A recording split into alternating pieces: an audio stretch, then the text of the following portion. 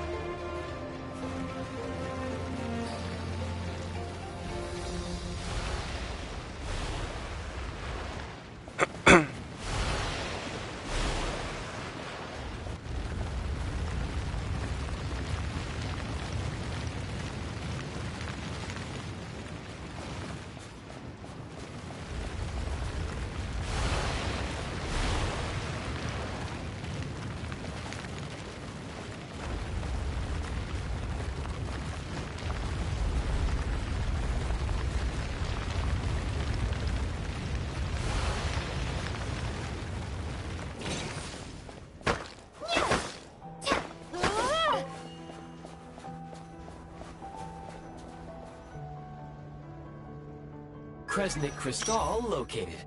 Please collect at your earliest convenience. The recent construct you built provides highly efficient heating by utilizing the unique properties of Kresnik Crystal. Unfortunately, prime ice constructs have a very short lifespan and cannot be stabilized during the development period. Hence, the authorization to use Kresnik Crystal was granted. That said, yes. Perhaps then, we can warm ourselves by the fireside together. But for now, all you need to remember is this. If you collect Kresnik Crystal, I can extract the energy within and use it to maintain your body's surface temperature.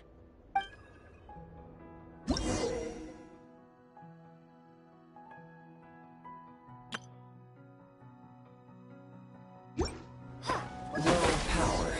Please use Kresnik Crystal to replenish energy reserves.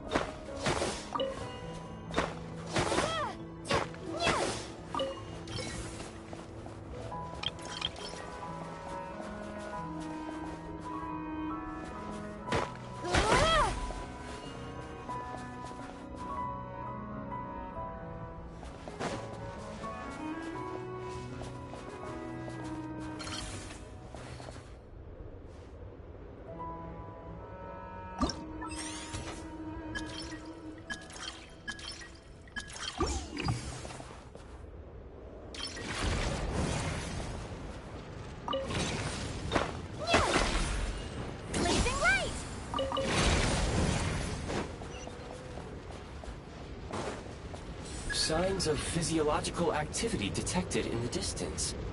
It is highly likely to be your travel companion, Paimon. Go. Go now. Be reunited and sing together. May all the people be united as one. May all of life rejoice in unison.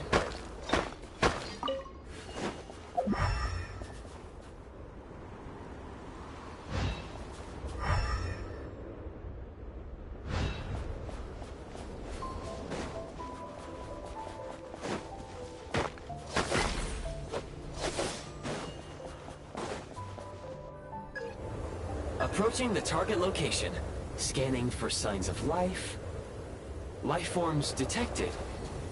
2. Affirmative. However, that is not the reason for my confusion. According to my database, this location is a train station, meaning the number of life forms is unusually low. Real-time environmental data suggests that the train station may no longer be in use. But whatever the situation, please exercise caution.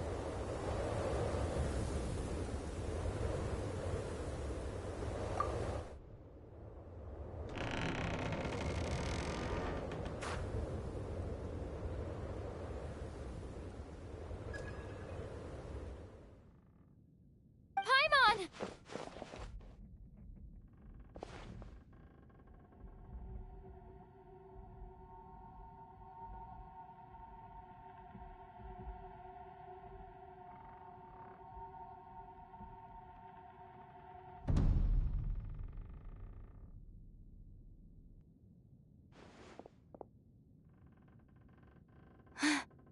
Who are you? Don't worry. She's only sleeping. You must be the Traveler. She called your name repeatedly while attempting to battle her way through the blizzard. Newcomers to Snezhnaya struggle to adapt to the sheer cold at the best of times. Lately, even the locals are suffering, with a powerful monster having summoned a bitter snowstorm.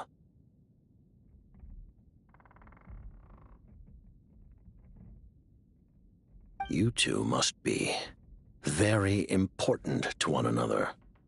Your eyes. Are you Conrian?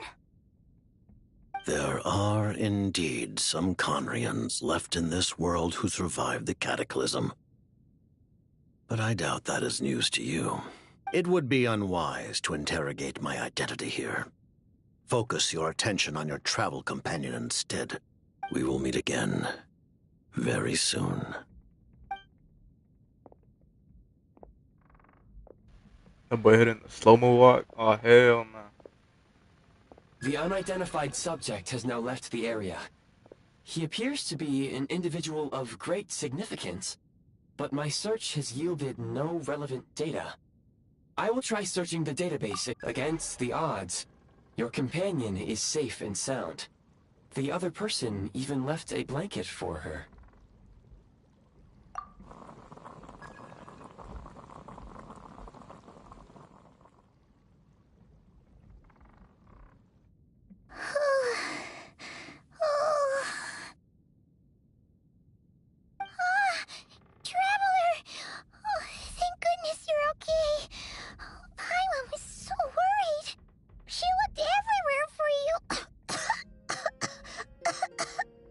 It's okay. Take it easy. Are you feeling all right? Pretty much the same as when we first got to Snezhnaya. Paimon must have caught a cold. She was feeling so faint. She just couldn't keep going any longer.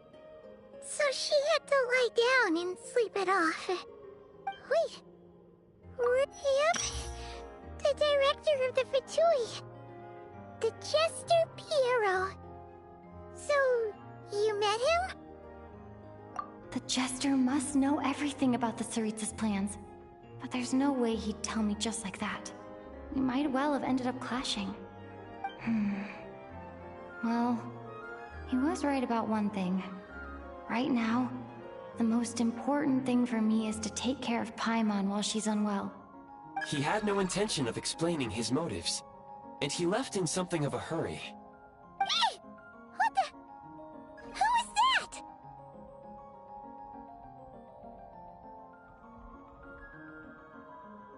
It looks like... half a pair of goggles. How amazing! A self-aware, talking pair of goggles. Snezhnaya was once the land of the Fae. There are many ancient creations here that I'm sure would broaden your mind further still. Mind you, my database is also expanding as we speak. You must be a rare creature yourself. Oh, wow! Well, thank you so much. You've earned yourself some of Paimon's favorite candy. Oh, but by the looks of it, you probably can't eat that, can you? Goodwill detected. Instead of candy, perhaps I can suggest my preferred strategy. Please clean me regularly to keep me operating at peak efficiency. Oh, that makes sense. Every pair of goggles needs wiping clean once in a while. Sure thing, mister. Anyway, back to the Jester for a second. Paimon's still confused about something. When he first showed up, he already knew Paimon's name. And he acted like he expected Paimon to know who he was, too. Paimon could tell that he was Conrian from his eyes. And he definitely seemed like someone pretty important. But beyond that, Paimon didn't know anything about him. It was only later, after he rescued Paimon from the snow, that he properly introduced himself. That's the only only reason Paimon knows he was the jester.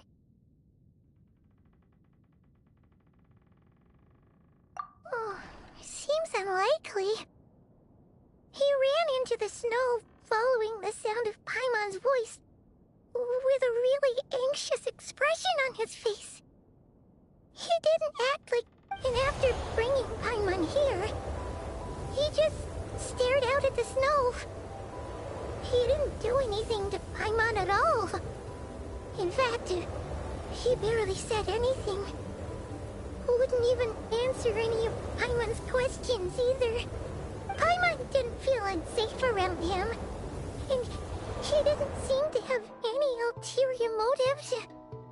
For all we know, he might have just ignored Paimon's questions so she'd give up and go to sleep. Please allow me to interrupt.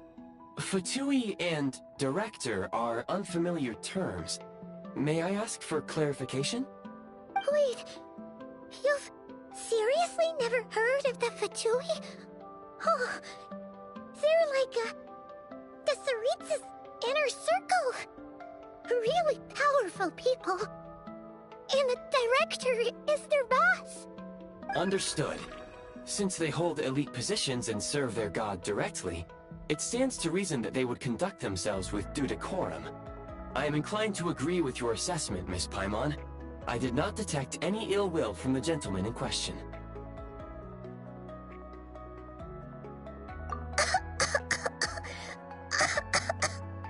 Sorry, I shouldn't have encouraged you to talk so much. Paimon, new plan. Let's get out of Snezhnaya for now. We can come back after the weather clears up and you're all better. The jester mentioned that this snowstorm being the work of a monster is worse than most. Even if we made it to Snezhnograd, we'd still have to wait out the storm before we could do any exploring. Oh, well, it's really nice of you to look out for Paimon, but she doesn't want to hold you back. We were really psyched up for this journey when we first set off.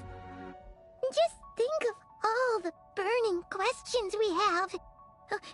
If we turn back now, who knows how long it'll take before we finally get answers. Further information is required regarding the monster situation. But objectively speaking, there is another, more pressing issue at hand. At this point, we have traveled a significant distance into the blizzard. Were we to turn back now, the road would be extremely treacherous, especially since we would need to travel on foot. If, however, we continue onward, there may be a better solution. Do you remember what I said as we neared this location? I told you that this is a train station. While it has evidently fallen into disuse for unknown reasons, the tracks remain intact. We can break through the blizzard and forge ahead by driving a train. That is the Snezhnayan way. There is a small town up ahead, which would be the perfect place for Miss Paimon to rest and recover. Paimon thinks Goggles here makes a great point. Let's do that!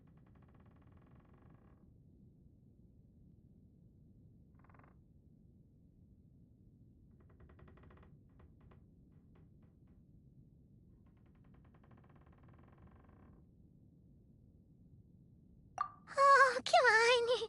Don't worry. Think of all the traveling we've done so far. When has Paimon ever gotten sick before? Practically never. 'Cause Affirmative. Should you ever need my assistance during your future adventures, please call for the Eye of Grey whenever you wish. Otherwise, I will remain silent to avoid causing any unnecessary distraction. Now, please follow me to the train tracks.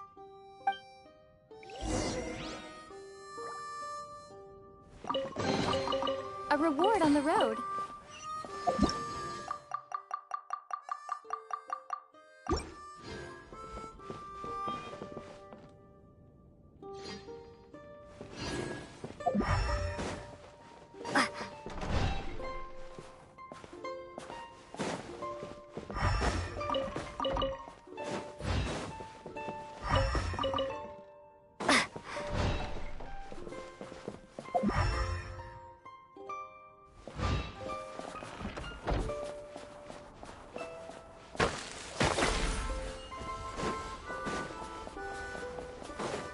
Please confirm when you are ready to depart.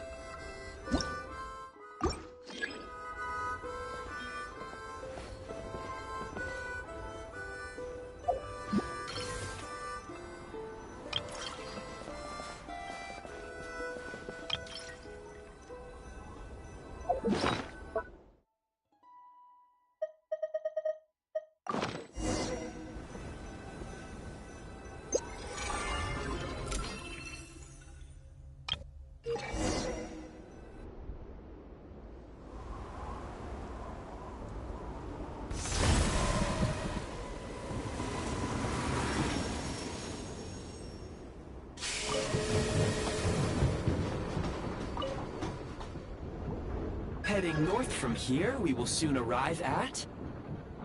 Wait, there's an error message. Could not detect clear tracks. What exactly does clear mean? Brace for impact, friends! Preparing to enter impromptu flight.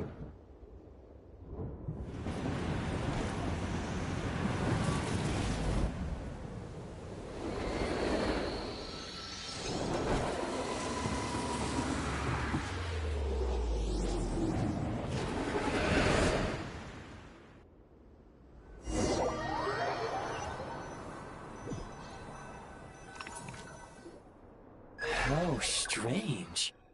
Not only was the station's status different from my records, but even the railroads and the terrain itself have changed substantially. Yeah. Thanks to your quick reflexes. My sincere apologies for putting you in danger. I'm afraid I'm as confused by all this as you are. Agreed. This is likely a consequence of outdated railroad data. The discrepancies between the old data and present reality are far greater than I anticipated. Fortunately, our crash landing has at least brought us much closer to the town. According to the data, anyway. Your data had better be right this time. I can assure you, it certainly is. Please look this way, and you will see a Kresnik's torch. It seems our ill-fated train ride was a blessing in disguise. Rest assured that I will take user preferences into account next time I plan a route. Next time, I will get it right.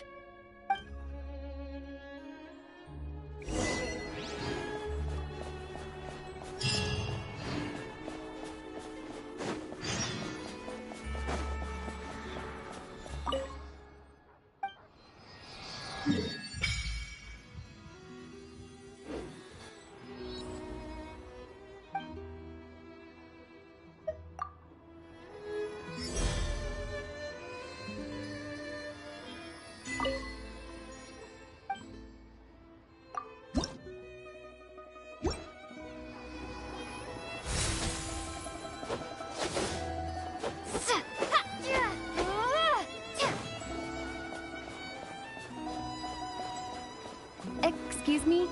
Is there an inn nearby? I'm sorry, but they've all closed.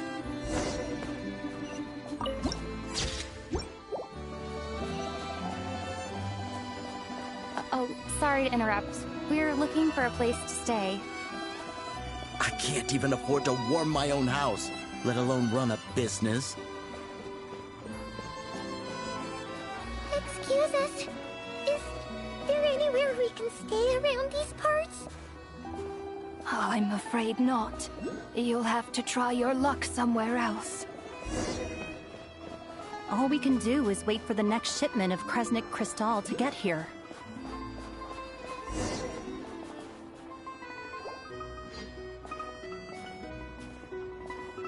Hi there. Do you know if there are any inns still taking guests in this town? Doubt it. They're probably all closed. No one has enough Kresnik Crystal to heat their own homes, let alone a business. Oh, what a bummer. I clocked you a while back. You adventurers or something? We don't get many tourists in inland Snezhnaya these days. Why is that? Because of the snowstorm? In part. But the bigger reason's Project Stuja. Since it's Her Majesty's will, we have to put up with it whether we like it or not. Oh, sorry. I assumed it was common knowledge by now. Basically, the Tsaritsa is planning something big. Something that requires an enormous amount of energy. Even if they used all the surplus Kresnik Crystal in Snezhnaya, it still wouldn't be enough to meet demand. So, the Vetja passed a resolution requiring all factories and households to reduce their energy consumption. The policy has thus been charmingly named Project Stuja, meaning bitter cold. Bitter cold? So, like, it's gonna be a cold winter, folks? You're all gonna have to find a way to get through it? That kind of idea? Pretty much. When you're broke, you scrimp and save. When it's cold, you huddle together for warmth. There's always a way to stretch things out to make ends meet. Trouble is, if you stretch someone out like an elastic band for too long, who knows if they can ever bounce back. You know what? Come with me and see for yourself.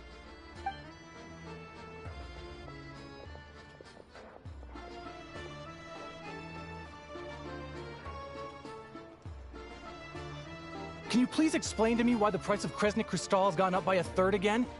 Even as our purchase quota has gone down. You only come here twice a month. This won't even last us a week. The supply and pricing of Kresnik Crystal are based on current production volumes and price data. We Fatui are only responsible for delivery and security. I'm not in a position to explain to you how the figures are calculated, but I assure you, they are as fair and reasonable as possible. Oh, so our lives mean nothing to you? How can you expect anyone to survive a single night in this weather without heating?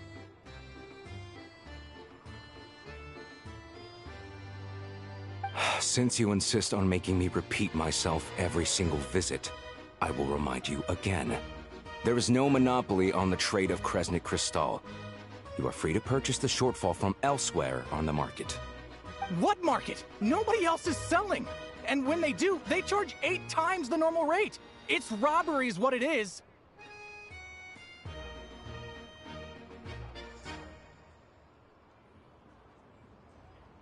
Which is why the Snezhnegrad Veche passed a resolution to support border communities, without which you wouldn't even be able to buy Crystal from us to begin with. So if you're here just to argue, move aside and let the next person in line come forward. Everyone's feeling the cold here. You... All right, everyone, let's calm down for a second. A few words, if I may. We're all subjects of Her Majesty the Tsaritsa, and I'm sure every one of us is dedicated to her great cause. We all know how cold it is. And the more it snows, the harder life gets. Everyone's struggling already. Let's not make things even more difficult for each other. But Liaison Shishkin, there's clearly something wrong with this quota. I have a family in Marepasak who tell me they can buy at least double our crystal allotment. Oh, believe you me, I had the same reaction when I first saw the numbers. Couldn't believe what I was reading. I even wrote a letter to confirm the true figures, but... I'm afraid the quota really is as low as you've been advised. Still, you must understand that calculating these energy quotas is a complicated balancing act. They have to factor in population, town size, industrial application. Our top priority must be to keep the largest Kresnik's torch burning continuously. Only then can we sell the remaining crystal for household use, and in doing so, we must make sure that everyone is treated fairly. As our Fatui comrades said, they are only responsible for delivering the goods. They need to keep accurate records, and they do not have any authority to modify the rates or quotas. That's right. Our duty is to do things by the book. Tell you what, listen. I know how anxious and upset everyone is. As a matter of fact, I was just discussing it with the mayor. What we can do is open the lower combustion chamber of the Kresnik's torch to the public. You can come to me directly to register, and I will allocate time slots accordingly.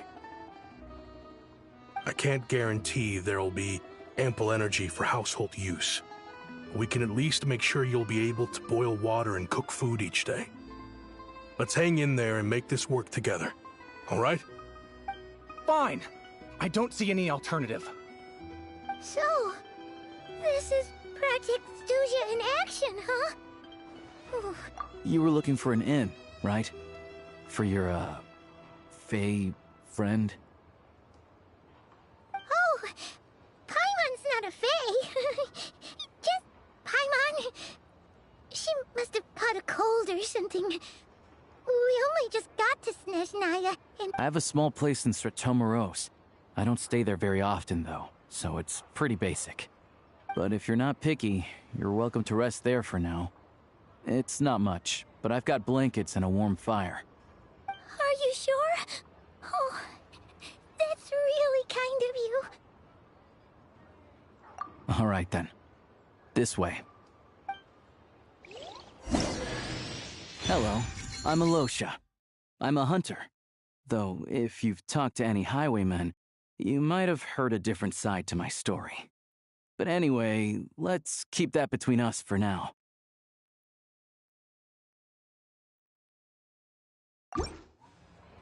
Zinjune said that if everything goes smoothly, we should be able to pinpoint the exact location of her home today. Let's head to the Wing-O-Lad and meet up with her.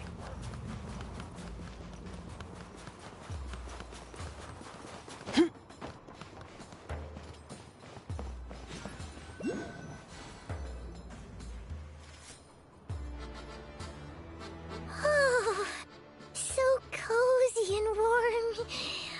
Paimon's getting nice and toasty. Oh, wait. Paimon only introduced herself so far, didn't she? This is Paimon's best friend, the Traveler. Good to meet you. I'm Alosha. Most travelers find the Snezhnayan climate to be a shock to the system at first. But as long as you keep yourself warm, you should be fine. Still, you should keep an eye on your condition. When people are too quick to dismiss a cold, it can easily end up turning into something more serious. Don't say that!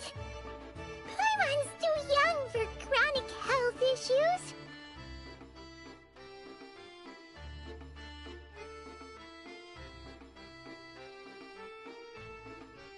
They aren't in town right now, and they won't be back anytime soon. The train station has been closed ever since these power shortages began. I do a lot of hunting, so I spend most of my time exposed to the elements. But even the animals wouldn't survive long in a storm like this, let alone a hunter. Nothing to do but sit tight in town until the weather improves. I get that you're in a hurry, but even if the station were open, that doesn't mean there'd be any trains. We could end up stuck here for a long time, I'm afraid.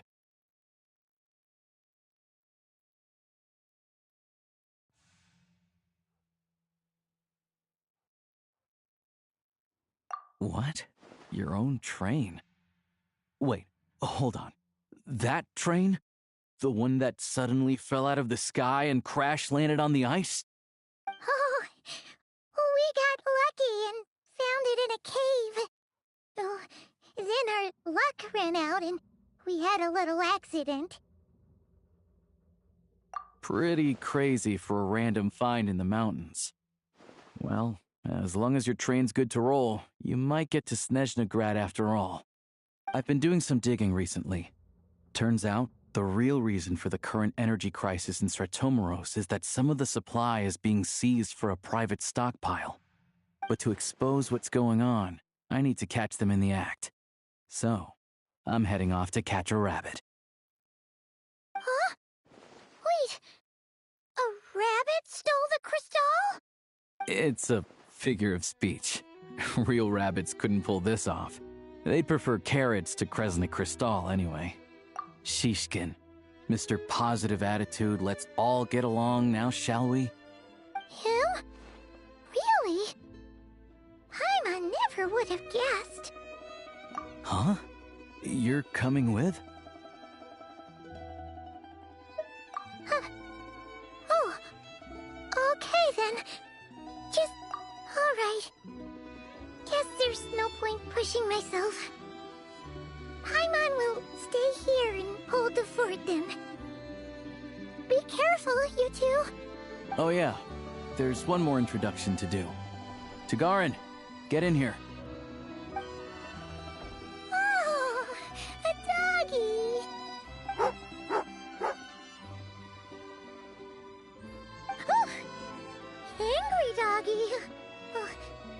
Garen doesn't like being petted then. He likes to think he's above that kind of thing.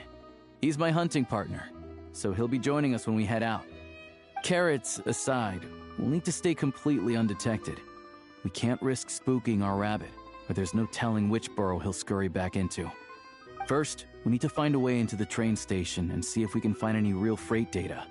Shishkin's figures can't be trusted. Then, we get to Garen to catch a scent and find out which way the crystal went. What are you eating? Oh, check it out! When you're all out of carrots, try turkey! Good doggy. Good doggy. A fellow dog lover, huh? Yep. And rabbit lover. Good to know. Eat up, Tagarin. We got a lot of work to do.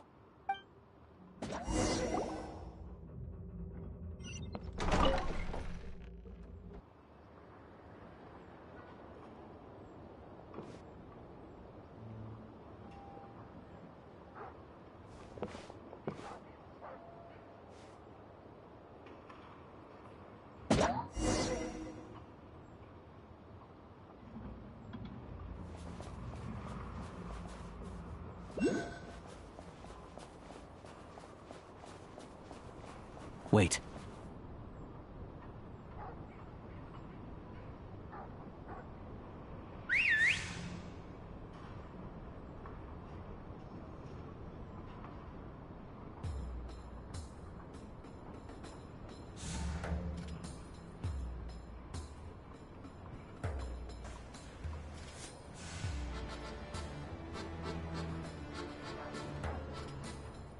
Nice work, Tagarin. Come on, we'll go around.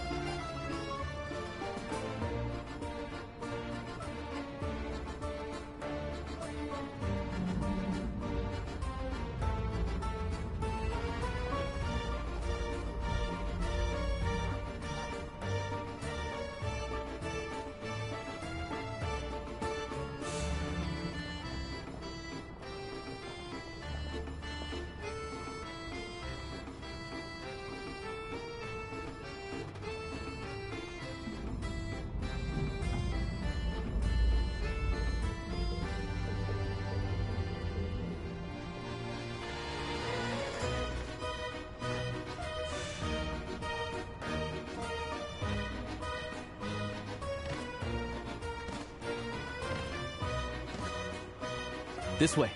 We'll enter from the upper floor.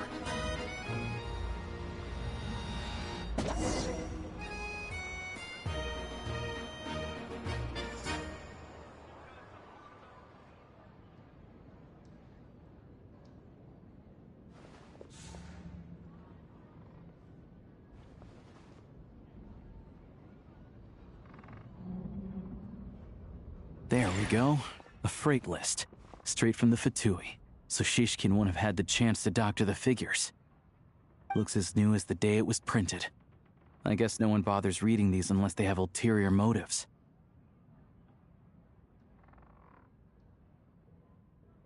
Yeah, this is all we need.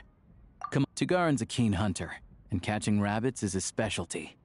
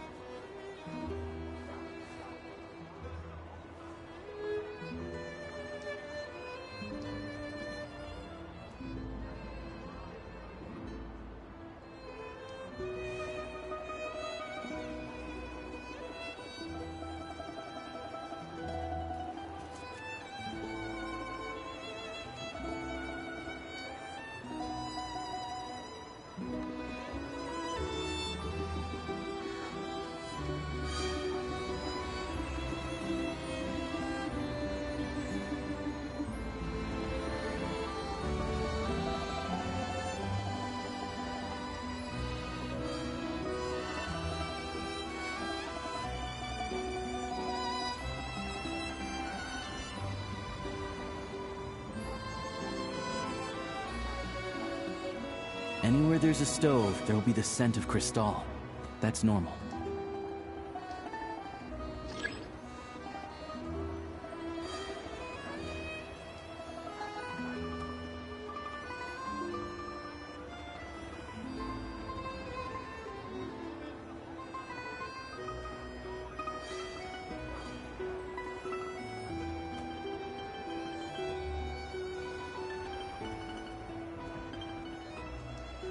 But if he picks up the scent of Cristal somewhere and there's no stove around, that's how we know something's up.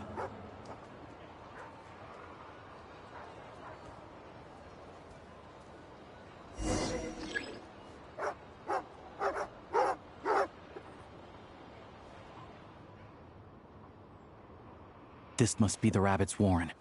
Good job, boy. Sure enough, there's a tunnel.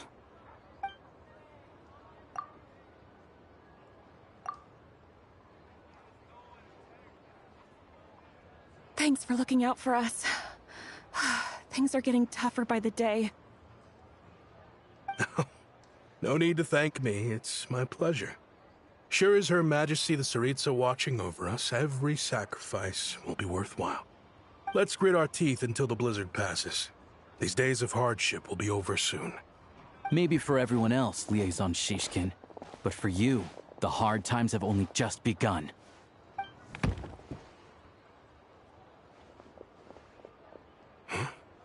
Who are you?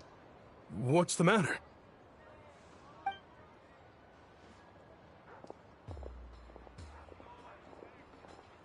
I just had a question for you.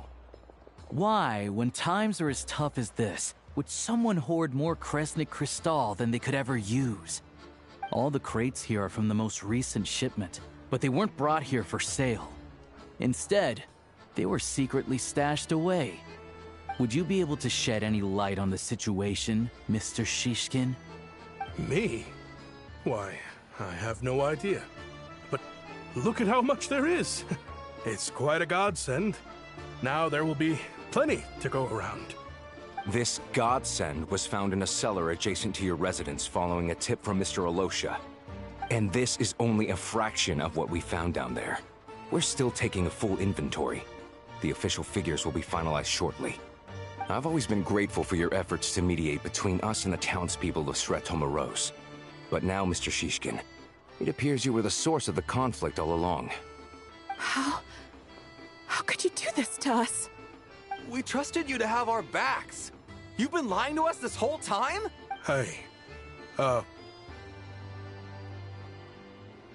I owe you all an apology. I'm sorry. I'm so very sorry. This isn't who I am. Please believe me, this was a one-time mistake that I will never repeat. We all know how difficult life has been since Project Stuja came into force. Energy is an increasingly scarce resource. People everywhere are getting desperate. But some places have been hit harder than others. I grew up in Alatir, a small village with no train station. Deliveries of Kresnik Cristal have ceased there entirely. If nothing is done, they're all going to freeze to death. You know as well as I do how downright impossible it is to buy Cristal these days. The thought of my poor mother and father, with no one to help them, I felt so afraid. I watched as energy grew scarcer by the week, all the while knowing that their lives were at risk. Then one day, I looked at the Cristal shipment in front of me, and a terrible, selfish thought entered my mind. Looks like I'm just not cut out to be a criminal. I'm so sorry. Once the Fatui have finished their count, you'll see that the numbers match their waybill.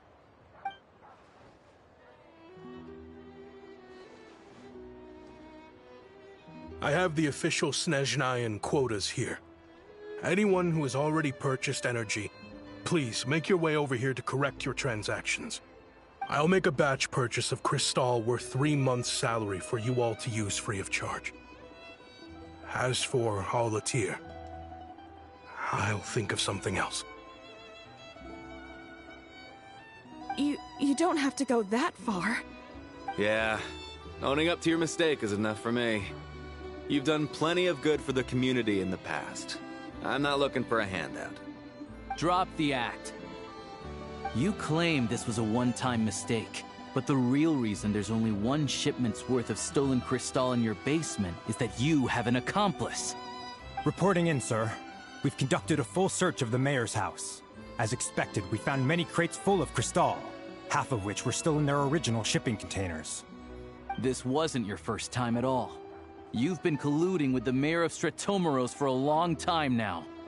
The train station's currently out of service, but it does open for a short window every time there's an energy delivery. And every time a train pulls in, you're there on site to take inventory and oversee the workers unloading the cargo. The mayor handpicks said workers. Per his instructions, they transport the crystal by tunnel at night to the mayor's house, and he sells it out of town. But since he can't get the goods out of town by train, he had to arrange an alternative method of transportation. This meant slower sales, which gave me plenty of opportunity to catch him in the act. Wait, the mayor's involved in this too? Preposterous. What proof do you have of any of this? Basic math. I've spent a lot of time lately counting carriages as the snowstorm rages. Counting carriages? What? The energy consumed by a train depends on its total weight. And since energy is a limited resource right now, it's fair to assume that every carriage is packed full. So, if we take the energy required for the Kresnik's torch, add the sales figures you provided, then compare that figure to the train's theoretical cargo capacity, guess what? The numbers never match. It's always off by 1 or 2 carriages worth. This time, you set a new record. 3 carriages missing. You mean to tell me that you sat around outside, counting carriages, in this weather? I'm a hunter. I have 2 options. Hunt or starve. Well, I've heard enough. The evidence speaks for itself. Take Shishkin and the mayor into custody and escort them back to Snezhnograd.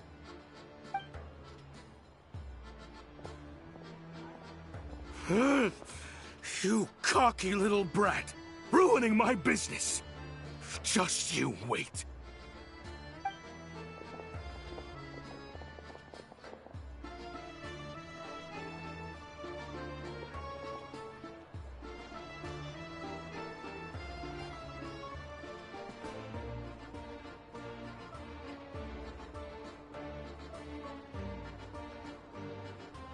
Yeah, something felt off, so I just followed my gut. Math isn't my strong suit, though. I'm lucky my dad made me learn enough to get by, but all this number crunching was a million times harder than the aim and fire work I'm used to. Thank you for your assistance. You're a brave lad. Shishkin was quite the cunning criminal. As I'm sure you can tell, he did all of this right under our noses, and we never suspected a thing. A wolf in sheep's clothing. He had everyone fooled. Even with that sob story he fed us. He was probably trying to keep the mayor out of it, not just mask his own motives. Without the compelling case he put together, even I might have fallen for it. Alosha, was it? Tell me, are you really a hunter? We can go find some wild animals if you want. I'll fire off a couple of shots, and you'll see whether I'm the real deal. I didn't mean to cast suspicion on your identity. It's just... well, I'm sure you've heard of the Rokot. Recently, they've been recruiting people with your kind of talent. They hide in plain sight under false identities, working against Project Stuja, sometimes directly opposing the Tsaritsa herself. They aren't a violent organization, and their goal is to improve the lives of the common folk. But still, as a member of the Fatui, I wouldn't be doing my job if I didn't keep tabs on them. First I've heard of this. I don't really keep up with what goes on in the city. All I know is, people who don't mind their own business in the city end up paranoid about everything. As for me, I just couldn't stand Shishkin. I'm from Alatir myself, and I can tell you, nobody's lived there in years. Why would an abandoned village need crystal? Of course, no one really cares about the fate of that place. I'm guessing today is the first you've heard of it. I see. It does sound quite tragic. Really. Well, thanks again for your assistance, and your friend here too. I will report this incident to Snezhnegrad. The Fatui will take over energy distribution until new officials are appointed. We'll also ensure that the train station resumes normal service as soon as possible. Looks like it's my turn to brush up on math now. I never liked it as a kid either.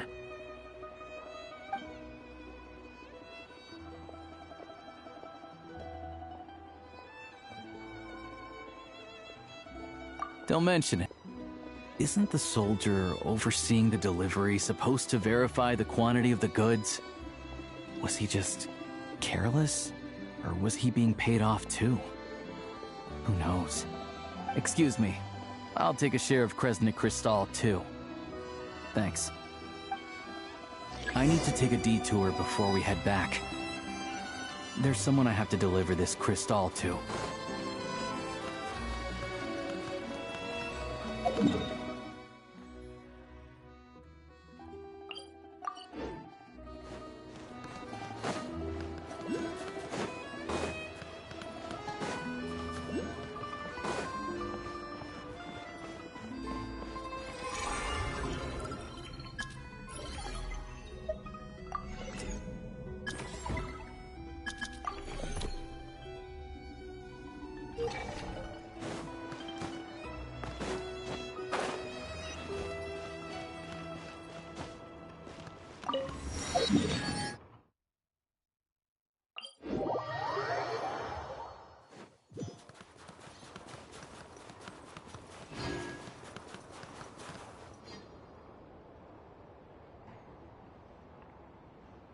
Hang tight for a moment.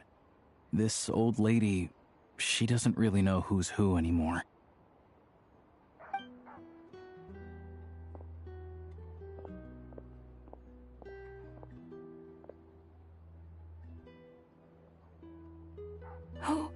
Oh, grandson. It's... Ma'am, it's me, Alosha. Alosha? Alosha who? You know me. I came by earlier today. Cleaned the ashes out of your stove, gave you some warmer bedding, and washed your back.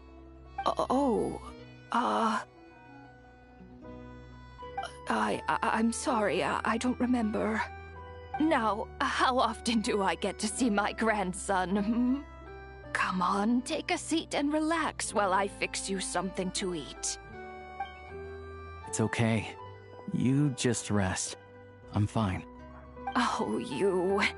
It's nice to come and visit your old granny once in a while, isn't it? Sretomaros, a good town.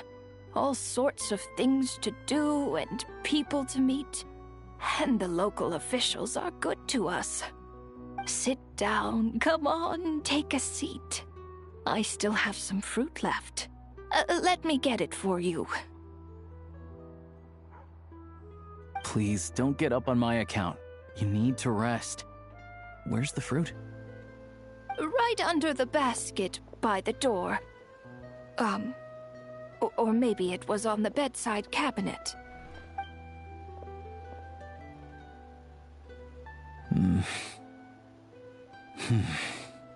Well, grandson dear, do you like it?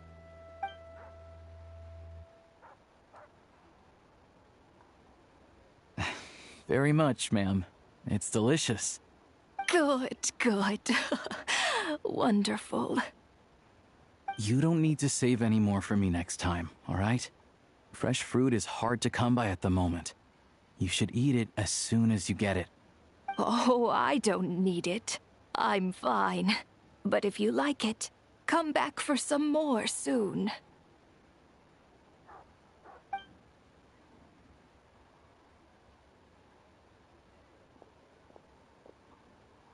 Some kind soul must have given these to her. But she always saves the nicer things for special occasions.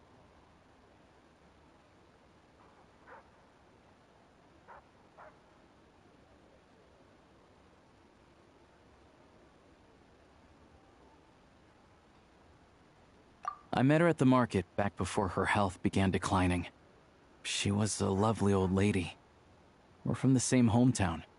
Not many people have heard of Alatir, and if they have, it's usually for all the wrong reasons. There's a gang of highwaymen that came from there. Now that it's an abandoned village, it's rare to find anyone who shares fond memories of our hometown. So after we got talking and realized we were from the same place, we decided to keep in touch by letter. I first learned of Stratomoros's energy supply problems from a passing comment in one of her letters. Then, after her health went downhill, I started visiting more often to check in on her. The town's been in decline for a while now, but because of her memory problems, she thinks of it as the bustling, prosperous Stratomoros still in its heyday. That said, I kinda appreciate her optimism. There's not much of it going around in this world of ice and snow. It's fine. Everyone grows old. In Snezhnaya, some people believe that in your final moments, you'll sense a familiar presence by your side. You turn to look at them, but their face is blurry. So you focus hard, trying to make out who it is. And when you finally see their face, the Grim Reaper reaches out and takes your life. She still calls me grandson, though. So at least I'm not a blurry face in her world just yet. Come on, let's get back and see how Paimon's doing.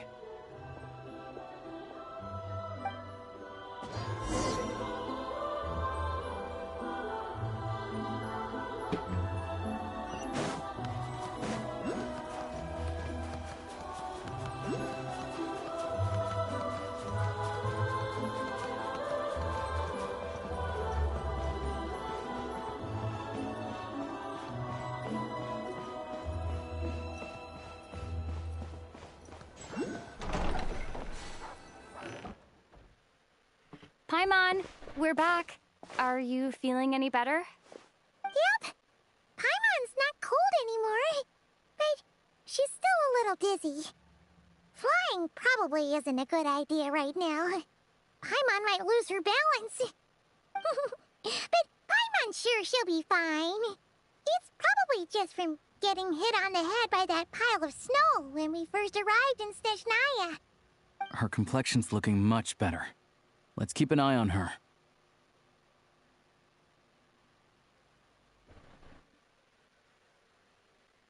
Sure, but enough about that. How did everything go on your end? Are you all set? Did you have any trouble? I'll explain. It's a bit of a long story.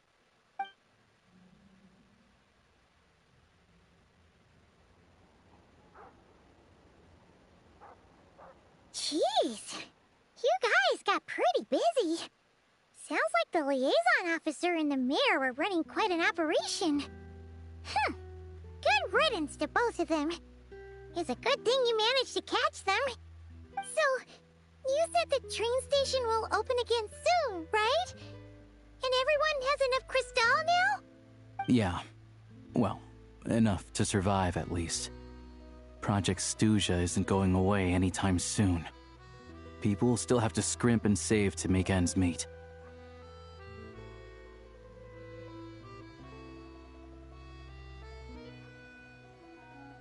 Don't know. The goal of Project Stuja is to gather energy for the Tsaritsa, but no one knows where that energy's going. It's never been made public. The thing is, we were told that the project would only last for 6 months, but time and time again, they keep extending it. Extending it? Does that mean the Tsaritsa's plan isn't going very smoothly? That's what everyone suspects. In principle, any proposed extension needs to pass by majority vote in the Snezhna Veche. But even though opposition has been growing, any detractors end up caving into political pressure from the rooster, Pulcinella. He's the chair of the Snezhna Veche and a key figure in the voting process. He has the backing of many powerful and influential people.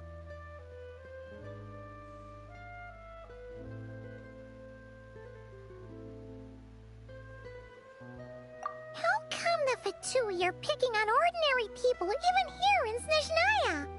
I don't see it like that. Fundamentally, the Fatui will always think and act in the Tsaritsa's interests. but that doesn't mean they don't care about the plight of the common folk. The only reason Sir Tomoro still receives Crystal shipments is because of a relief proposal put forward by the Rooster himself.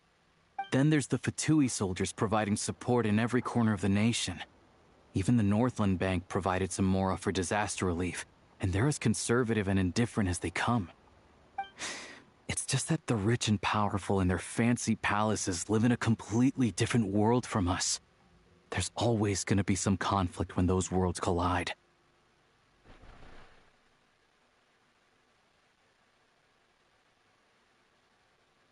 Yeah, well, even though we all believe in Her Majesty the Tsaritsa, there are still many differences of opinion on how best to tackle the big issues of the day.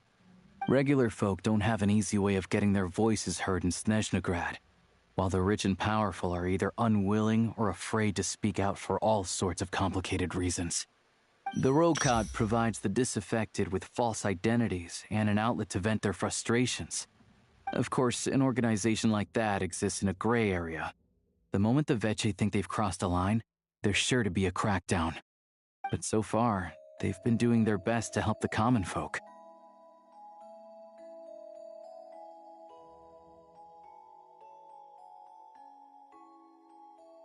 Like us, don't you mean? You didn't hesitate to join in. You're not new to this, I can tell. That's because we're adventurers. It's our job to help people out with commissions and get to the bottom of things.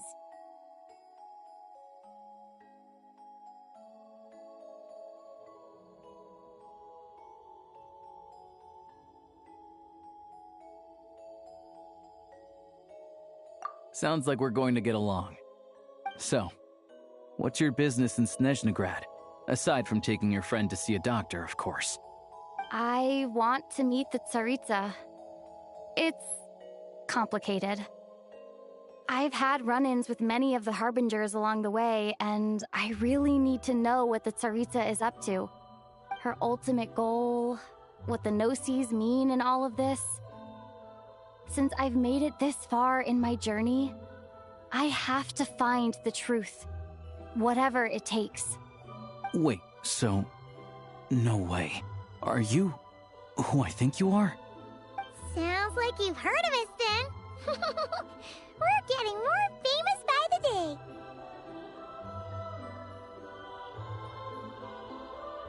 I didn't realize I was in the company of giants. Honestly, we're all as curious as you are about what the Tsaritsa's planning, and why it has to involve us freezing to death in the snow. But getting in the same room as her won't be easy. The common folk aren't permitted to meet her at the best of times, and right now, she's probably not even in Snezhnegrad. Word is, she's heading east on a campaign to slay a monster.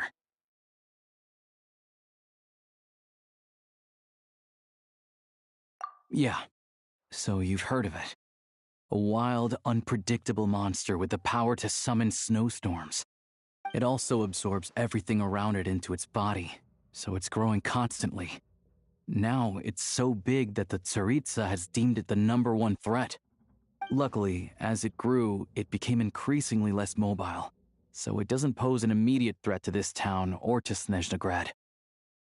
I'm sure that Tsaritsa and her personal guard, the Druzhna, won't have any trouble defeating the creature between them. It's just a question of how long it'll take. Suffice to say, you won't be seeing her anytime soon. You'll have to wait until she gets back.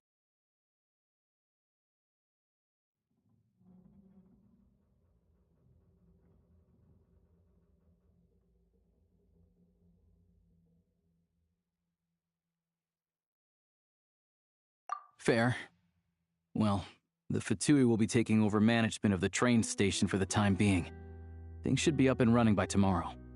Once it's open, we can see about getting your train towed to the station. Whoa! That's gotta take a lot of manpower. Are you sure we can talk them into it? The Fatui aren't exactly spotless in this whole mess. Plus, we help them out. Should be easy enough to negotiate.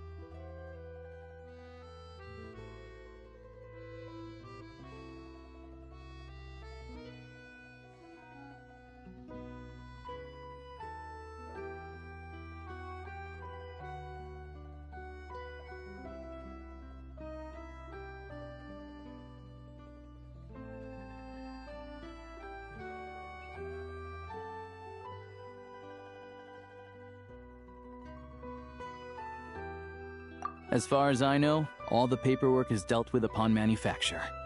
I've never seen anyone check it, so I wouldn't worry. Having a train makes everything much easier. We'll reach Snezhnegrad in no time. I need to head there myself anyway. Got some game to trade for Mora.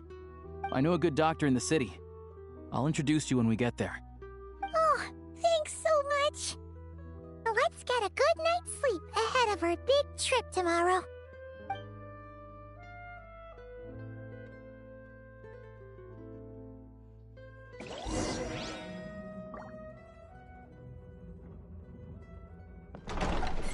What's up, fool? What's up, blood? I'm using my hotspot, so. Oh. Abel said his shit's good now. I could double check, honestly. Because on down detector it says it's still down, but for the 90011. Let me double check that.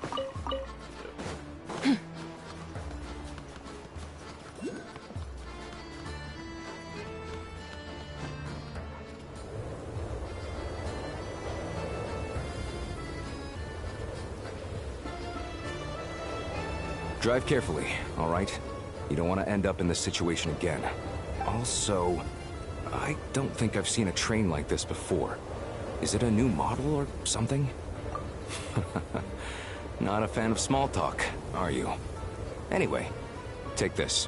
It's an up-to-date map of the Snezhnayan rail network. All the track switching is automated. So, as long as the train's moving, you don't need to worry about collisions or... Yeah, it's still not up. We'll leave you to examine the train's conditions yourselves. It's still down for me. Broken.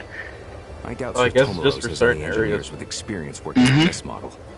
Shouldn't be a problem. It should be back up in like 2 minutes. That's what. Oh, never actually trust that. Have a safe journey. It's just an S. And make sure to check everything's working before you set off. Yeah. That's why I moved from Spectrum. Like, I still have Spectrum, but I don't use the shit. It's only my family. Because it always says one thing and it's never right.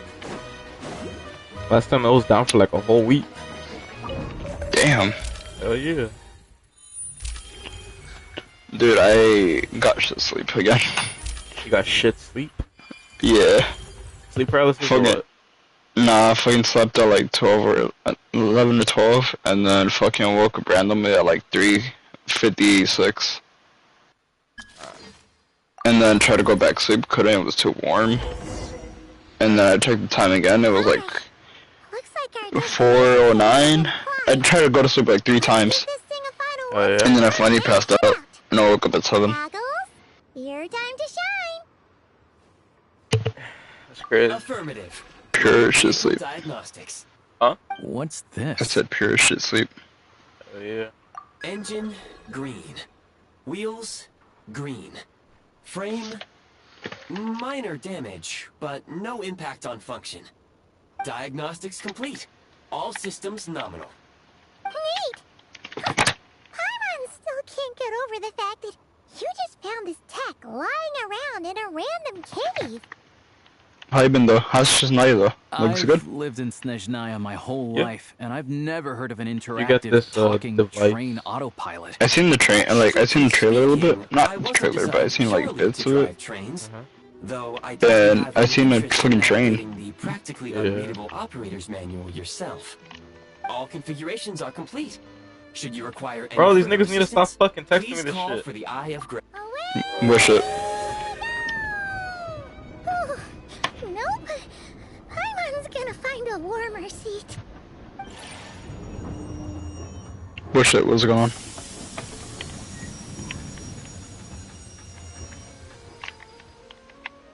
Huh?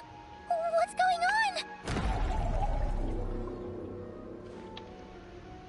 Somebody keeps texting me fucking Jesus Oh, died no. for you or some shit. Dude, people like that be annoying as fuck, I'm not gonna lie. And then some random ass dude just texted me saying, report Jesus died for us 1, Jesus died for us 2, Jesus died for us 3. They need to get banned. Like, bro, I already been blocked ass, but they keep fucking texting me through other through other users. Paimon's still here. Just our luck. Of all the things that could have gone wrong.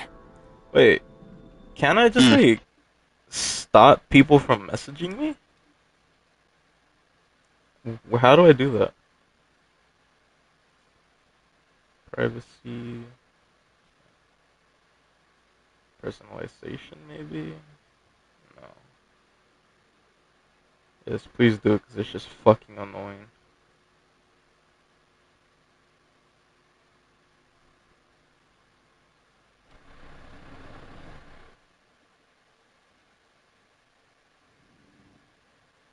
Hmm.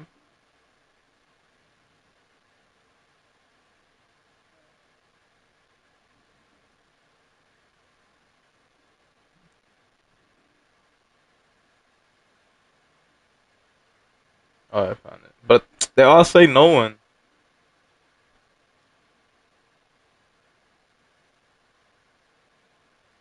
Who can see your friends? Friends only. Edit profile. Who can see your online status? Friends only. Who can see your game history? Friends only. Hide your games from other players.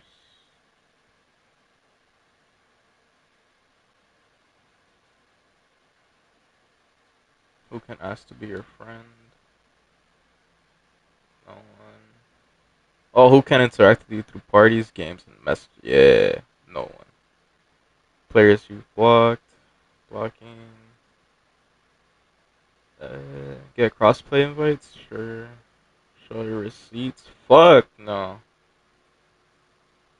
Who can see your display case? Anyone. Nah, friends with friends.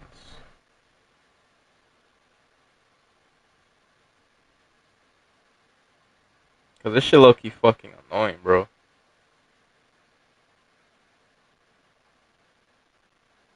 Hell yeah. Like, I don't even know these retards. And yes, I call them retards, because keep your religious thoughts to yourself. You sound mad stupid. Fucking, the First Amendment right. Fucking freedom of religion. I don't give a fuck, nigga. Religion's retarded in general. No. What I mean, like, everybody allowed to believe what the fuck they want. Oh, yeah. First time inside. It's a dangerous Keep it to yourself. Most Swear. people who get sucked into the Shadow Realm are never seen again. Should make me mad, bro. And the few who do make it back, they're never quite Chat, the not same. literally. Huh? Then what the heck do we do Maybe. now? Oh, maybe Goggles knows something. Goggles? Great. Now we're done for. Hold it together. Let's not get ahead of ourselves. I heard a story once about the world of shadows. If it's true, there's a way to escape. We just need to find the exit. Come on, let's explore.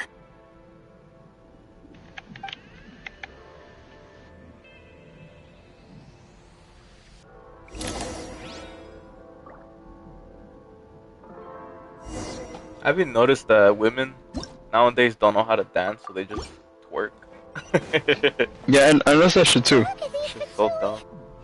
It's like they've lost their minds. Their shadows have been devoured. They be like doing like the stupidest fucking dances. Yep. That don't even look like dances either. I can't channel elemental energy here, but I have a few gadgets that still work.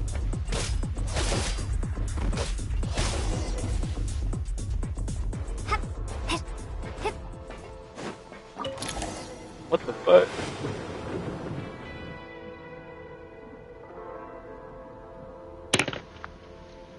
What happened? Oh, yeah, no way, boy. I don't even know what the fuck I'm looking at. Wait, what's that blue thing? Is that Goggles? Guess we'd better find a way over.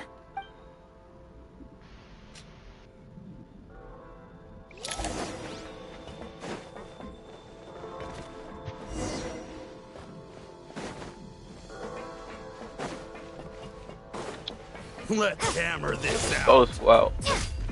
Show us out of here. I guess I can't still.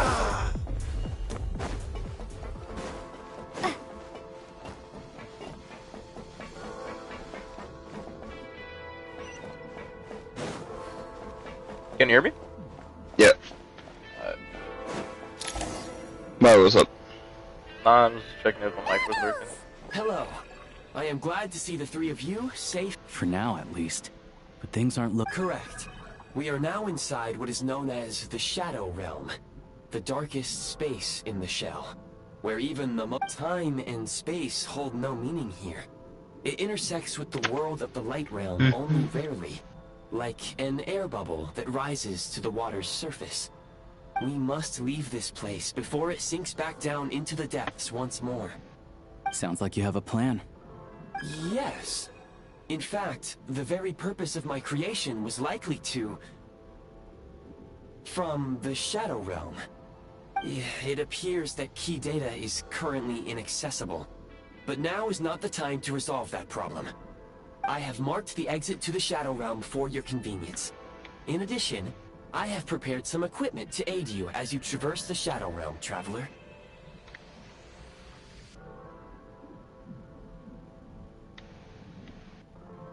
It may well be one of my core functions.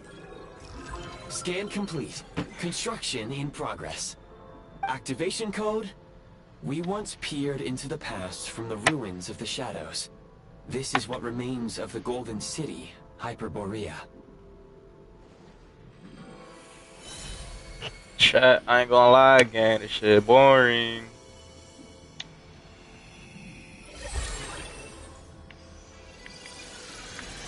Oh shit. Oh shit, I got the blicky, nigga.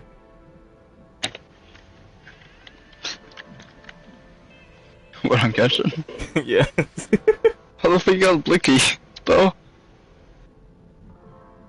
Whoa!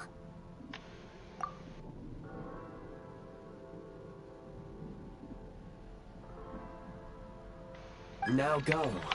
Arm yourself. Who's on the banner right now? Spirit. Bring down the wall. Some chick that looks like Eula, and the dude said, "Is this a gun?" But some chick that looks like Eula, and it's the knave. Or is it worth pulling any of them? Arlecchino. She could hit a mill easily, nigga. Alright, let me hop on real quick. This is, I'm gonna tell you right now, nigga, that new character, I don't know, bruh. What do you know? You don't know. Looking kind of mid. That bad?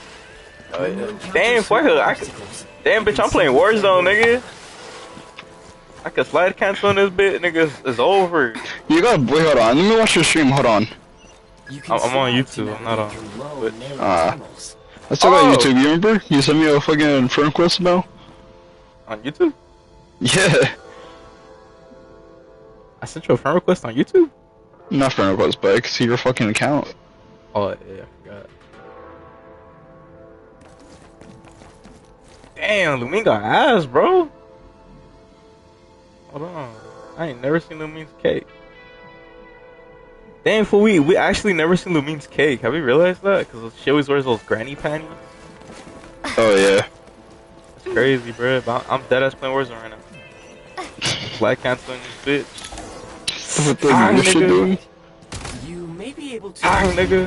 How you got a fucking blicky, what the hell? Put in the request. You got a blicky in this request? Yeah, nigga, look at this shit. Hold on, let me watch your stream. Hold on. Oh, and it's a fucking automatic, nigga. I got the switch in this bitch. It's a fucking average black person. Chat, I don't condone. But I do condone.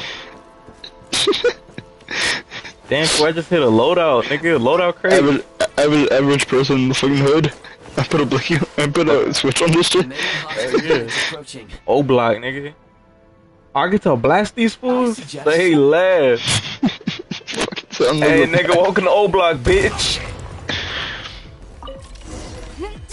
Fuck, I need to find your channel, fool. Can't find it. I suggest taking send it over. to avoid enemy attacks. Yeah. Then waiting for a suitable moment to counterattack. I need to do my commissions and then fucking pull. Yeah. If I have enough to pull, hopefully.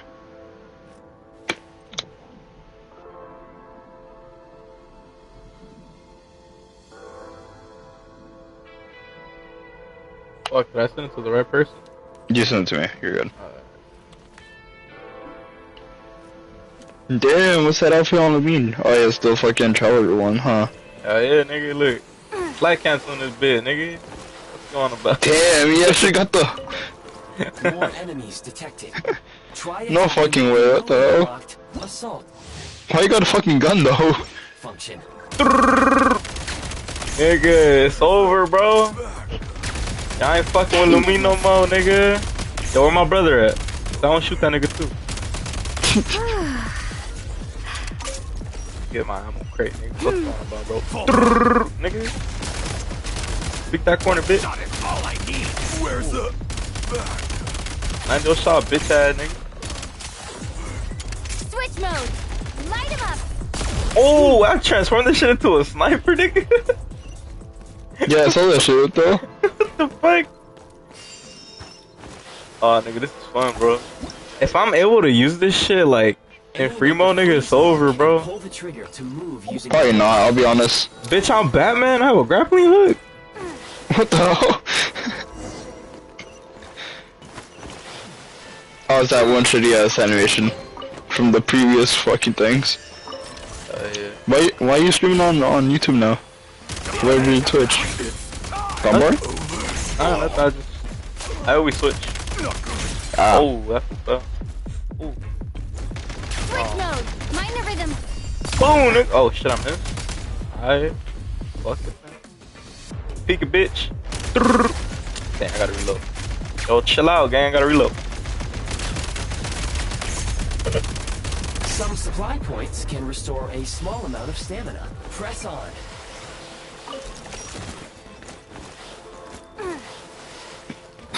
You should be able to use the prime ice construct left here to cover long distances.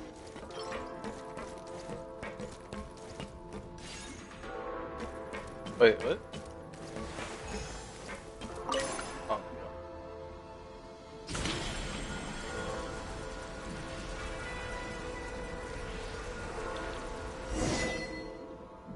like this. What?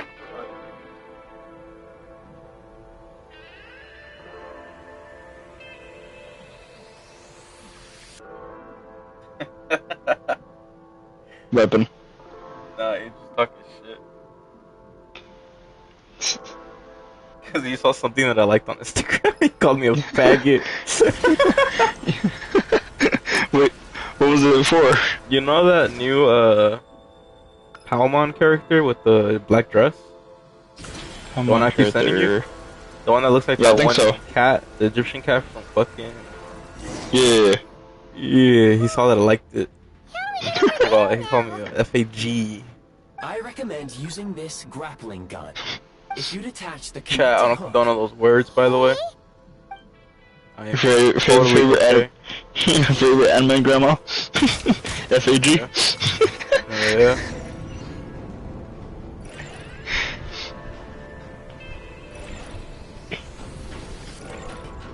You only got 2 fucking viewers, and one of them is me. Fuck yeah, fool. We start somewhere, you know. Yeah. Oh shit, I almost fell. Also, my chat's a little delayed because that's the way I put it. Yeah, I got it. Or like, not my chat, but like the video. Mhm. But yeah, I got the flick, fool. Aether ain't ready for this shit, bro. I'm gonna run his pockets, bro.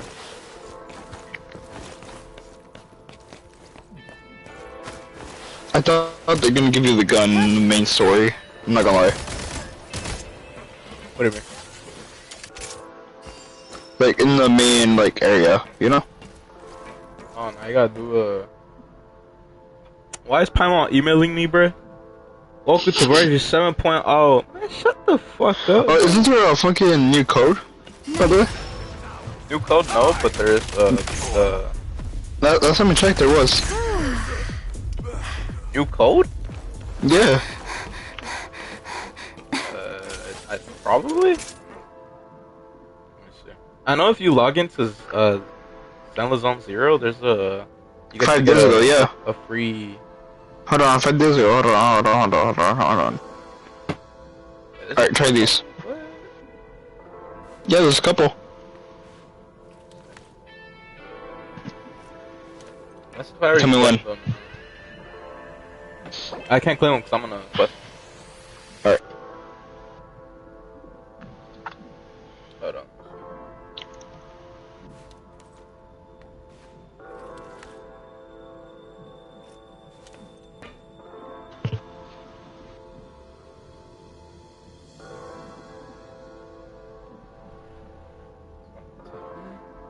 Huh?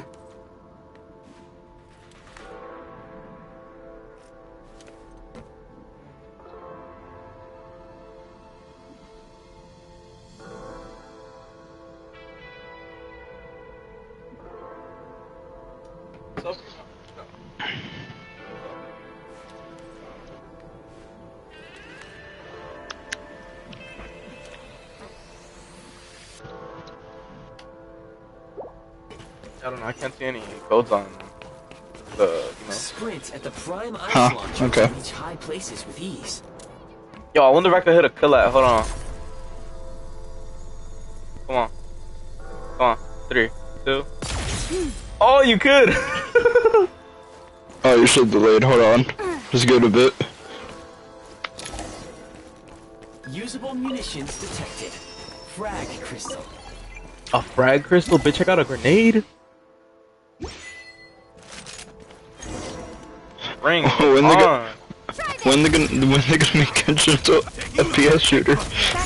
God, fool. Battle Royale.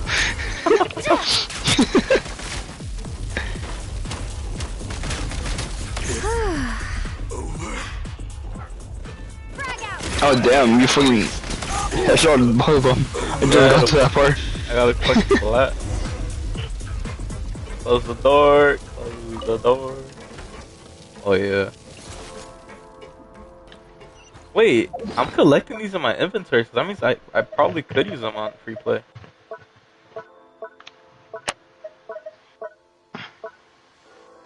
Or probably not. I don't fucking know. Shift your center of gravity and slide down.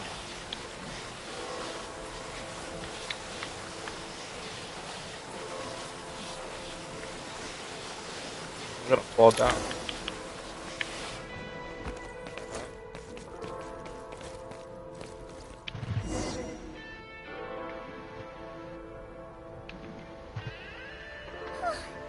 How much longer is this gonna take? Oh, I got Primogems?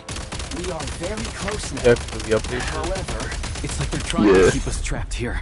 That platform and the carriages are swirling with... So, you say Archino, right? Guess we gotta Archino? storm through. Yeah, Arlecchino. Archino, yeah. Arlecchino, yeah. Or maybe try out that other chick, but I don't know if you'll like her. Personally, she mid as fuck. Alright, let me check it out real quick. Reload. Mind the rhythm.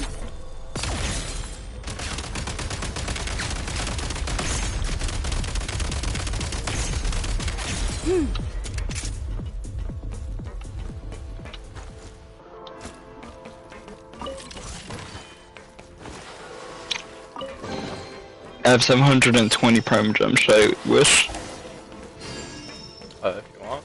I'll take over. Oh, I Alright, got a let me new just- gun. A grenade. What? Now I got a grenade What the launcher. hell? I got a free character? to assault mode makes your attacks more effective. Oh yeah, the 4-star. Wait, can I even get the other 4-star? Which one? The one last time. There's another? The one before, on the last update. I don't think can. Fuck. I can, because that was the last patch. Fuck, I missed it.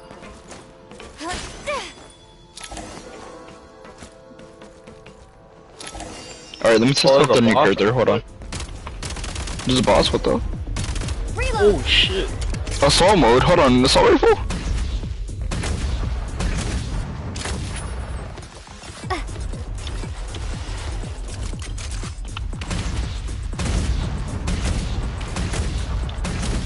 Oh, I see what you mean by it, like, she's just like YOLO. Light him up. Oh, she's alright. Back in business. And also to trigger her her actual elemental shit, you have to have animo. Huh?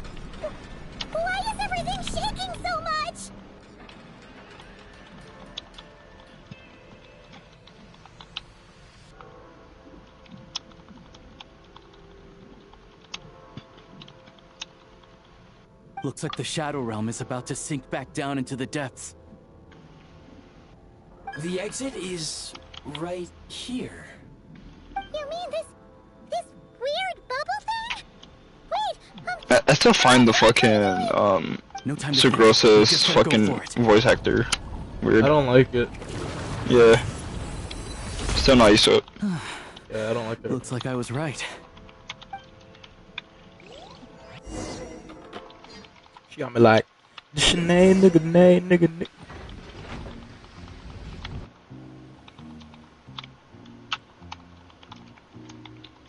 I can't believe the Shadow Oh, Realm I'm not able to manifested keep right it on the flame. road. Lucky we made it out. Ah, so you have heard of the Golden City before? yeah, he came up all. Make no mistake, it was a team effort. For a first-time firearm user, your performance was Fucking this fool's son is a fucking far dog. beyond. As Alosha said, Is what? it is I just realized the star character fucking son of his dog gets salt. Yeah. If anything else goes wrong with this trip, Paimon's gonna have train trauma for The Like a Shadow Realm BO2 can appear fucking anywhere, specialist. Yeah. not just on the railroad. The dog I am Luna. simply advising that we take sensible That's her name, right? Luna? precautions. Now, Yeah, I think so. if you wish to further yeah. calibrate and upgrade your firearm, you may do so. She did pretty good. I'm not gonna provided lie. you have the necessary Who? components. The new character. Catch your breath while I repair Oh, yeah? the The bottom 5-star? of the train. I don't know, I don't like it. Yes, of course. There's Let's too get many some things you fresh have to air do while to the eye of- activate her reaction. I'm gonna try Arcano. Or Latino. Arcano, yeah. It's so quiet here for a train station.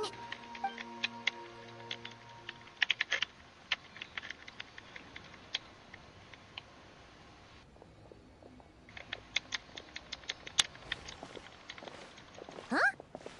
So much for repair.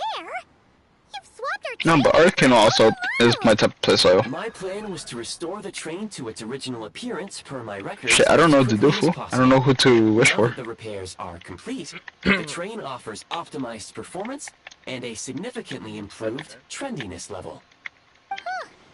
Didn't know trendiness was a parameter. According to my calculations, parameterization is the most effective way for the Eye of Grey to understand trendiness. Hyperborea, huh? I'm sure I've heard of that in a story somewhere. What an incredible little gadget you are. Me at 3:99 a.m. Snezhnaya Adventure Journal. Oh my god, there's another fucking book. Oh my god.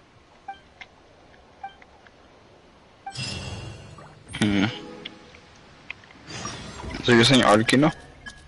Yeah. Alright. Well, in my opinion, I don't know. It's up to you. I don't know, I like them both. That's the I have reason to why I'm like asking you. things. Who the fuck is Felipe? All geared up.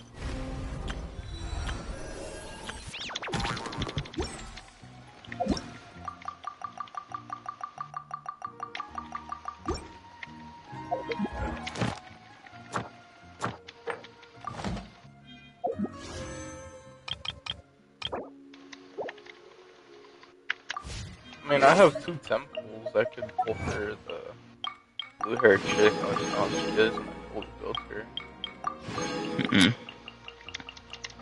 But no, man. No. Would it be worth it though? I mean, me, I already have Arlecchino, so I know how she plays.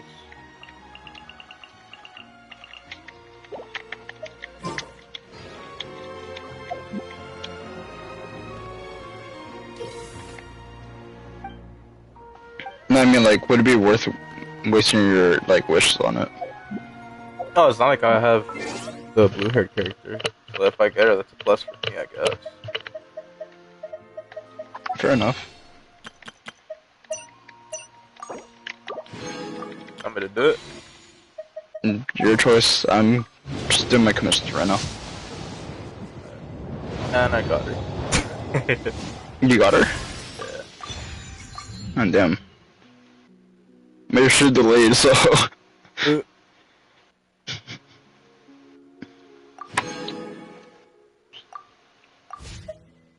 The whole world shares the bounty of the skies, the rain and clouds that grace the earth beneath. The moon was never Oh meant to fuck, be I'm a not so good at foreign climbing the realm. damn train instead of going in it.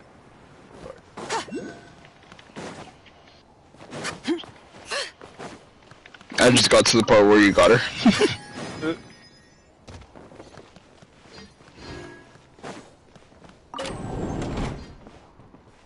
Alright, tell me if it's actually good or not.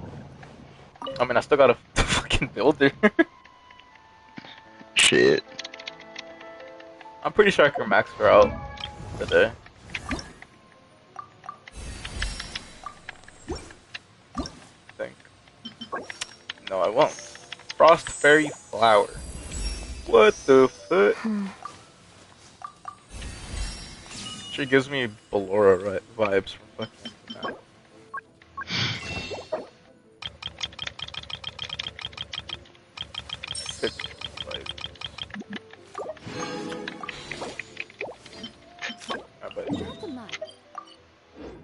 This is the foundation of all things.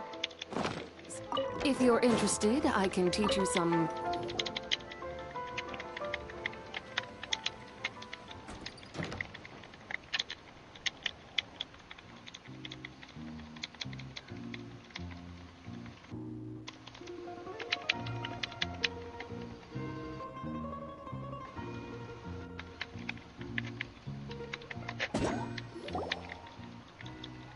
Fuck, what was that all about? Wait for the train to reach that. What the fuck? I actually have to wait this out. It's crazy.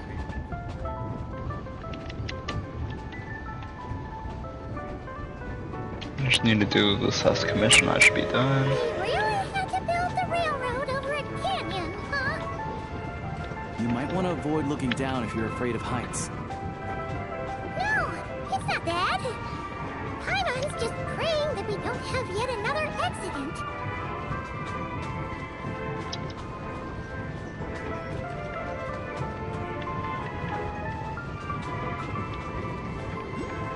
That mountain is breathtaking. Reminds Paimon of Dragonspine. They say this mountain's the domain of a Snegovic lord. A lot of the Snegovic retreated there to live in seclusion, so it's a pretty mysterious place. You hear all kinds of stories. Even the residents of the nearby town of Svietla Lidovka steer clear of the summit, and they make a living off of harvesting prime ice. The fuck? What happened? I just turned up the volume of the game. So I couldn't really hear the audio, and all I hear is the background music of just Nadia. Oh la la la la la la.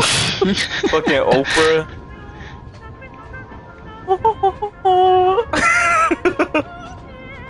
That's crazy. Yo, get me off this train, bruh. And I just did all my commissions. Oh yeah, you gonna do the event or the story? I'm gonna wait up until until you tell me which character is good. And wish.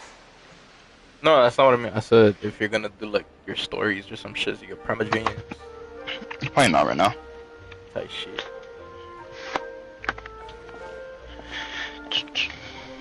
Here we are. In the future, this way.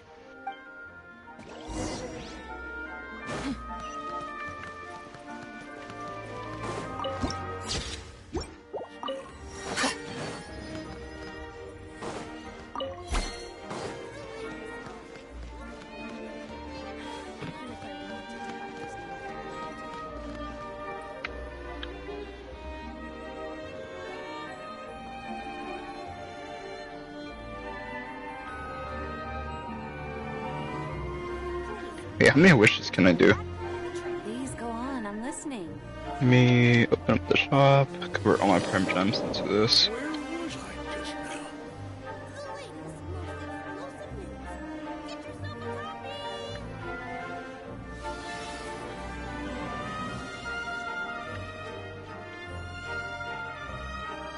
I can only afford five wishes. How I'm back, my fault.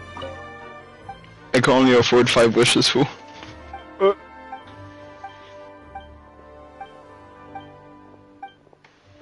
Spare some change, nigga. And make that 9 wishes. Yeah. Should I put it for 10? Like, until I have enough for a 10? Alright. They have really funny looking hats. Oh no, I have 6 wishes. The fuck on? Yo, I'm not that's gonna wait base. up. What happened? Paimon just said a anti-Semitic thing. Those would be Volkudlak and Domovoy. What'd you say? You'll also see the Winged Vila and the Snowborn Snegovic amongst others. Look, I'm send it to you. No wonder. We'd heard that Snezhnaya used to be the realm of the Or you could Fae. just watch the fucking game. Oh, I no, can really see it now. You see, I'm a toad. Surely not. That can't be possible.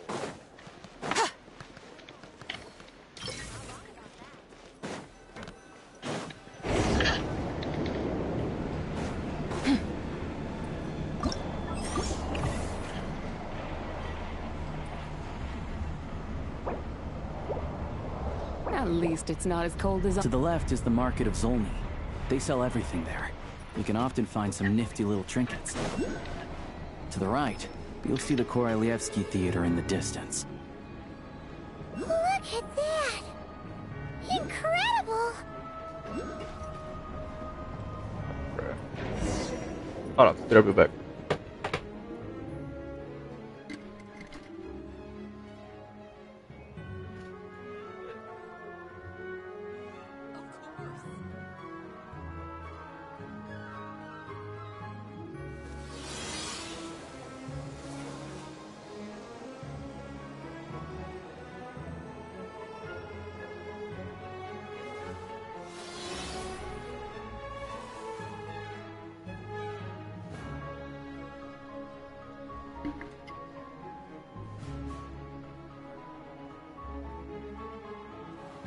I'm back.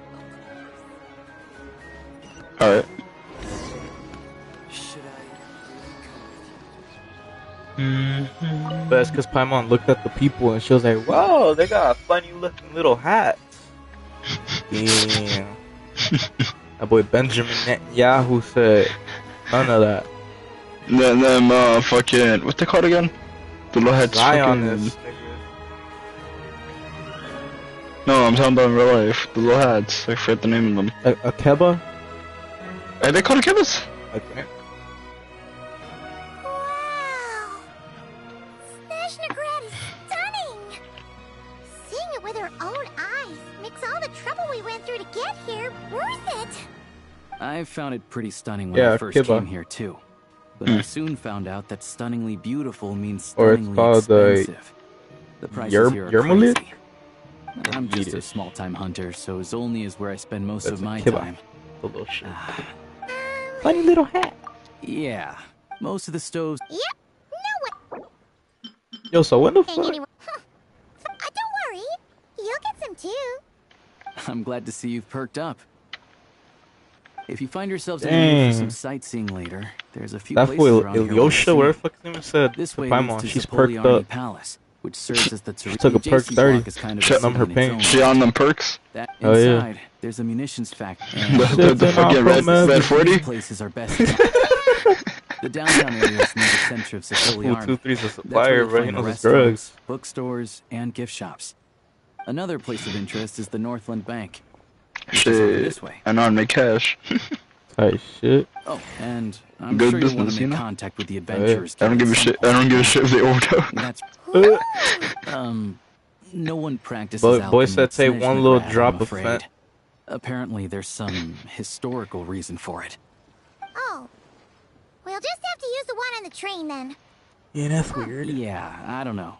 Not my area of expertise. Still, I wouldn't say the absence of alchemy makes life here any less convenient. Anyway... Finally, there's Zolny in that direction. It's mostly residential buildings and factories, but there's a few shops too. Worth a look around if you're interested. That's about it. You guys go ahead and get checked in while I track down my doctor friend. Sounds good. Thanks. Podvorye restaurant is right this way.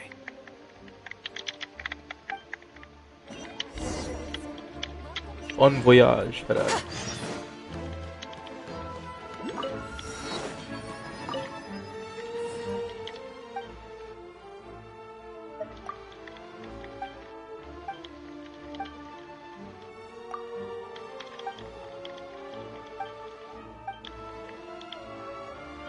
No. I don't want to start up another fucking quest by accident. I like night. Roll it.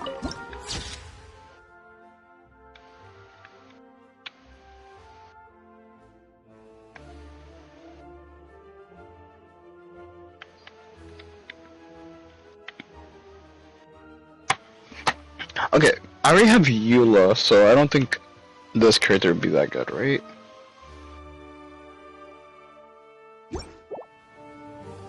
I don't know. I need to switch it up if she's good or not.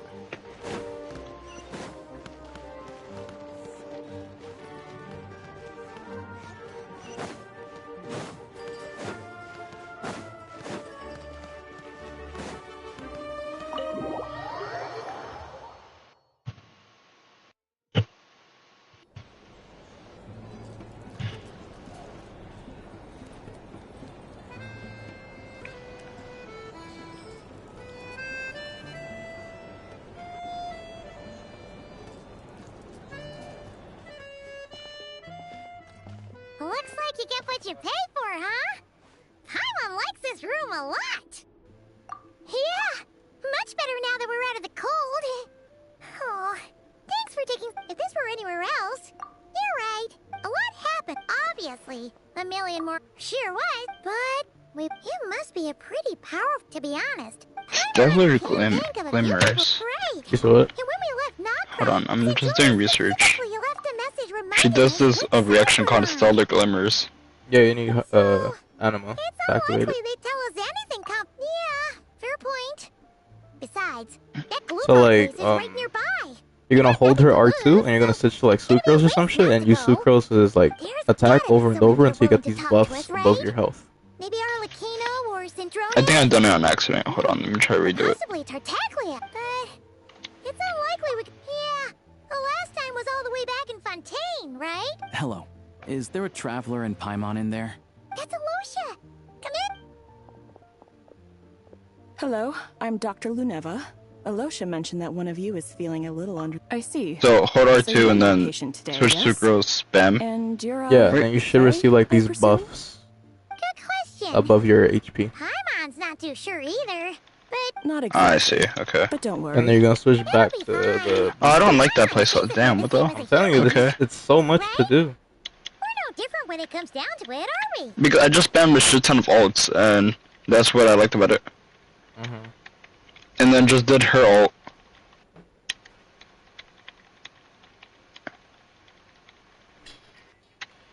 That's stupid. Yep.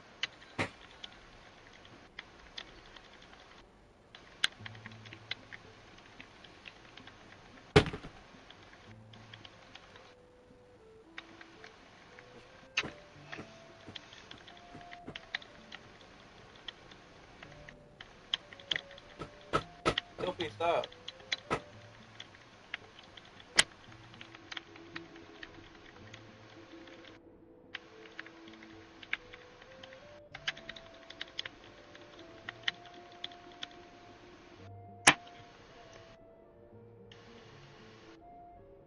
I don't know. I'm playing her like this. That's why.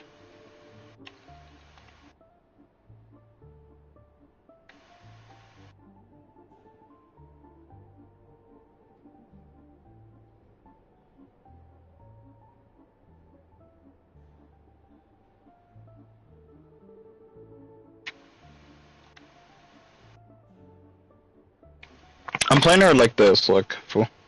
I'm sending you a thing.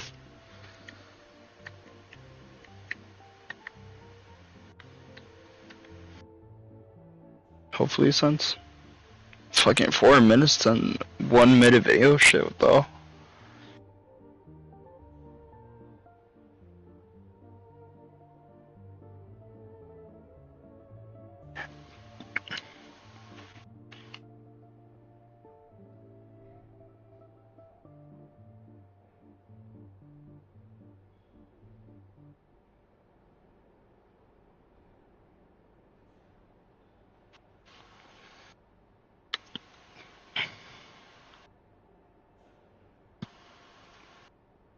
Hmm.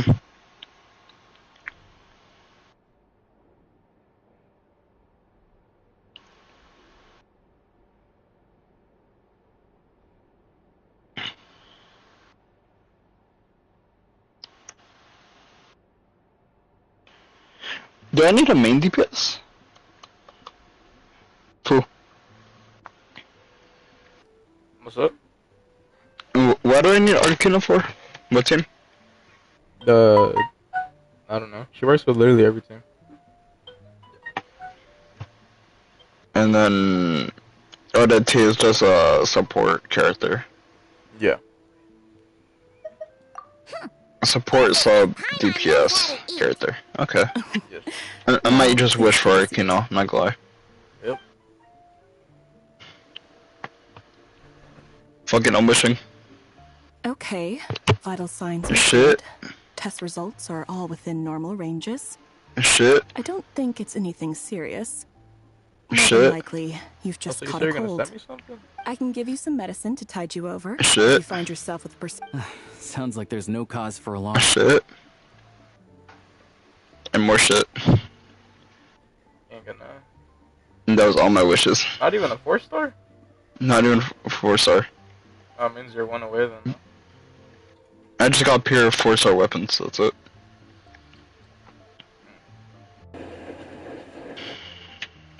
Thank you, Doctor. You're very welcome. I'm gonna go feed my dog real quick. Be right back. Take care. You heard the doctor. Best you rest up here for a couple days. No sightseeing for the time being.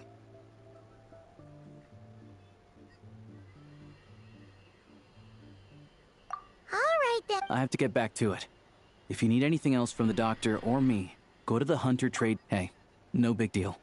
You saved my life in the Shadow Realm. This is the least I could do. See you around.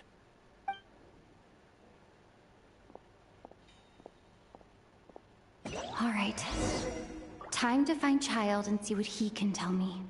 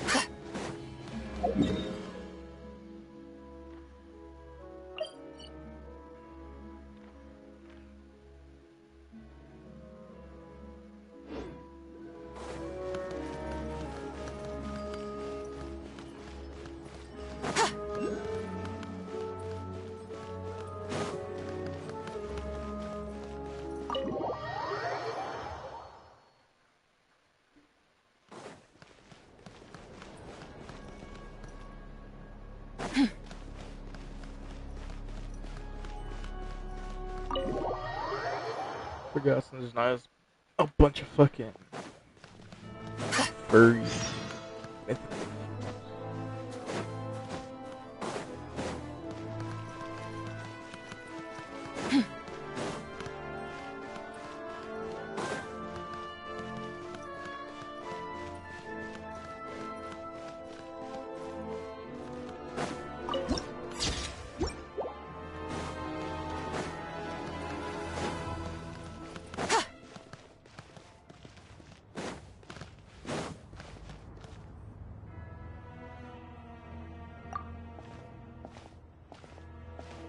Hold on. Please display your invitation letter or permit.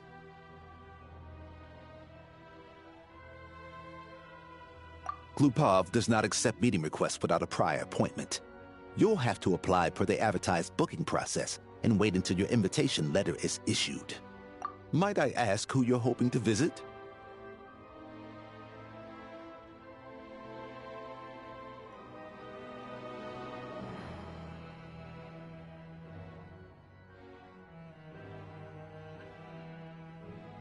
Another one who thinks the rules don't apply to them.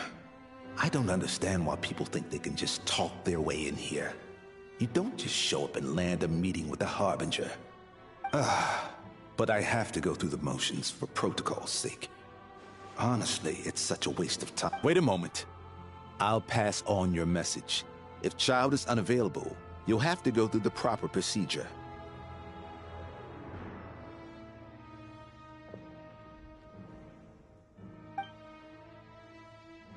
Lord Child is a busy man. He's probably not in Glupov at present. If I were you, I'd cut your losses. No point in waiting any longer.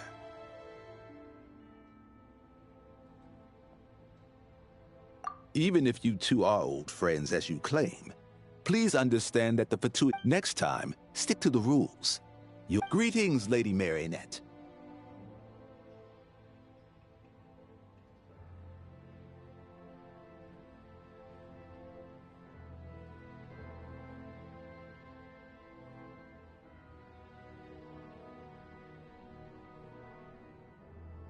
I'll take care of our guest here. It's her first time in Snezhnaya, so it's no surprise that she doesn't know the rules yet. I trust no choice words have been exchanged. No misunderstandings I should be aware of. No, Lady Marionette. No incidents to report. Whew. That was a close call. Good thing I played it cool.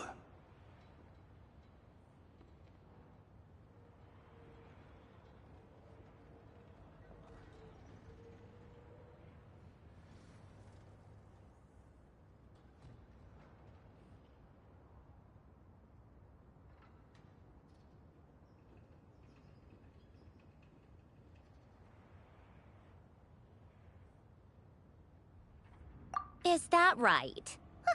Under the weather? That's hard to imagine. She's always I take it she's still adapting to the climate. Happens to a lot of people. It's even colder here than in Nodcry. Has she seen a doctor? I can get you one if you need. All right, then. Well, why else? I was just about to sit down for... And, as obnoxious as it may be to show up uninvited... Well, I felt our time working together in Nodcry warranted some courtesy. I couldn't exactly let you freeze to death out here in the wind. Unfortunately, I can't invite you inside either. The rules of Glupov wouldn't allow it, and as a Harbinger, I have to lead by example. On the plus side, Snezhnograd actually has some class, unlike Nasha Town. Torchlight Books has a very nice selection of teas and cakes, so we can catch up there. Your treat, of course. Because I already wasted one perfectly good cup of tea today. That's why.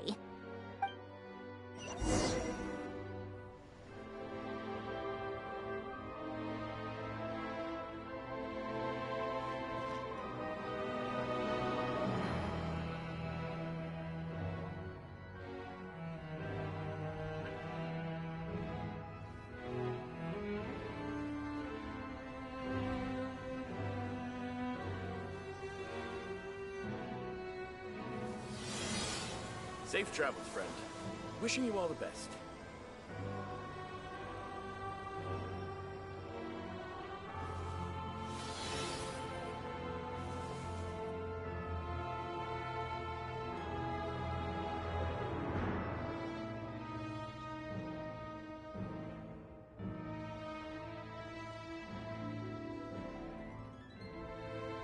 Safe travels, friend.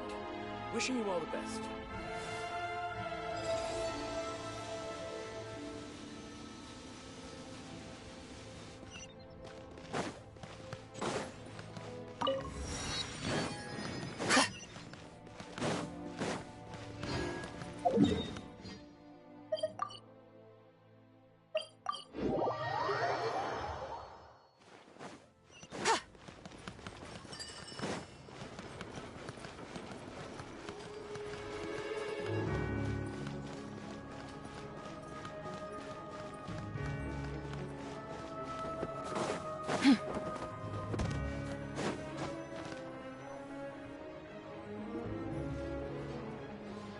I've ordered for the both of us. No objections, I assume. I'm sure. Okay, let's get down to business. I'm guessing you don't actually have any urgent business with Tartaglia. Wanna take a guess?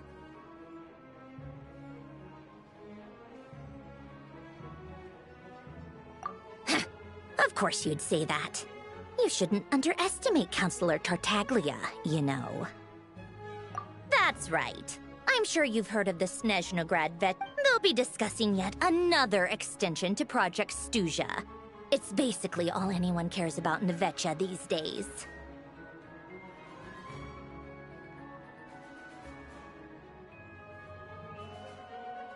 Yeah, he's more of the shoot first, ask questions later sort, isn't he? It all started with a very detailed letter that Capitano left for the Jester, Piero, before leaving for Natlan. In that letter, he detailed the future arrangements for his subordinates. All of his key people were reassigned to Tartaglia. I guess he'd already prepared to leave us for good all the way back then. But Piero didn't reveal the contents of the letter until the events in Natlan had concluded.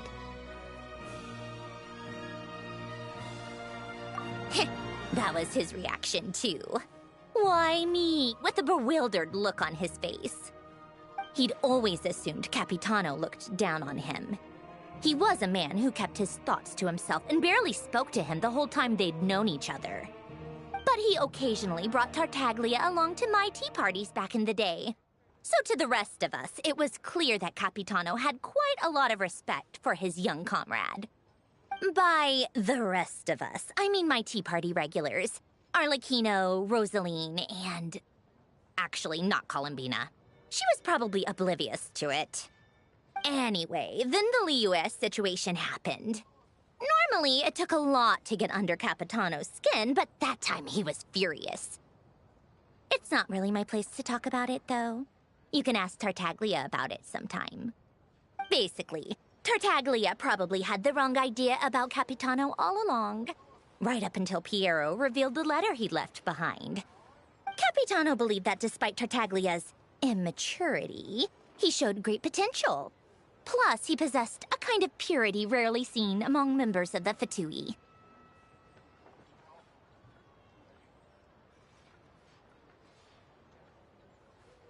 Yeah, it's one of the few things that I'd agree those two have in common. But there's one other reason why Capitano chose Tartaglia to assume command of his troops. He knew that after he was gone, several of the others would swoop in on his army like vultures. With the ones who stood to benefit the most being the Rooster, Pulcinella, and Regrator, Pantal. Once they divided Capitano's troops between them, they'd be more powerful than ever. No one would be able to stop them. So, you can see why Capitano chose to hand... Exactly. Piero also needed to back a Harbinger as soon as possible. And, all things considered, Tartaglia was the best choice.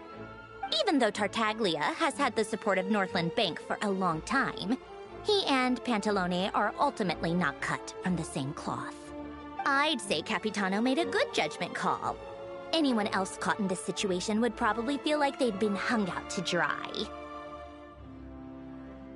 His best course of action will be to distance himself from any What's the point in having a tea party if you don't spill a little tea?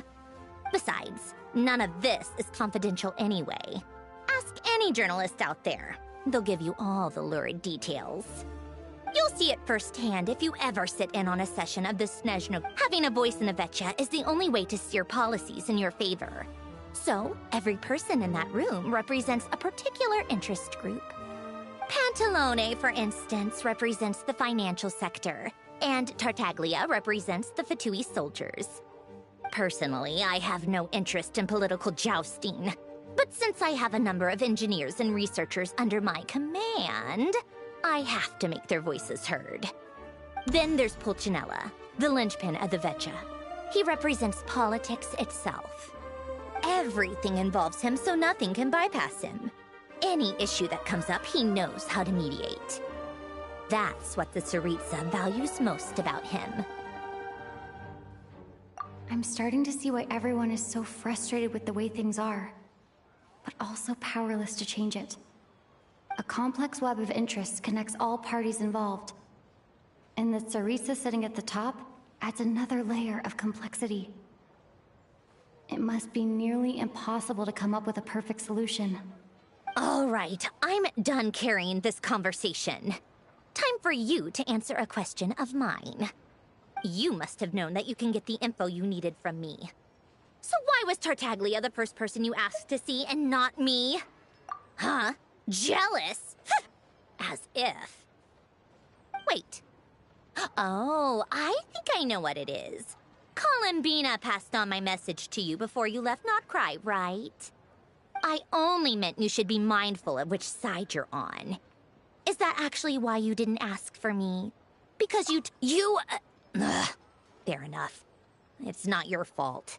I blame all these politicians I've been hanging around with lately. Always beating about the bush when they talk.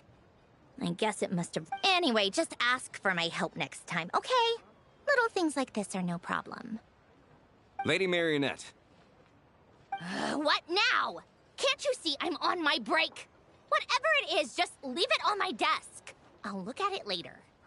Sorry to disturb you during your break, ma'am, but I'm afraid it's an emergency. Isn't it always?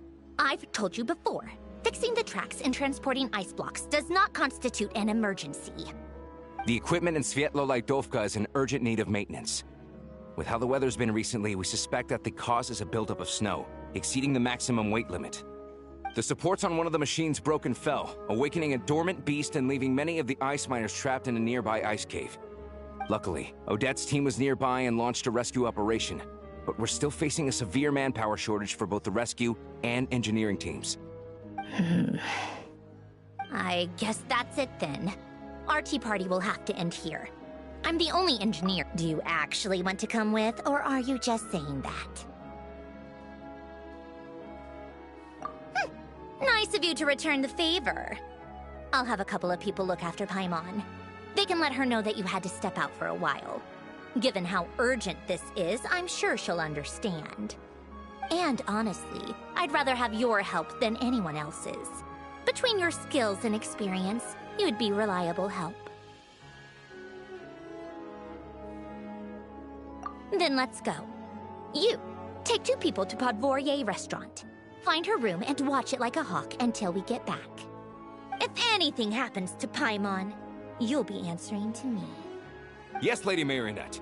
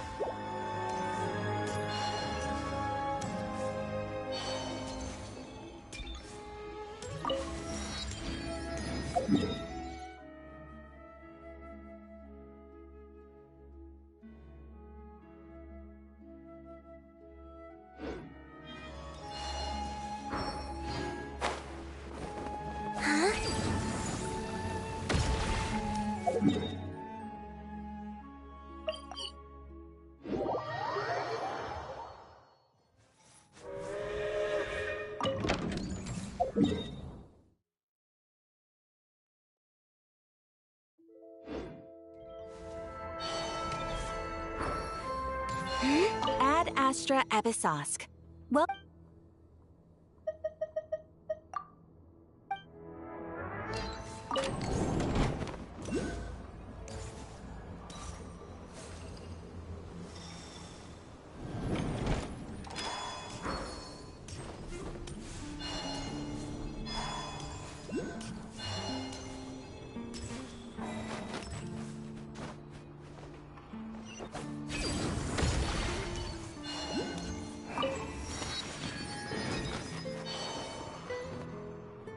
They weren't exaggerating. This is really dangerous.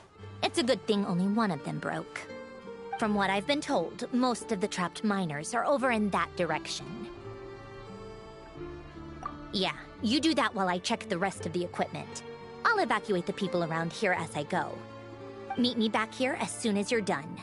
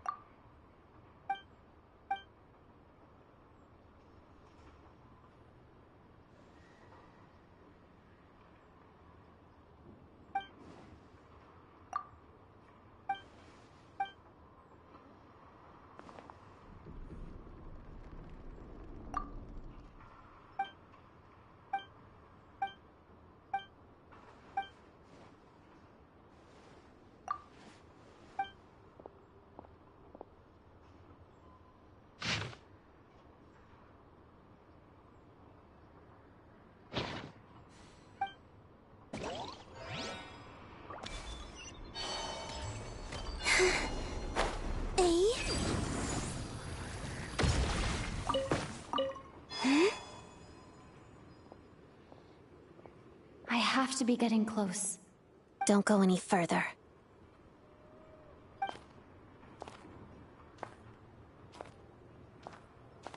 It's too dangerous here. There's a highly aggressive monster on the prowl. You need to... Ah, I see. You're the backup from Snezhnegrad. Ah, so this is Odette. She was the first member of the Fatui on the scene. There are 5 people trapped in the cave. Monster type is unknown, and so is its location. Let's go. Every second counts.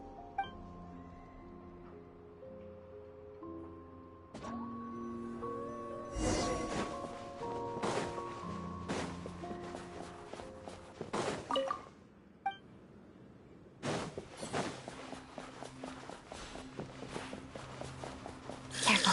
Something's moving.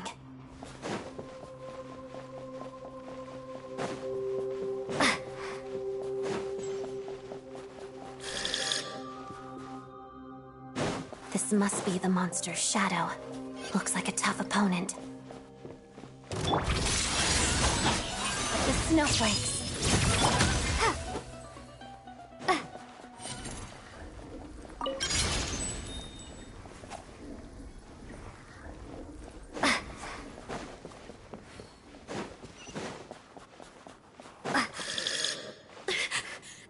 Stay back!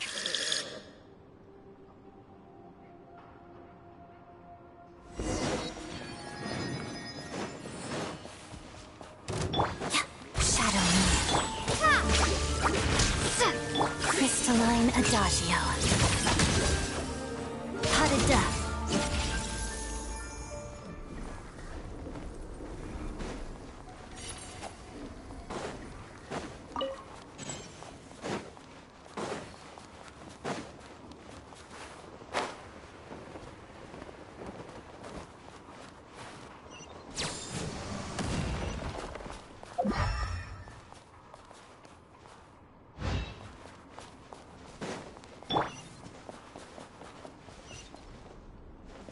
I see them. They're right behind the monster. The monster seems very agitated. It could attack at any moment. Let's make the first move. Lightning clap! Thunderclap!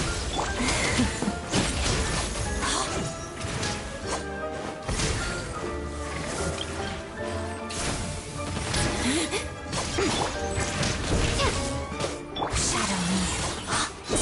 Witness the snow swan's grace. Pirouette. Take this!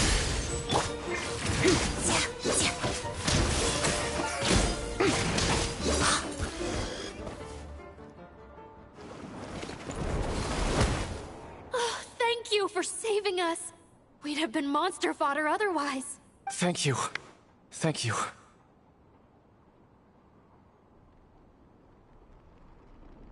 You're welcome. You should be... Thank you.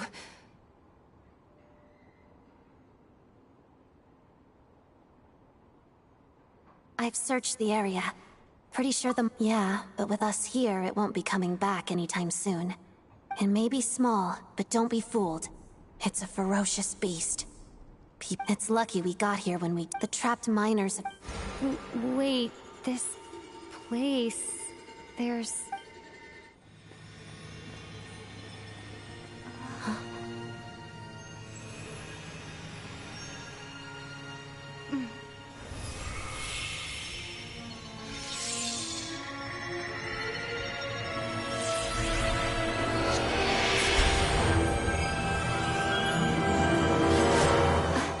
What is that? I don't know. It's back? Guess it has family.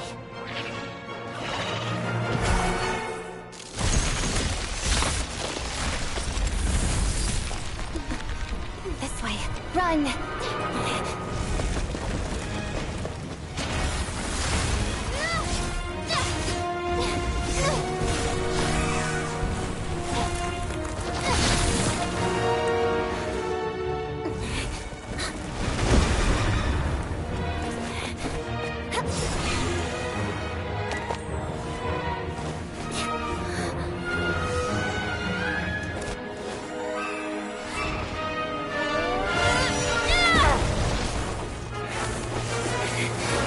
Thanks. Let's get out of here.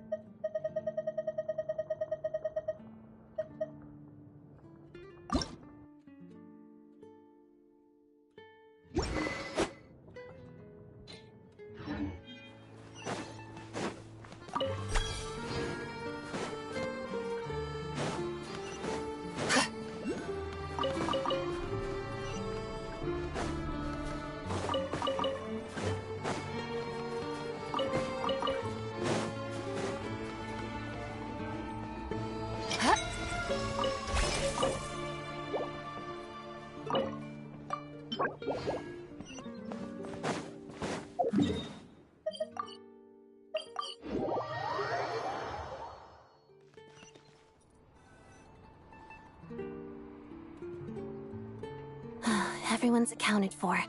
We managed to... You really held your own today. Don't think I've seen you before. I'll remember the name, alright then?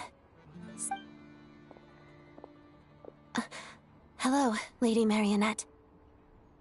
I hear the rescue operation was What brings you here, Odette? Here for a performance? No, a Fatui mission. I happened to be nearby and heard the crash.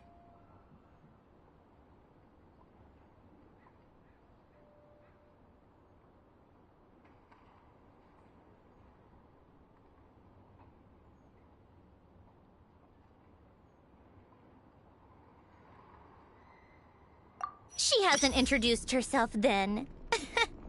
Odette is the prima ballerina of Snezhnograd. She's quite the celebrity.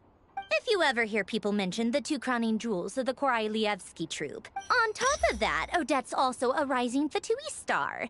It's looking likely she learned all her combat skills from Rosaline herself. Used to be one of her most... You flatter me, Lady Marionette. If she's Rosaline's protege, that makes me... never mind. How's progress on your end, Lady Marionette? Equally successful.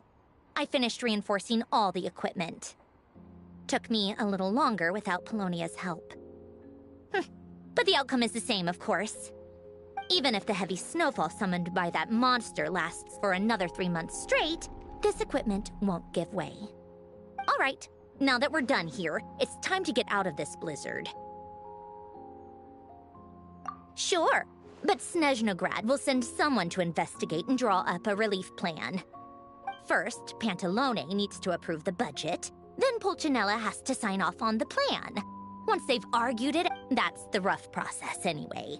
Could take anywhere from a couple of weeks to a couple of months, depending on how smoothly it goes. Yup, nothing we can do about it. There's a whole stack of incident reports like this back at the office. The snow has eased a little for now, but fuel for heating is in short. It just feels like there should be a better way. Hey, quit daydreaming. When did you get a new sword? I found it in a cave. It handles pretty nice.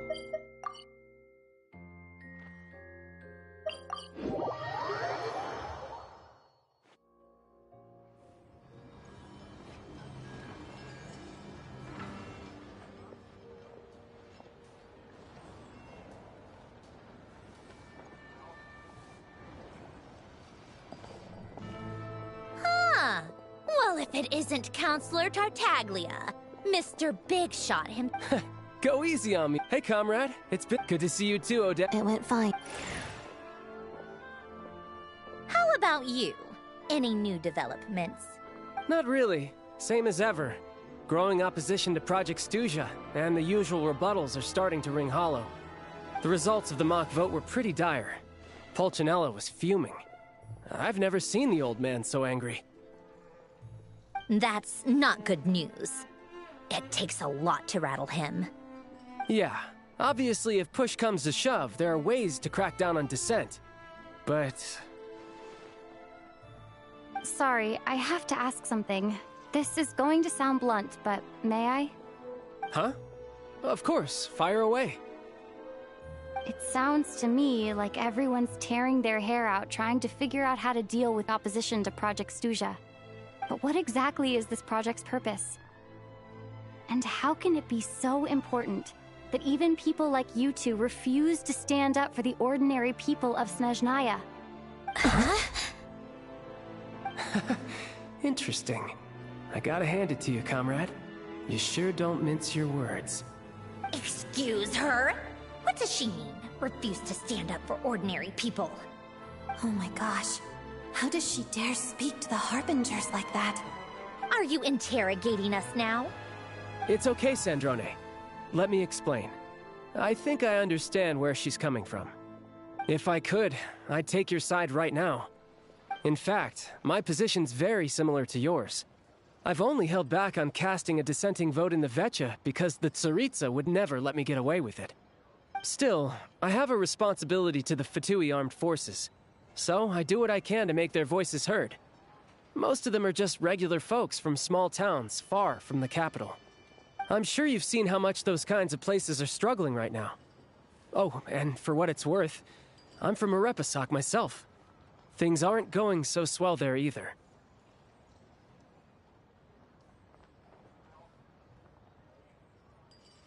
The Tsaritsa wants to create a better, safer future for the people of Snezhnaya, but she's thinking long-term. I don't doubt that from where you're standing, Project Stuja seems to be creating all sorts of issues for everyone. But considering the Tsaritsa's vision for the future, these are sacrifices worth making. Sounds cold, I know, but I promise it's not as black and white as it seems. Maybe Sandrone and I can't oppose Project Stuja outright, but we're constantly raising our concerns in Vecha meetings. And even though we can't put an end to it, there are plenty of other ways to make a difference. We're trying everything we can think of, and so is Pulcinella. I respect Her Majesty, the Tsaritsa, and trust her decisions. But at the end of the day, I'm still just a normal guy who cares deeply about my homeland. And my family, who all live here. There's no way I would ever abandon them. As contentious as things can get within the Vecha, there's no selfishness or malice behind it. Everyone wants to get through this period as smoothly as possible. The issue is that there's no way of pleasing everyone under the present circumstances. Most of the time, we're trying to decide on the lesser of two evils, which obviously isn't a great look. But that is not the same thing as being blindly loyal to the Tsaritsa. No one's got their head in the sand here. We're all well aware of the way things are. We're just doing our best to make it work. In fairness to Sandrone, She rushed to Sviatlo Laidovka's aid the moment she heard that people were in danger. And even Tartaglia, who used to only care about the thrill of the fight, is clearly doing his best to rise to the demands of his new role as counselor.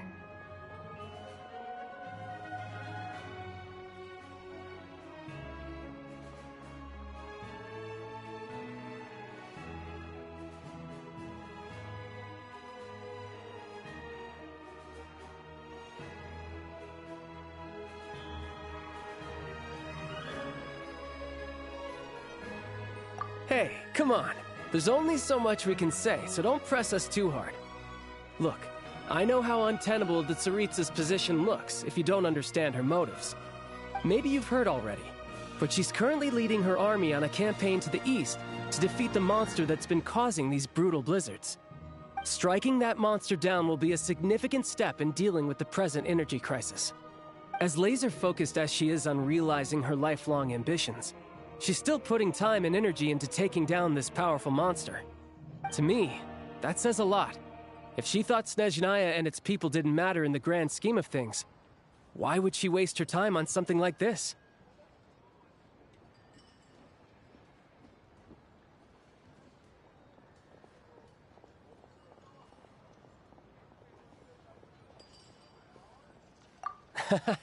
I still think this adventurer, our two harbingers, have made their positions very clear. I think it's a very valuable quality to be willing to speak. You can say that again. I highly doubt we'd feel the need to explain ourselves so much if we didn't know you so well. Forgive me, adventurer, but might I be so bold as to ask— Oh, haven't you been properly introduced? Easier said than done. I like to think I'm not the kind of person who goes around busting open people's old wounds. I've only learned her name so far, and no details of her experiences. Is something wrong? Uh-oh. Is there no avoiding the subject of Rosaline? No, it's just... all right. I guess there's no getting around it. This is the world-renowned traveler who helped resolve the storm terror threat in Mondstadt, cleaned up after the mess I made in Liyue, and then went to Inazuma, where there was a duel before the throne, in which the traveler defeated Rosaline. Oh. I'm sorry. I didn't think you two would be seeing much of each other, so I figured it wasn't worth bringing up. It's fine. It was a long time ago. It's fine. Sorry. I just remembered that we have a rehearsal coming up. Please excuse me. I should get going.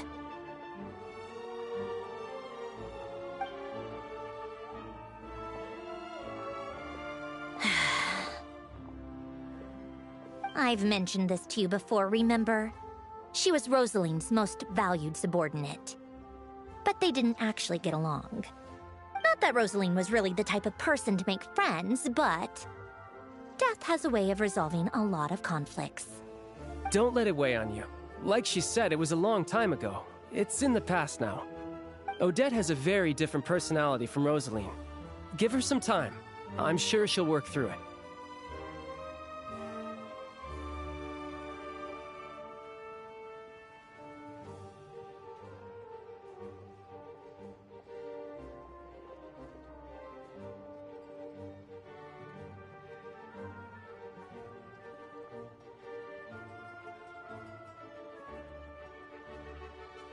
Oh, by the way, where's Paimon?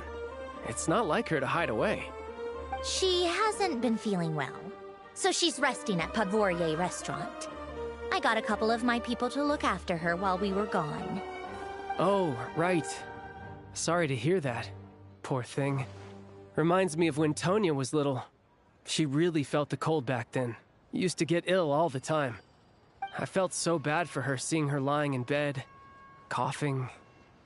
She was so mature for her age, though. Whenever someone came to visit her, she'd greet them with a smile and would never complain. I'm sure Paimon's a good kid, too. You're a little short on manpower, right? Let me have a couple of my people take over for yours. I'll send my— Well, that would be great. Hey, don't mention it. I'm sure you have things to do. Hopefully this takes a load off your mind. So no more accusing me of not being on your side, all right? Already? That was quick. I'm afraid I can't help you there. Our director, if you hadn't told me, I never would have known he'd gone south. I assumed he'd been in Glupov this whole time. Well, I guess I'd better go sort out Paimon's security situation. I have some other work to catch up on at Glupov anyway. Me too. I have an incident report to write up. Let's leave it there for now.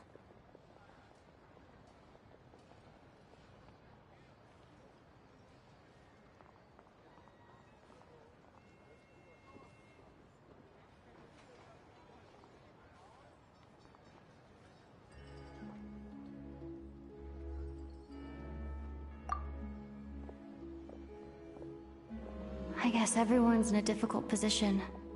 But Tartaglia's right. I have things to do. Things I want to do, and things I ought to do. To start with, I should go ask Alosha if he knows of any way to help Svietla Ledovka.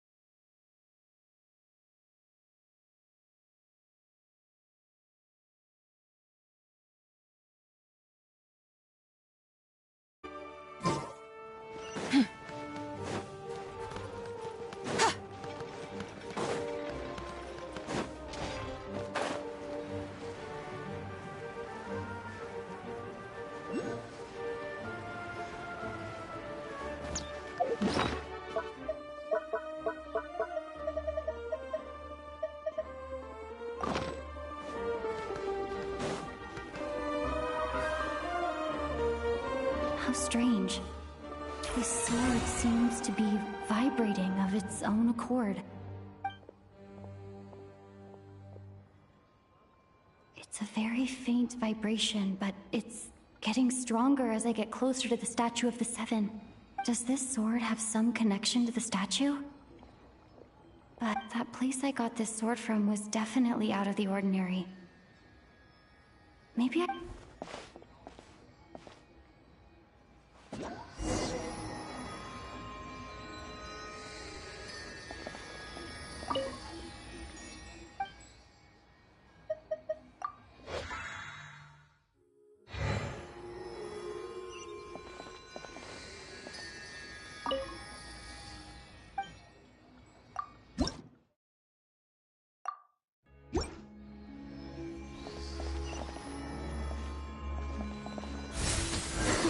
It worked! There really is something special about this sword. I think I have to equip.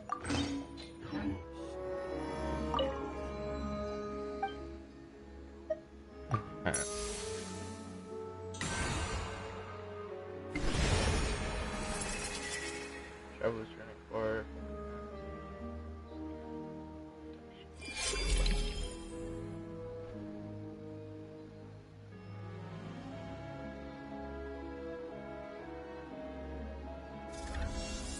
I don't really understand what just happened, but I'm pretty sure this sword just got a little more powerful.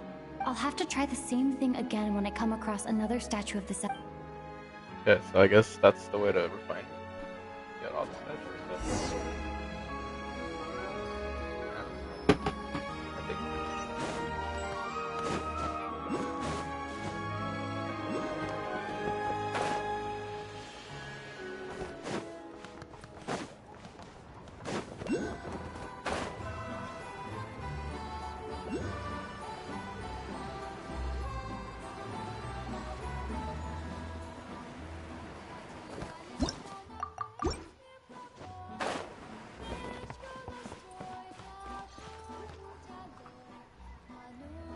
Hello there.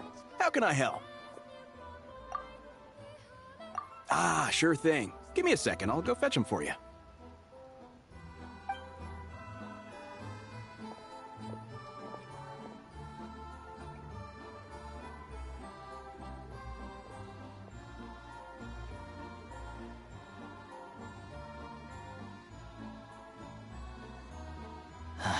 It's a familiar story. I've had similar experiences. Although Snezhnegrad doesn't deliberately delay or withhold relief, those first few days of waiting for help are always the hardest. It's a fundamental contradiction. If emergency relief can't be delivered in time, what's the point in even calling it emergency relief? Not necessarily. I think there's a good chance that Kresnik Crystal from Chateau Moros will start flowing into the market.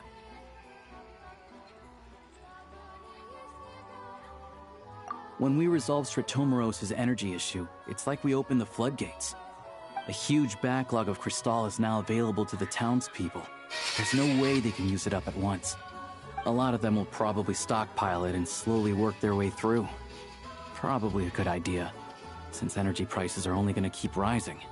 But there will always be people who urgently need Mora. Exactly. At the current prices, selling Crystal is an easy way for an ordinary person to make a fortune. Hey boss, how much do I have left in my account? 1 second, let me check. So, you're planning on buying the Crystal out of your own pocket? Yeah. I don't know if I have enough, so I'll chip in a little extra and buy as much as I can afford.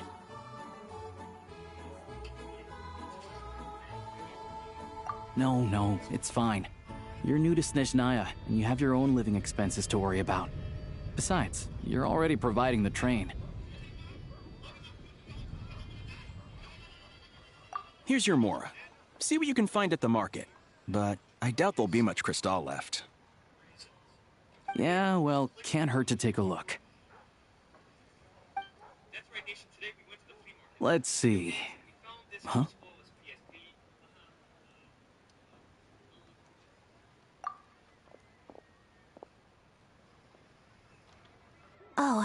Alosha, and... Hello. I didn't realize you two knew each other. Yeah, I take on some odd jobs in the city to supplement my hunting income. Sometimes I work as a cleaner or prop hand at the theater where Odette is one of the big stars. So when the weather's as bad as this, it's better for a hunter to adapt than to keep looking for game. Yes, and we sometimes need extra help.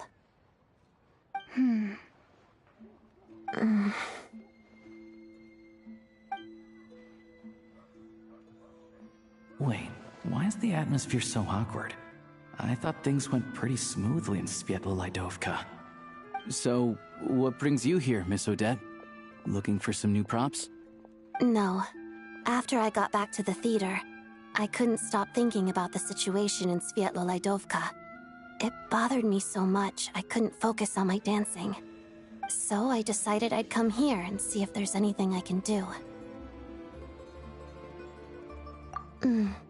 You too, I presume. I suppose that's why you're here. I didn't feel comfortable expressing my true opinions in front of the Harbingers. Not least because ordinary Fatui like me don't even know what Project Stuja is all about. Without knowing the full picture, I can't make sense of it. And at some point, if things aren't making sense to me, I can't just keep going along with it. So many people feel the same way. They wish they could do something, but all kinds of reservations hold them back. Explains why groups like the Roadcott are springing up to fill the gap. Yes. Well, that's one option. But there are risks to consider with organizations like that. The Fatui does not encourage their activities. Right, because things can get out of hand, and it's hard to hold the right people accountable when they do. I've heard about a few cases like that. Sandrone said Odette was on track to inherit the title of the Fair Lady. If so, she'll be able to find out what Project Stuja is really about. Still, it's probably a little soon to ask her about that. There may be more to the story. What's on your mind?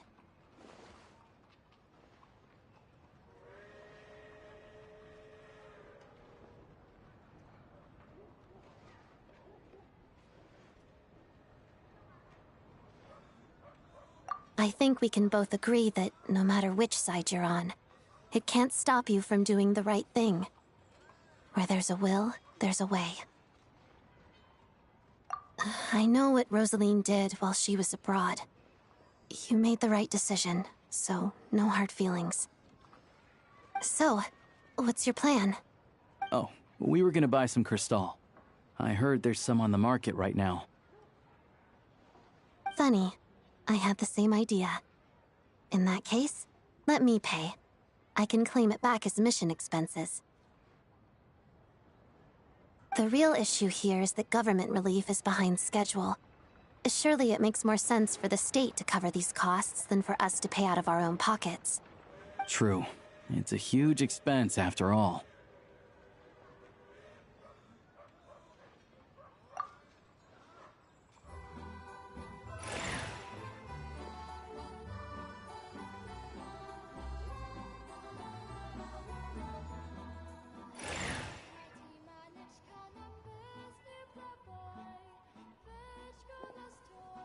Let me see.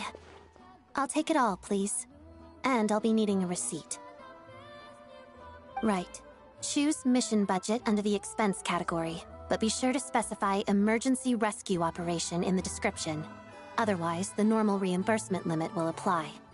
Let's book this train.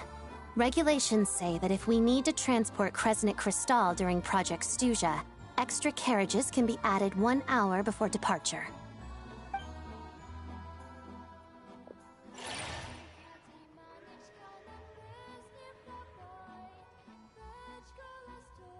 That should do it. The train will be escorted to its destination by Fatui guards. This is my first time seeing you handle Fatui affairs, Miss Odette. It seems you're as skilled an officer as you are a dancer. You flatter me. It's only because I've been doing both my whole life.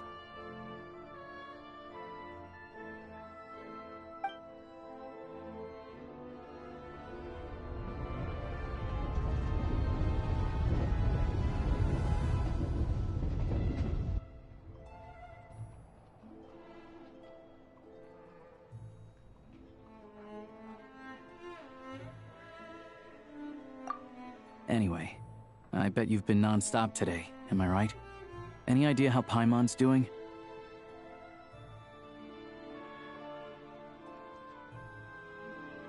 What's wrong? Who's Paimon? Her travel buddy hasn't been feeling well. She caught a cold right after they got to Snezhnaya. Sounds like she's important to you. I can't believe you've been dealing with this on top of I've got nothing going on right now, so I'll join you. I want to see how she's doing. May I come too? I have some candy that someone gave me back in Svietloleidovka. Plus, I know a little bit. All right then, let's go.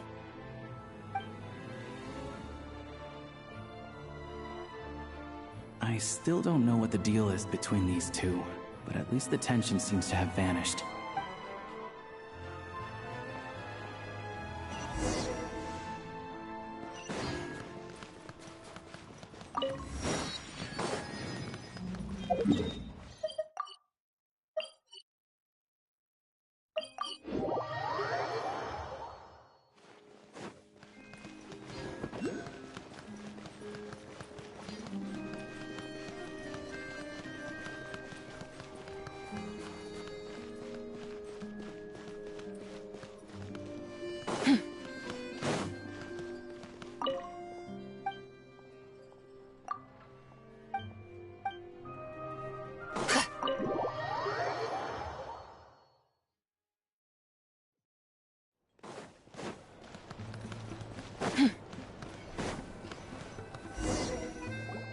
Hello.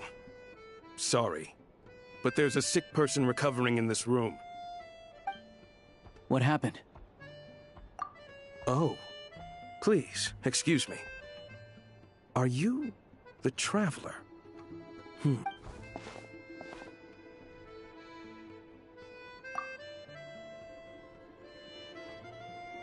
Ah, it's really you. Sorry for the inconvenience.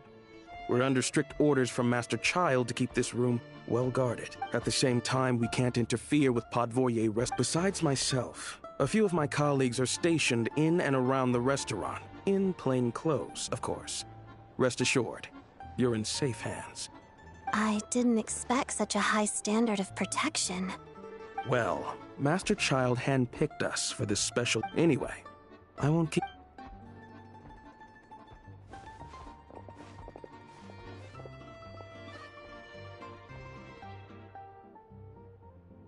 Traveler! Alosha, you're back! Hi, I'm Odette. The Traveler and I crossed paths a few times. Another friend from the Fatui, huh? You're practically a member yourself by the... Paimon's definitely on the mend. We should be back to our usual travels in a few days' time. It's just...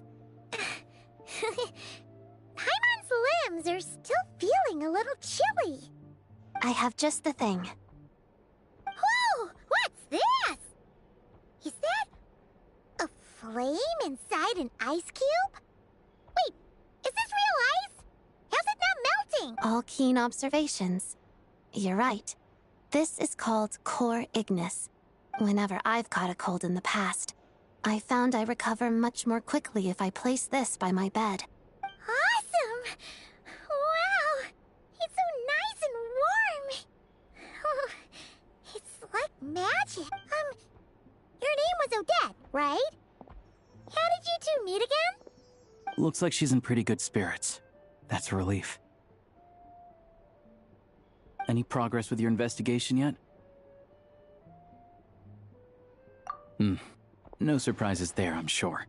They're not likely to let anything slip. The Rokad, huh? Let me think. Members of the Rokad keep their true identities hidden, but... I think there might be someone I can introduce you to. Leave it with me. Meet me at the Korolyevsky troop tomorrow, and I'll tell you how it goes.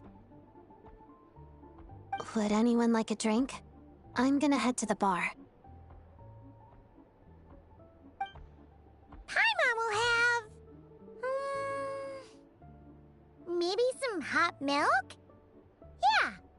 Paimon's in the mood for something warm. Enough with the secret chat, you two.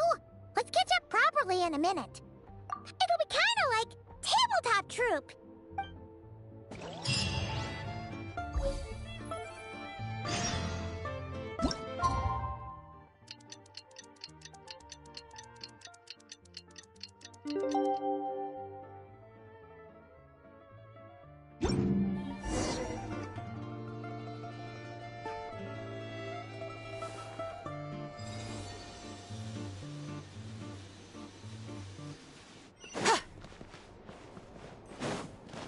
All right.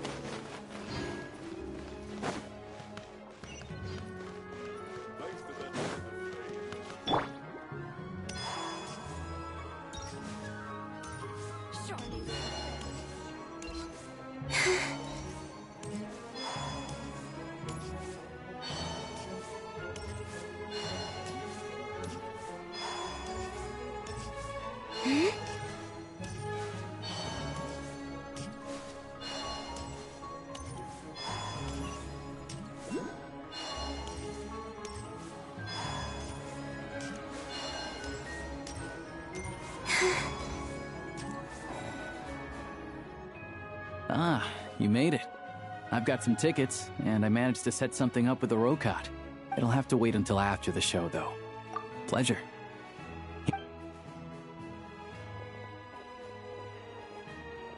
Please present yourself for a routine inspection in accordance with theater regulations.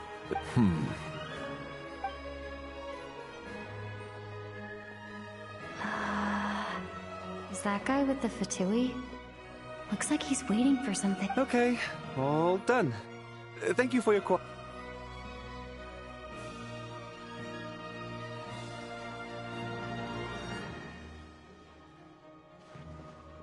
What's up?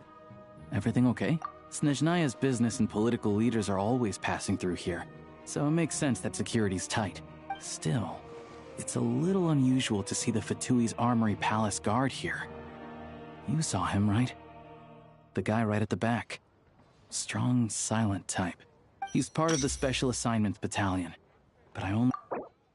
thing.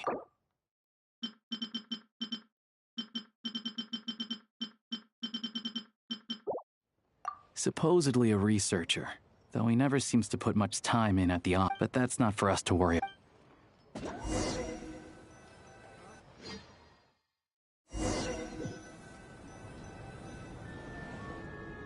What do you think? Pretty impressive, huh?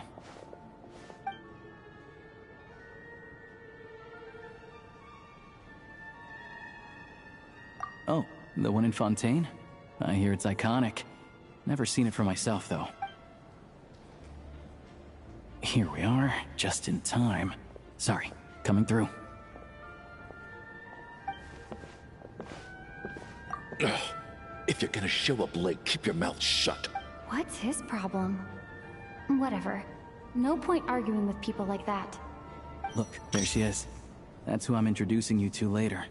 She's the lead singer of the troupe, Vodyanitsa.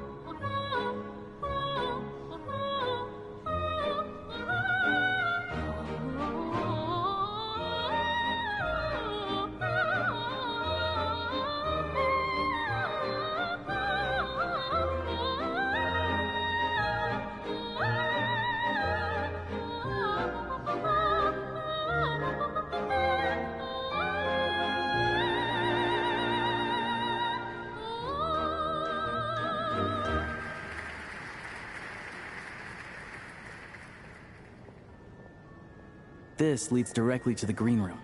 They're expecting us. Vodyanitsa will be waiting for us there.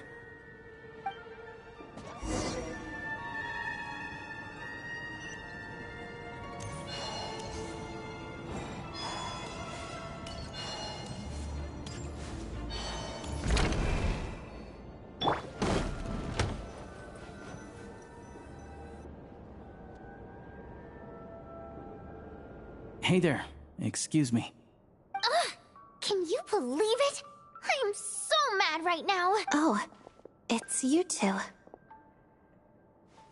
Huh? You know each other? Oh, wait. Is this who you were telling me about? The one you met yesterday and couldn't stop thinking about? I never said that. Yes, you did. Why are you denying it? It was right before I went on that rant about the moody factory owner. Oh, I remember it so clearly. Might I ask what brings you two here? Oh, I just brought her here to see the show. And when it finished, she was full of praise for Vodyanitsa's performance. So I thought I'd try my luck, see if we could get the chance to chat for a bit. Maybe get an autograph? You work here.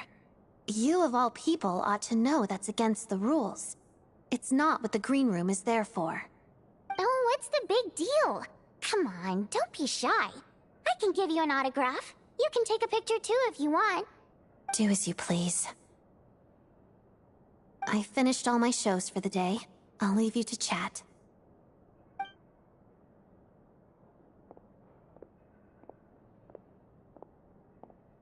I wasn't making that stuff up, you know. Odette's just too proud to admit it. She thinks very highly of you. And so do I. You did the right thing in Svietloladovka. We're good.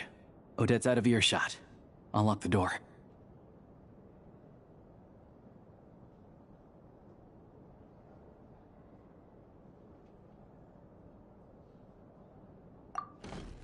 Confidentiality, of course.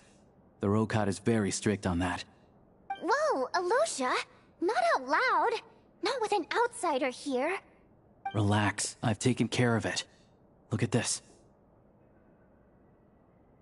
The President's replies... You told me last night, but ever since you set foot in Snezhnaya, we've been working together. I've seen the way you work, your character, and your motives. Everything about you is perfectly in alignment with what we're trying to achieve in the Rokot. So I figured I might as well cut to the chase. I wrote a letter to the President explaining your situation, including just the right amount of detail. His approval came very quickly. Of course, it's still your decision whether you want to join or not. We'll respect your Well, assuming Odette was telling the truth and she didn't misjudge you, I guess we don't need to worry about... Still, you gave me a real fright. I didn't know that's why you came looking for me. So, that stuff you said about admiring my performance, was that just because Odette was here? Did you actually mean it?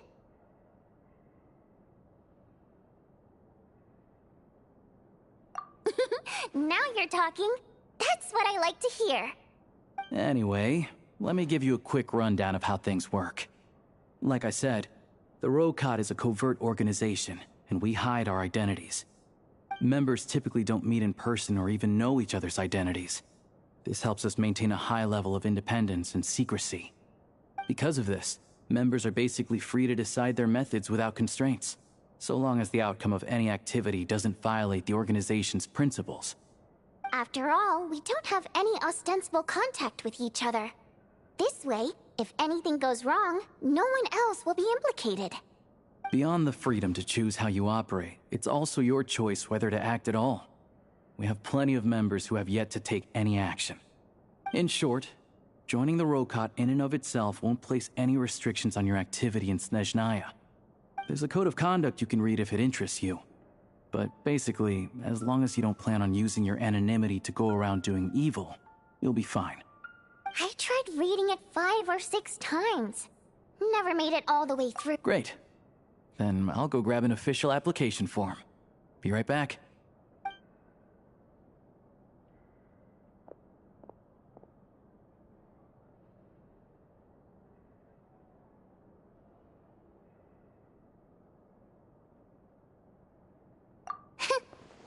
Well, Alosha has this pet dog, you see. His name's Tagarin took quite a liking to me, so I played with him for a little bit and fed him some treats. Then, the Rokot was out on a mission one day, and even though we were all— Just a coincidence, really. We didn't report it to the higher-ups, though, to avoid dealing with the fallout. Like, my job at the theater, for instance. I really needed to make ends meet. By the way, what were you complaining about just before we came in? Did everything go okay with Chuganov? Everything did not go okay. That's why I was so mad. I tried to make some small talk with him before I went on stage to fish for intel about the Iskra manufacturing plant. But he wouldn't take the bait. No matter what I said, he kept dodging the question. And then he started complaining. He said he didn't appreciate his second-rate seat in the stalls because he usually gets a private box. I mean, what did he expect? Everyone knows that if you want a box seat, you buy a ticket well in advance. But instead, he sends me— I had to juggle things around just to get him a half-decent seat, hoping he would appreciate the gesture enough to share some information. But nope, he didn't give me anything. Yeah, meeting Chuganov in person has definitely been a disappointing experience. Oh, you probably don't know who we're talking about, do you? Chuganov was that older guy you were sitting next to today. To the citizenry, he's a family man and a kind boss. But our interactions with him tell a very different story. It's one thing to ask for a favor, but he acts like it's his right. He always expects special treatment. Take the ticket situation, for instance. I've actually gotten him a private box in the past. But not only was he not even grateful, now he's acting like I've sold him short this time. Not to mention that he's never paid for a single one of his tickets.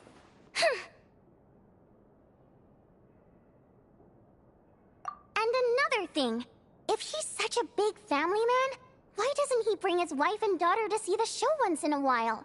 I've never seen them here, not even once. Calm down, Vodyanitsa. If you won't do it the easy way, we'll have to try the hard way. But first things first. Here's your application form. Go ahead and fill it out.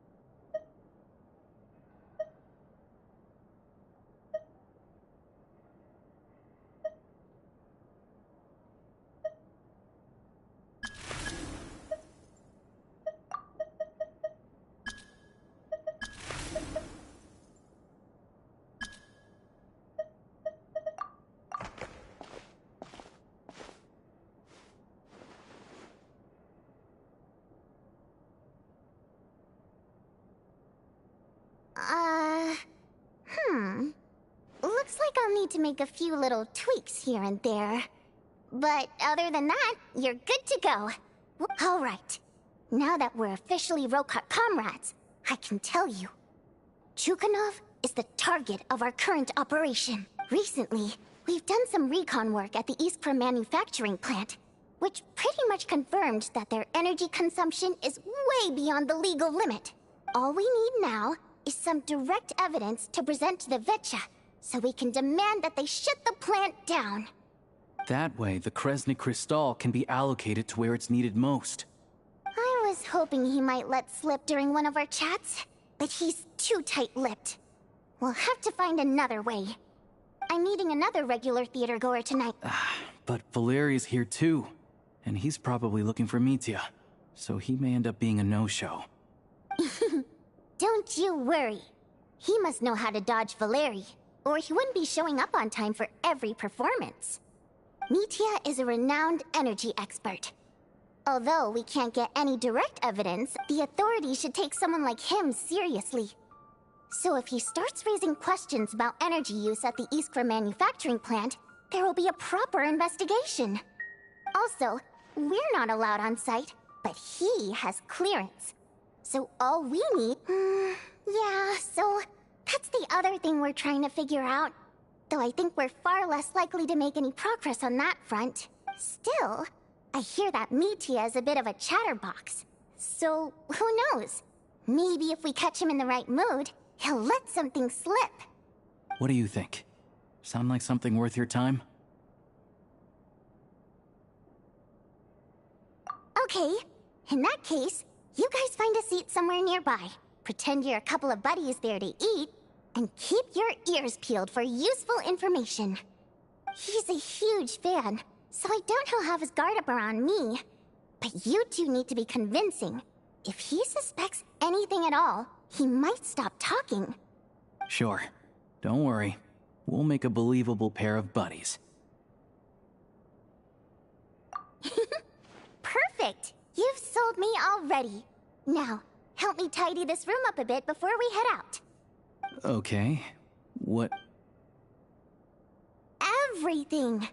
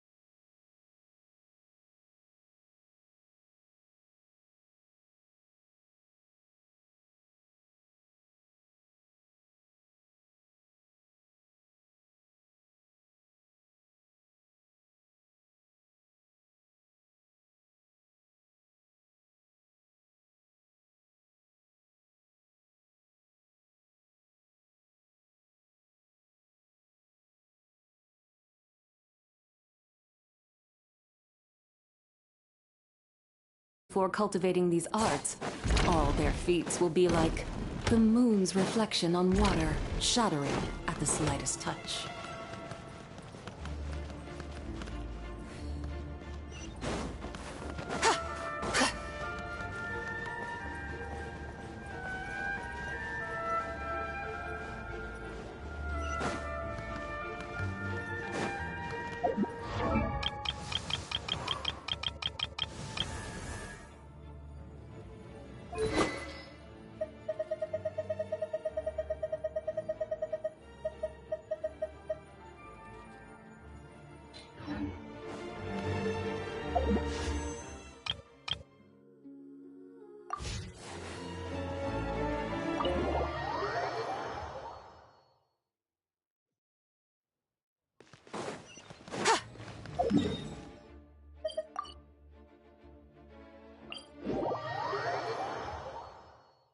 At least it's not as cold as on the moon.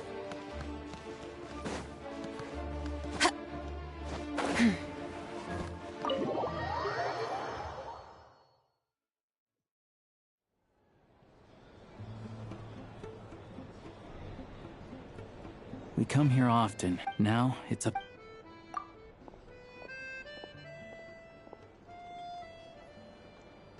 Mr. Metia! Over here!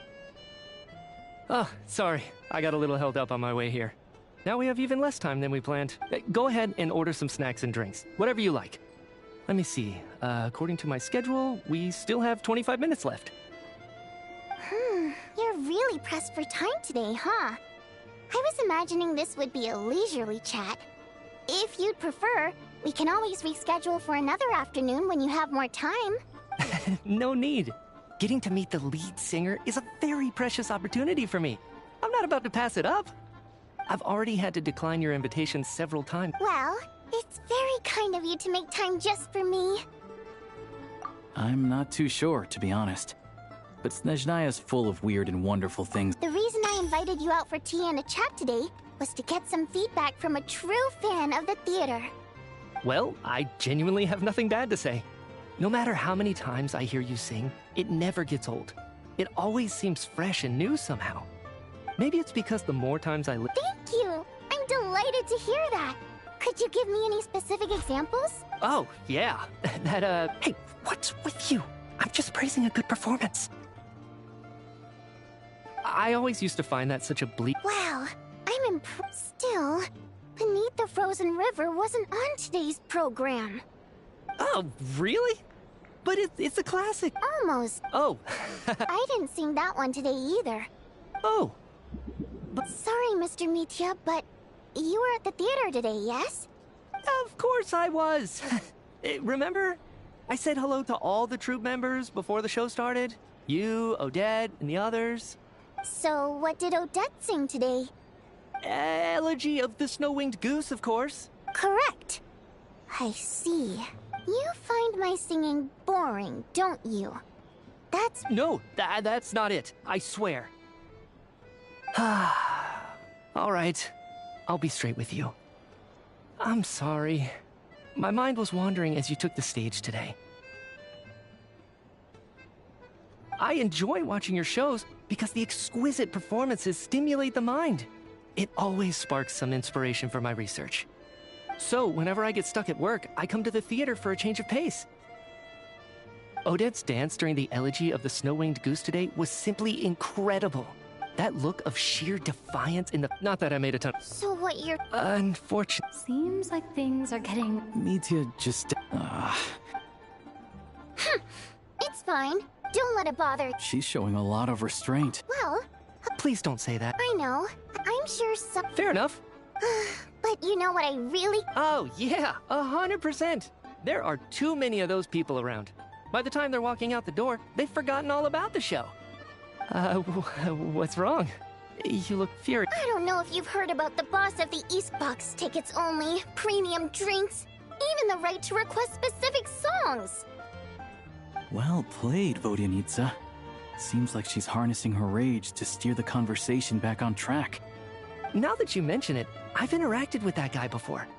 I gotta say, everyone holds him up as an example of a benevolent businessman, but I don't know. I don't see it. Yeah, he couldn't care less about what's happening on stage. He's just there to flaunt his social status. I hate that I have to prepare programs for guys like that. What's the big deal with that factory he runs anyway? I asked around a bit and heard some pretty shocking stories. Sounds like he's just another greedy capitalist. Oh, really? Yep, the things people are saying are pretty damning. Low wages, insanely long working hours. Project Stuja has now, if the rumors are true. Interesting. What? Who knows? I've only heard the same rumors you have. But the rooster's been coming. The rooster? Yeah. Even looks like we'll need to I never knew you kept up. Most Fae in your position have long. Well, those of us who. I'm just surprised to. This is it. I'm sure Mitya can sense on some level. Oh! That's right. Right now, the only thing but harnessing that progress has been. Could it be? No, it doesn't affect us. Because the energy is used for. Okay, I got it. Stop choking me. I think we're all just. So they're trying to develop a Yeah. Oh, dear. I'm so sorry. That's okay. Let's make up for it next time. We touched on some confidential issues today. I'd be grateful if you could keep it between us. That could have gone more. Nice job. Sorry, routine inspection.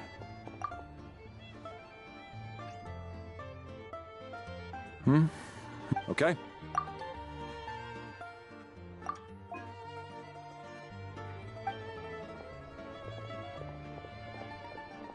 So he wasn't rushing to get back to work. He must have calculated that Valeri would find him here in exactly 20... One of the main duties of the special assignment. All right, time for us to get going to... We'll settle our check too, then. Oh, hello there. Mr. Mitya paid the check before leaving.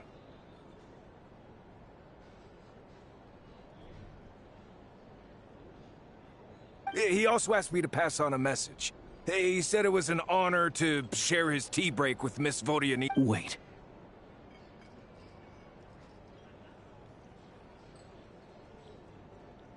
So he knew we were. Maybe his work isn't confident. Vodianitsa and Alosha have both left. Time to head back and call it a day.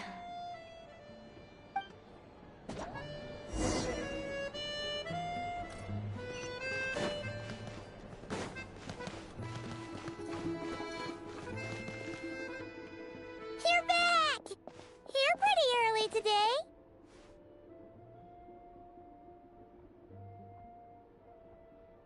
Paimon was just gonna mention that. After she woke up today, Paimon felt like her temperature was completely back to normal. But her strength still hasn't returned.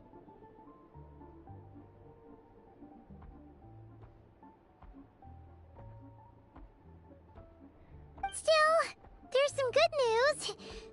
Paimon, it's like there's some kind of mysterious... She only started feeling this way. That's right. The Armory Palace needs a brand new energy source. Could that have some... What is it? So... there... But even so... Those... it's pretty... Sure! Paimon's with you, Vic. Oh, great point! Good idea! Oh, yeah. While you were out, Paimon tried... This one seemed right up your...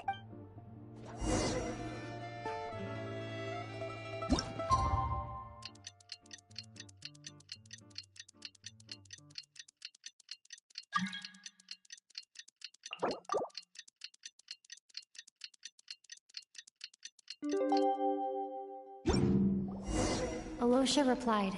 He says that we won't be able to speak at the Vetcha, but he can arrange for us to attend as visitors. Time to get ready. Then head to the Snezhnograd Vetcha.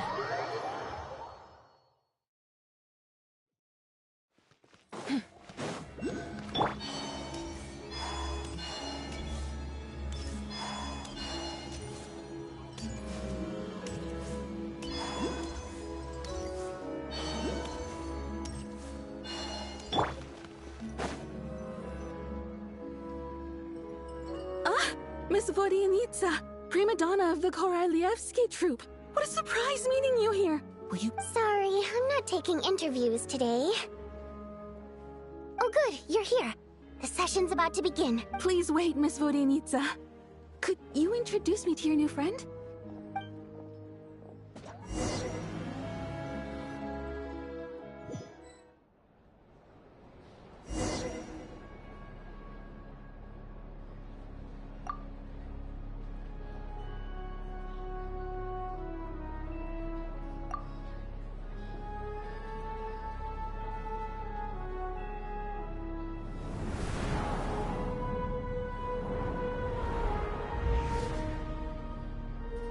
In summary, the energy management commitments made for the outgoing period have been delivered upon.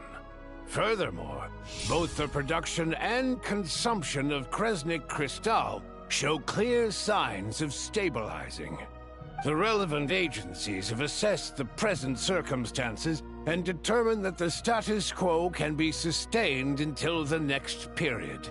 It should also be noted that while the recent blizzards have led to a significant increase in people's energy expenses, this is strictly a short-term phenomenon associated with a remotely located monster. Her Majesty the Tsaritsa is giving her full attention to this matter. We should have every confidence that it will be dealt with swiftly and conclusively. A financial report on disaster relief is also present in this report, courtesy of Pantalone. They cover the same old ground every single time. The rooster never seems to mind, but everyone else is getting tired of it. There's a general lack of trust. People aren't seeing any tangible benefits that affect them directly. Yeah, if it weren't for these hard copy documents, I could have at least made something up. Oh, don't mind me. I'm just out here trying to hit my interview quotas. Bring out the kvass. Ever read it? If I remember correctly, you guys don't even have a sales permit. You have to sell from stalls on the street. Okay then. Best-selling street stall newspaper in town. Still can't... Order! We will now open the floor to the representatives. If there are no further substantive issues to discuss, we will then proceed to a vote on this motion. Snezhnaya has a long tradition of treating members of the Fatui armed forces and their dependents favorably. But recent surveys show that Fatui families in remote areas have access to 15% less crystal than the average civilian family in Snezhnograd. It's been said many times before, but it bears repeating now. There needs to be a clear and consistent rationale behind how crystal is allocated, or Perhaps you wouldn't need to keep repeating yourself if you would hear me out for once. I say again, true consistency exists only in principle. In the real world, fairness is relative. You appear to treat resource allocation as a simple function of production and population. So what about when the equipment used in production breaks down? Have you factored that into your equation? And do you even know how long it's been since Snezhnaya last conducted a census? if I knew the answers to questions like that, I'm sure I'd be a very wealthy man. And I doubt I'd be going by child. I'd like to bring the focus back to the specific issue I raised. Or do you wish to deny that favorable treatment for Fatui dependents is our long-standing policy? It's easy to be a critic when there's no accountability. That seems to be a running theme in the anti-Project Stuja cohort.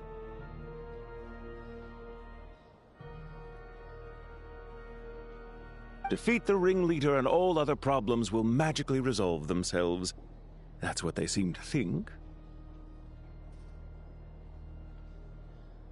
But in case you aren't aware, not one jot in my report would change whether Project Stuja continues or not. So you have no intention whatsoever of finding a solution to this problem?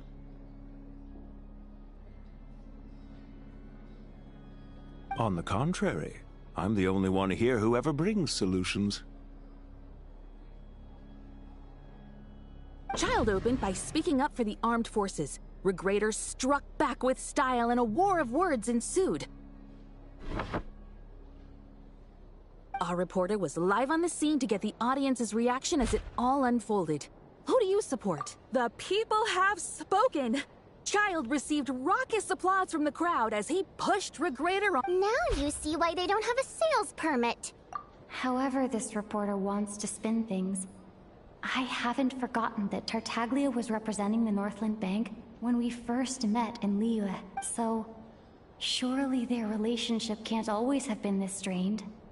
You two are getting off topic. Let's focus on what the data is saying. Mr. Pantalone, may I speak on your behalf? Oh, please do. I'm more than happy to save my breath. Crystal distribution policy undergoes modifications with each new period. The ultimate goal being to find the most... But I fear many may have been misled on this topic by extremist activists.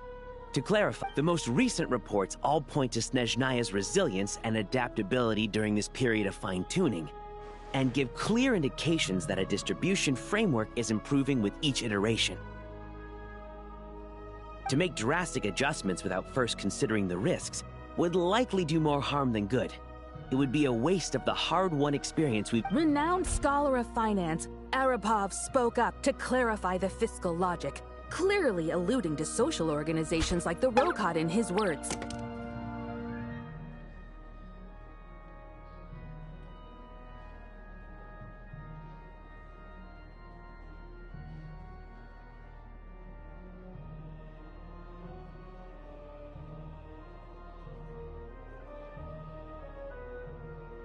With the notorious Lelex still... She's just rephrasing what Mr. Pantalone said. The Rokot are the critics he accuses of taking no responsibility for their actions. As for Lilac, you won't have heard of him yet. He's currently the most famous member of the Rokot. Well, more like infamous. Ending Project Stuja has become an obsession for him. Unlike the more decent ones among us, he believes that votes in the Vetcha are all that matter. So whether it's threats, coercion... And since we're already on the subject, yes, don't we all? Lelex supporters grow in number by the day. At least someone here wants to take this discussion seriously. I've been considering that issue. I think it would be easiest to let the Fatui handle it, since they're already in charge of Crystal shipments anyway. Whatever you need, you can ask the Fatui to look into it for you. In terms of supervision, I think the Druzhna would be a good fit. I had hoped to discuss this with Miss Vesna, but sadly, she's not present. I will be happy to take a note of your suggestions and present them to Commander Vesna for a decision upon her return. The Commander has always taken a keen interest in Project Stuja. However, given the Druzhna's demanding workload, I'm afraid it may prove difficult for them to provide any practical support.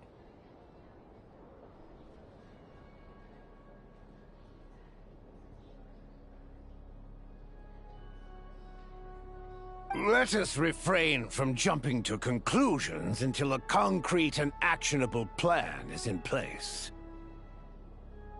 My apologies, Lord Rooster.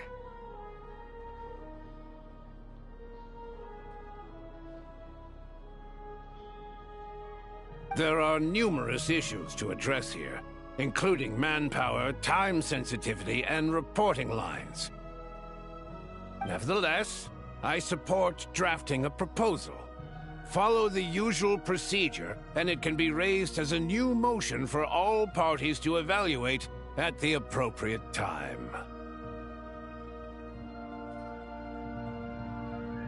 In that case, I'd like to share one thought before the proposal is drafted. The issue of time sensitivity was raised just now, which I presume relates to the official reports.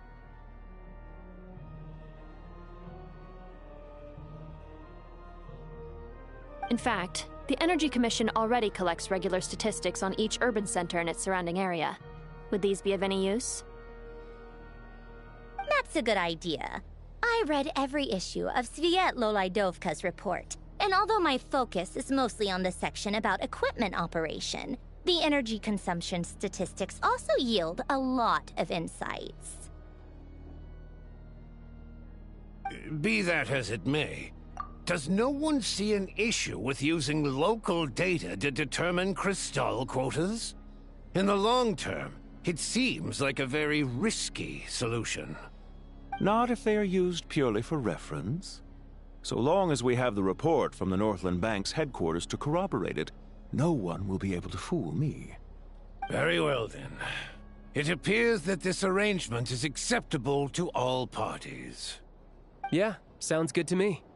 The members reached a provisional consensus on the issue of improving treatment for Fatui soldiers.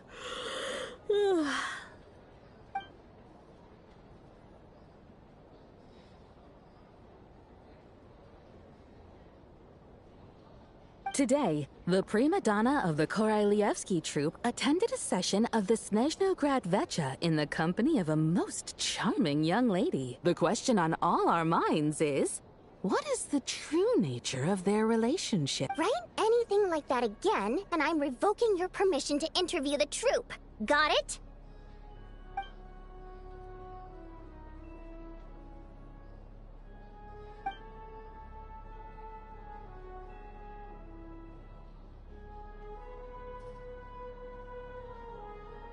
Now then, if there are no further contributions from those present, we shall proceed to the final vote. Hey, check it out!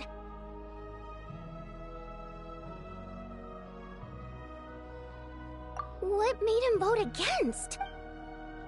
The votes have been tallied.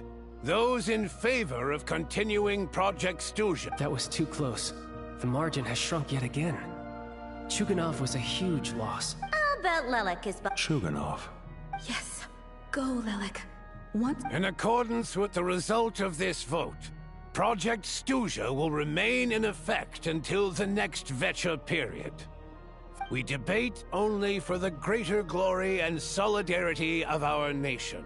The session is concluded.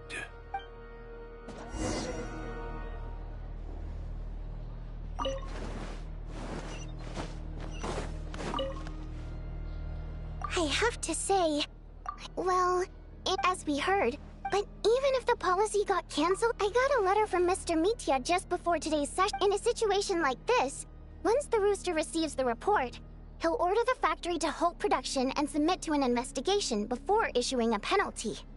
But that's a week-long process, and thus didn't make it onto the Vecha agenda this time. I don't think he suspects anything so far. Exactly. And as you know, he's a very selfish person. I was originally gonna try and flip him after he received notice of the officials. Rather than just sit back and take the hit while his factory stopped production, he'd be better off voting to end, but now, he's already voted against it.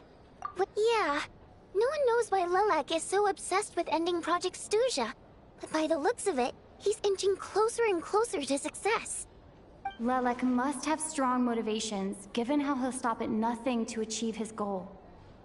Maybe he knows the full truth of Project Stuja. Maybe my next step should be to focus on him. All right. What are your plans for the rest of the day? Hey, comrade. I noticed you were here during the debate. I didn't take you for a political enthusiast. Greetings, Harbingers. I just happened to have some free time today, and my new friend here thought it might be fun to check out the Vecha. Ah, Odette must have introduced you. Looks like you two are getting along pretty well. I'll leave you to catch up. I should head back to the troop. Sure. Break a leg and all that.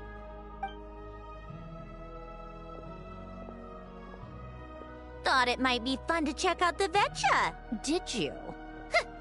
Things are never that simple with you, Traveler. There's no way you're here for kicks and giggles. Tell me I'm wrong.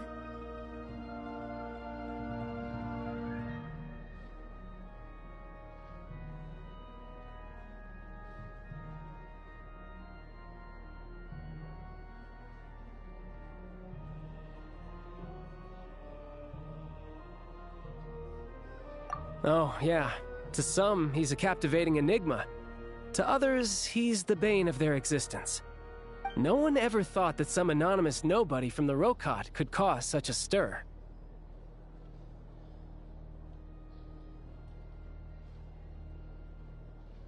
Huh? You want to look into Lelik? Then I'm sure his days of anonymity are numbered. What do you... Fine by me, I guess. If the travel... In return, it seems fair to let her in on what we've learned so far. My thoughts exactly. Sharing is caring, after all. Head back to Glupov and grab the files on Lelik. It's easier to just... As you command, child, sir. In that case, since we're going to be waiting anyway, I'll have someone brew a pot of black tea.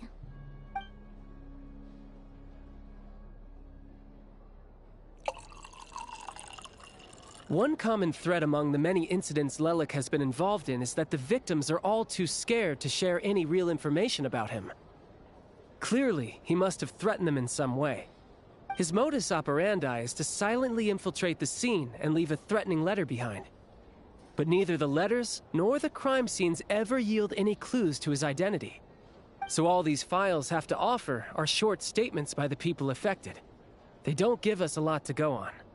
If nothing else, it shows we're dealing with a trained professional who's versed in counter-surveillance. Yes, and to that point, he often strikes in highly secure locations. The victims are high-ranking and influential people who take their personal security very seriously. Somehow, Lelik slips right into their rooms without making a sound. There's never any eyewitnesses, nor the slightest trace of a break-in. If he can get in and out undetected, it means he can strike without warning. Not that that's ever happened so far, but the thought is enough to scare these people sleepless. It's hard to believe that a human being could pull this off flawlessly every time, so they switched the focus of the investigation to Faye. Unfortunately, no one's found anything yet.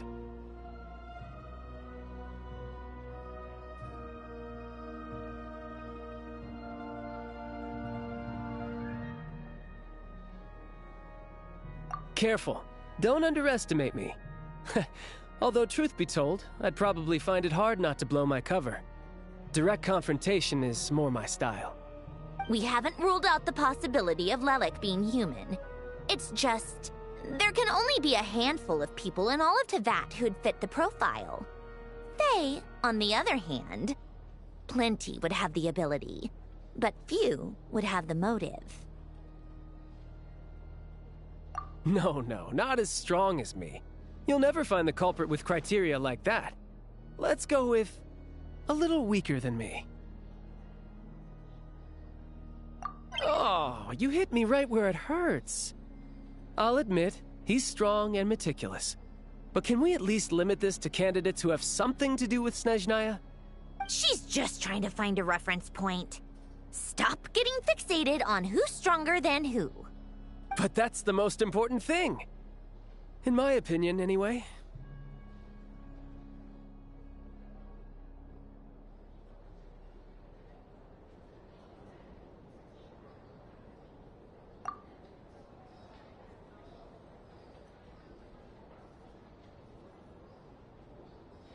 Odette?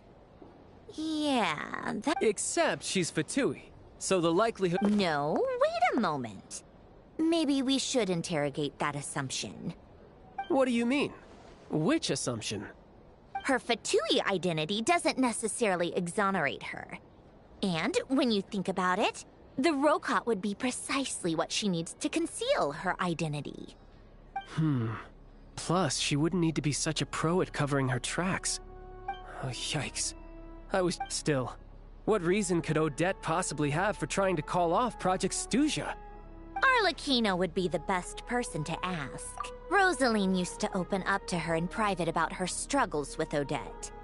As I'm sure you can imagine, Arlecchino is quite a lot better with children than Rosaline was.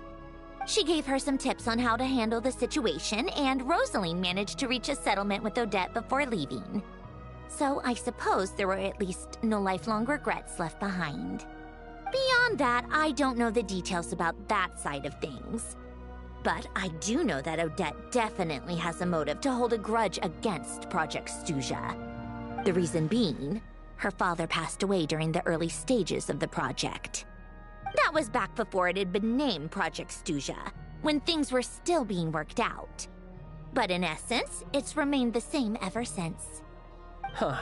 The more you know. Rosaline was always so self-centered. I never understood why she started paying so much attention to Odette.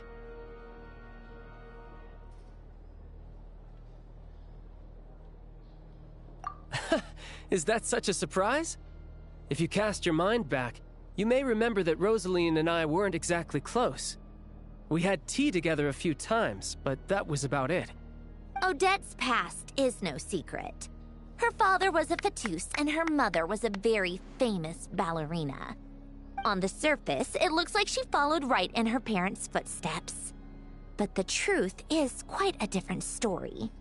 After her father passed away on a mission, her mother was overcome with grief. She broke her leg during a performance and could never dance again. Odette was only interested in ballet at the time, but this tragedy left the family with both breadwinners gone. They could barely make ends meet.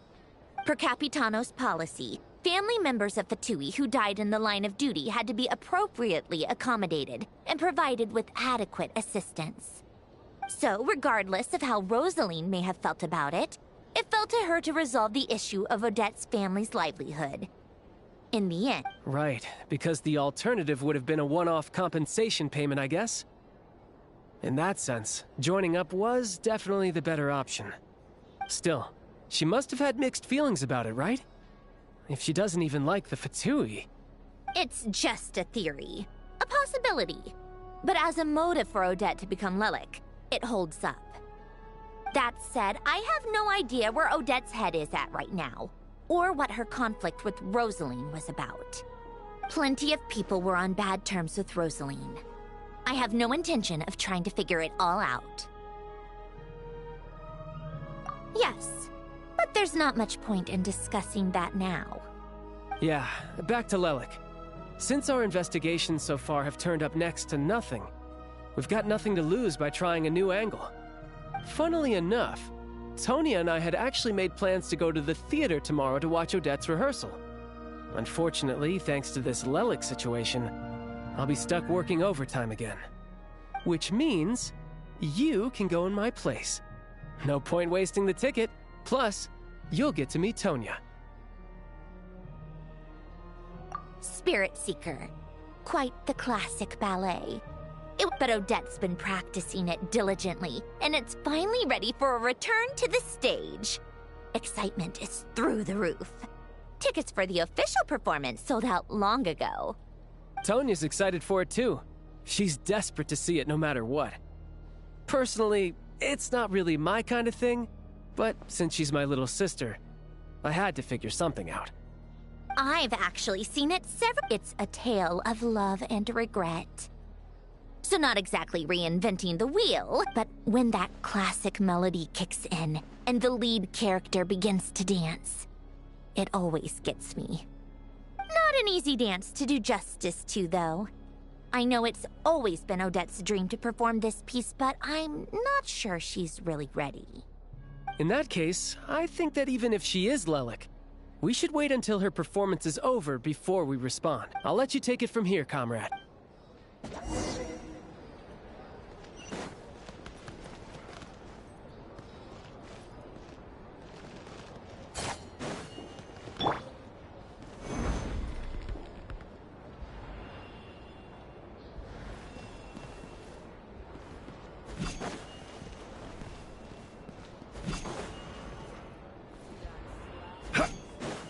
Quake!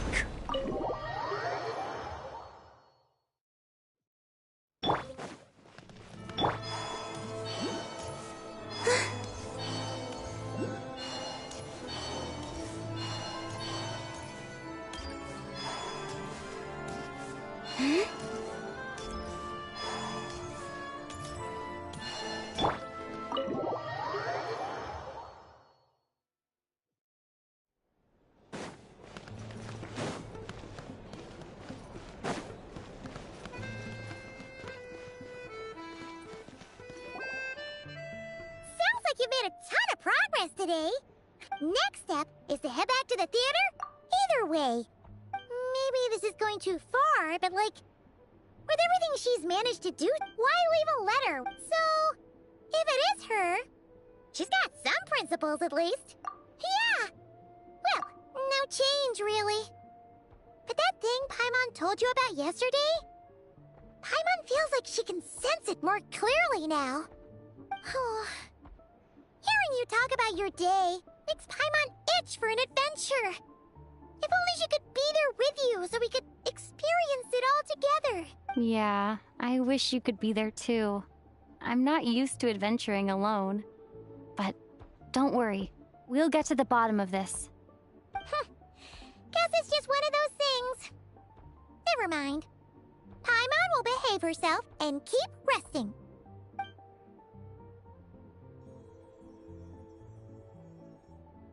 If Odette is Lelek, she may well have inside information on Project Stuja. Her father was involved with the project's early implementation and tragically died in the process. Now, she's dedicated herself to bringing it to an end. It's hard to imagine she could have gotten this far without knowing anything at all about the Tsaritsa's true intentions. When she spoke to us as a member of the Fatui, how much did she let on? And how much was she hiding? Only time will tell.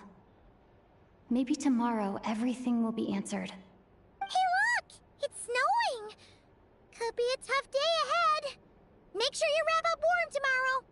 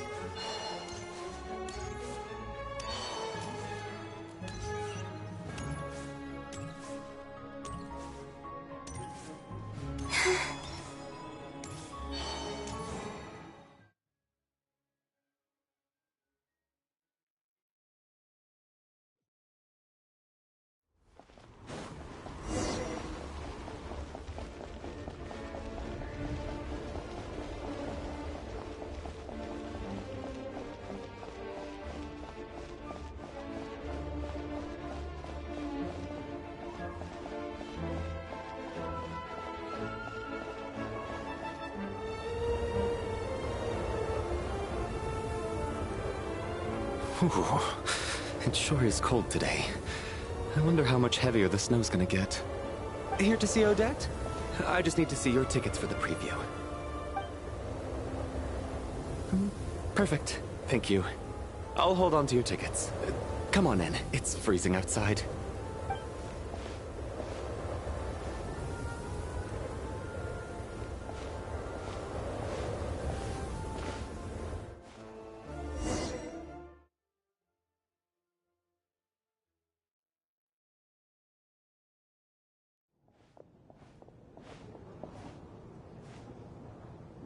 I think I'll leave the Lelek question until after the show's over.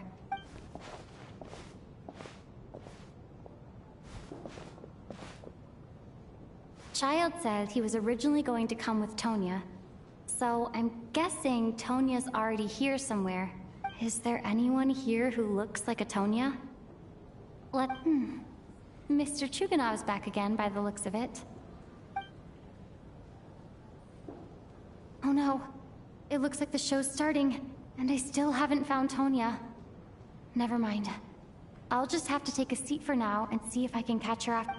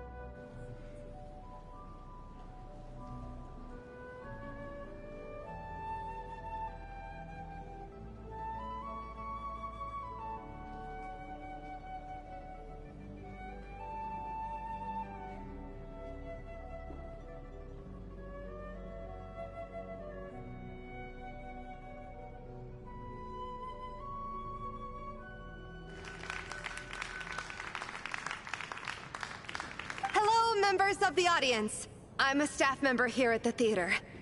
Today's performance was a very special one for us, as it marks the first attempt in a long time to revive the classic Snezhnayan ballet, Spirit Seeker. To commemorate this occasion, we would love to take a group photo of the cast, crew, and audience members present today. Could I kindly ask the audience to please come up onto the stage?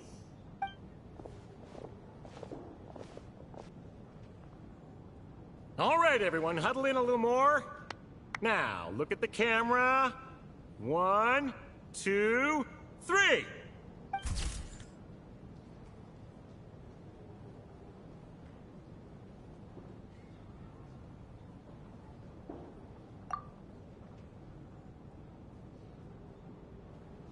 Are you quite satisfied, Mr. Energy Scientist? I rather hope you don't have any other escape plans to add to my workload today. What are you talking about, Sarge? This was simply my way of inviting you to watch Miss Odette's new show with me. And wasn't the performance spectacular? In the future, I heartily encourage you to take a leaf out of my book. Find some soul-nourishing pastimes to enrich your time outside of work. It was indeed a fine performance, but I must correct you on one point. This is not time outside of work. These are working hours. Working hours and non-working hours are just a social construct. May we... Already? Off we go then, Sarge. That has to be her. Excuse me? Are you Tonya? Huh? Your brother's busy today, so I took his ticket. Don't worry. Oh, okay. Sorry for the trouble. What's wrong? Are you sick? No, I'm fine. It's nothing. Maybe she caught a cold on the way here because of the weather?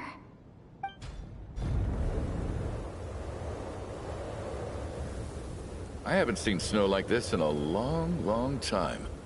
It's most unusual. I know. It's completely white out there. You can barely see a thing.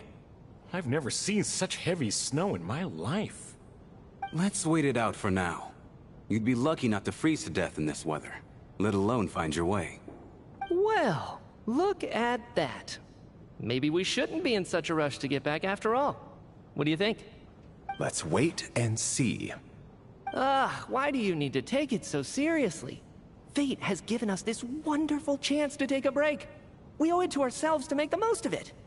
Come to think of it, there's a small inn not far from here that always keeps plenty of extra blankets on hand for guests. I know the route well. Shall I head over and borrow a few blankets? That way, anyone in a hurry can wrap up warm for the journey back. Just remember to return them next time you're over this way. Sir, there's really no need to go to all that trouble. Hey, it's no trouble at all. Wait here, I'll be right back. What a kind gentleman. Very good. My wife and daughter are waiting for me at home, so I shall be heading back as soon as I get my blanket. So... are you expecting us to go back to the Armory Palace wrapped in blankets too? Don't worry about that. I made arrangements in advance. Should I not return to the Armory Palace within 3.5 hours after Operation Showtime begins, an armed squad will be sent to collect us. They will escort us back. You are one of our key military personnel, so any weather-related risks must be eliminated. Operation Showtime? So, wait. Every single time you drag me back to work when I sneak out, it's a whole official operation? I gotta say, you've really turned this into quite a moral dilemma for me. It's snowing pretty hard out there. I think you should stay here for now. You seem a little under the weather. Sure. My brother might come pick me up in a bit anyway. Time to get to work. I should head backstage and find Odette. Excuse me, are you looking for someone? A fan, I'm guessing? Today is just a dress rehearsal, so Miss Odette won't be meeting with fans. Sorry, but that area is currently off limit. Huh. Bad timing, I guess.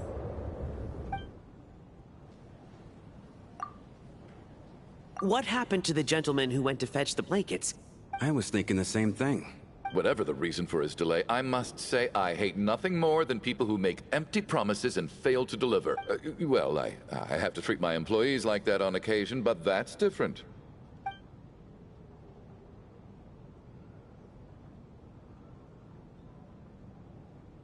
You seem anxious, Mr. Valeri. It's been nearly 4 hours since I left the armory. The army should have arrived to extract it. They know how much I despise tardiness and disrupted plans. There's simply no reason. Surely a snowstorm like this one counts as such. Few things in this world can stop the Snezhnayan army, Mr. Mitya.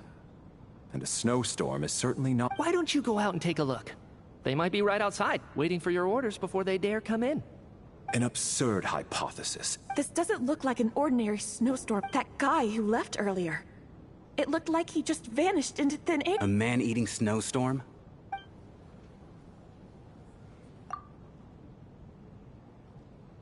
Traveler, didn't know you were coming today. How come you didn't say anything? Oh, right. I assumed you were looking for me and Vodyanitsa. Odette's still backstage. Whoa, that's quite a snowstorm out there. Huh. Is weather like this rare even in Snezhnaya? Yeah, snow like this. I'm sure I've seen it out in the wild before, but never in the city. Actually, I take that back. I don't think I've seen snow this bad even in the wild. This is something else. It's not normal. If even Alosha thinks snow like this isn't normal, could it have anything to do with that monster people have been talking about? We can't stay cooped up here forever. No need. I have plenty of experience with snowstorms. Besides, I work here while you're an audience member. I should be the one to do it.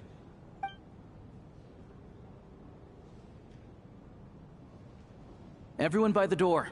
Careful not to let the snow soak into your shoes. In a snowstorm, you gotta look after your toes above all else. Heading out, my man? Be careful. I've been told the snowstorm eats people alive. Thanks for the advice. I am planning to be careful. I just want to take a quick look at the situation out there.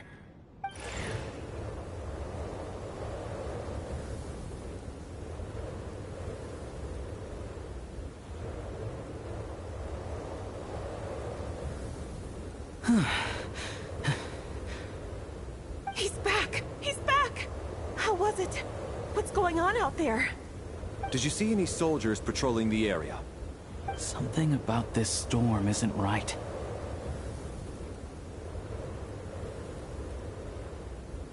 There's no one out there. I didn't see a single soul. And something in the air gives me the creeps. This isn't your average snowstorm. I suspect it might be related to recent events in our nation. I strongly advise everyone to stay here until the snow dies down. Are you serious? So all of us are trapped here now? That sounds a little far-fetched to me. You want to go outside and see?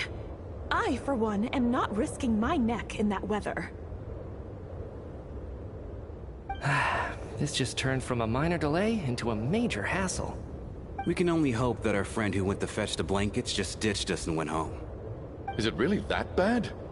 But my daughter, I won't be able to read her a bedtime story tonight. Huh? What are you all still doing here? Whoa! It's snowing hard! So now we're stuck here? Oh, this is terrible! Luckily, it was just a dress rehearsal today, so there aren't too many people here. On the bright side, the theater's always well stocked with supplies. If the snow still doesn't let up as we get into the evening, you can spend the night here, everyone. At least, I assume that's alright? Odette? Fine by me. This seems like a sensible backup plan under the circumstances.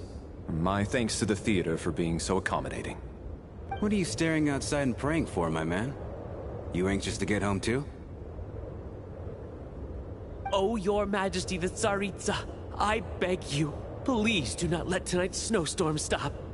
This is a golden opportunity to spend the night under the same roof as the two top stars in all of Snezhnaya. It's a once-in-a-lifetime experience. I think I've changed my mind. Sir, if you so much as look, you'll be seeing stars in a whole other way. Behave yourself, or you'll be begging for that blizzard. It's getting colder. We need to keep the indoor temperature up. Close the door and lock it tight. Let's head somewhere warmer.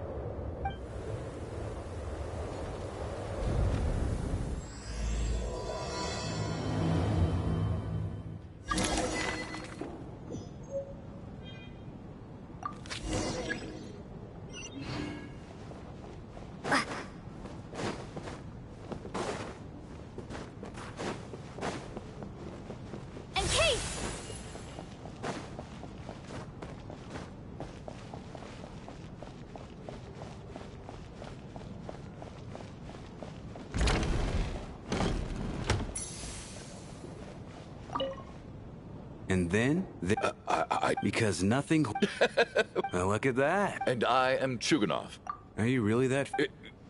Oh.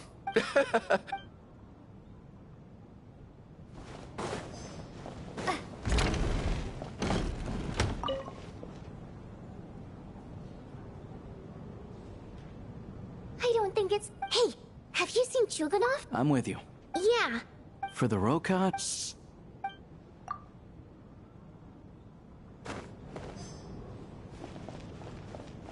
I have to say... I couldn't... Do you think... What about you? What did you think of today's performance? Really? I'll make sure to... This doesn't seem... so unfair. And now... You know Mitya too? No, I don't.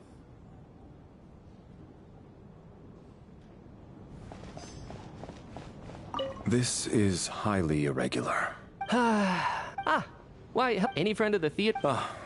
I am here to ensure Mr. Meat... Miss Travel, I've racked my brains, but I can't think of anything I might have done to offend... What? You mean I really did do something to upset her? So, Mr. Mitya, is your work related to Project Stuja? Yes, that's right. The higher-ups in the Fatui transferred me from the Energy Commission to the Armory Palace because... Really? I can't even talk about that? Pretty sure it counts as part of my private life. All right, I won't say anything. Sorry, Traveler. As you can see, I'm afraid this pleasant chat will have to end here.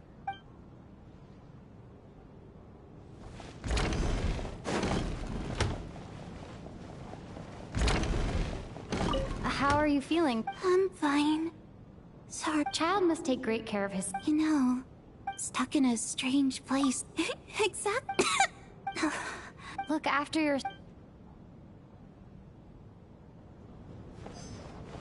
My husband... That's the price of hello?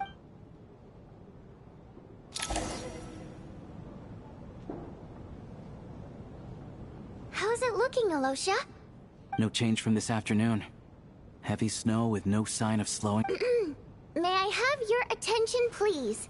The storm is unlikely. We at the theater owe everyone here in a few short moments. I'll pass on sleeping. A drama about sleeping. Not bad. Anyone who doesn't wish to sleep on the stage, please follow me.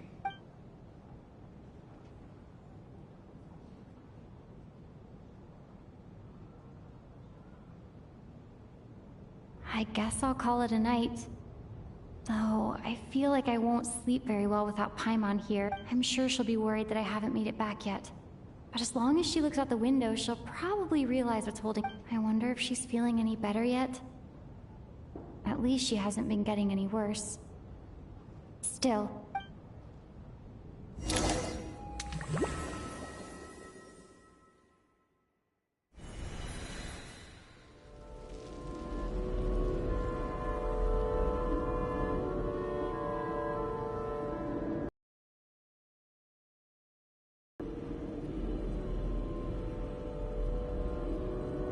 Finally. Welcome back to the world of the living, lazy bones. I was about to wake you. The black mist is almost on us. Still waking up, huh? You know, the black mist. It's been chasing us from below ever since we were born. You're just dozy. There's no way you've forgotten. Come on, let's keep heading up. Onwards and upwards is the only way to survive. Here we go again. That endless march toward survival. What's going on? That black mist down there is creeping me out. The Black Mist cultists believe that being swallowed by the Black Mist leads to everlasting peace. But if you ask me, they're just lying to themselves. We're the only heretics left. The only ones who refuse to give in. We have to keep going. But how do you actually know that they're wrong? Dangerous question there, Torgov. The moment your faith wavers, you start a chain reaction that ends in the collapse of your will. Put the question out of your mind. Stay strong and believe that the Black Mist means certain death. Okay, but it's not my mind, that's the... I can't do this anymore. I've had enough of being forever on the run. What? All this will pass eventually, I promise. Keep fighting. It will be worth it. You accuse the Black Mist cultists of being liars. But you're lying too. There is no end to this path. It keeps going up forever. There was never any hope to begin with. The cult of the Black Mist has poisoned your mind, Sobolova. Are you thinking of giving up as well? I am. I think I'll take my chances with the Black Mist.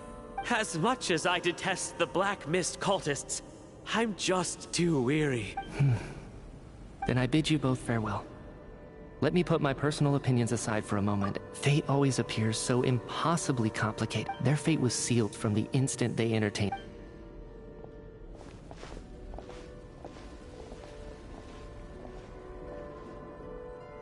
Torgov and Sobolova are gone. I never thought the day would come when even they would be swallowed by the Black Mist. It's just you and me. Yes, it looks like it's satisfied. This happens from time to time, but it won't be long before the Black Mist starts Well, we should make the most of the precious moments of rest that those two bought for us. Huh? Are you really that sleepy, Traveler?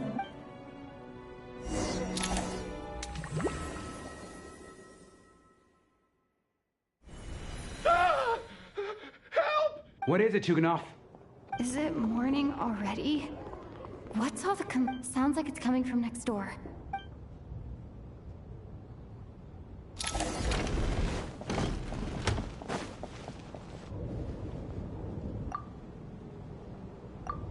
Don't look, Miss Tonya.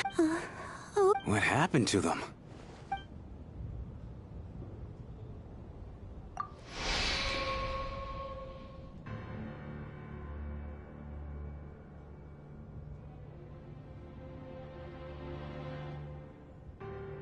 These two people have passed away.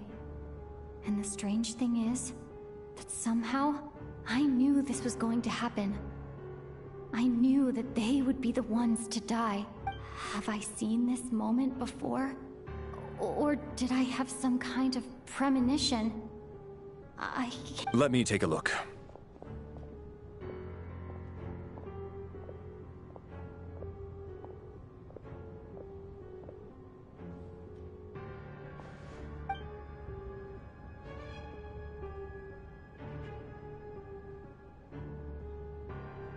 No vital signs in either of them. The cause of death, however, remains unclear. But just last night... Could they have had pre-existing medical conditions? It's hard to believe that they died of natural cause. Who was the first? It was me. Then I know... I can corroborate that. I can also confirm the snowstorm was... You mean an... Everyone.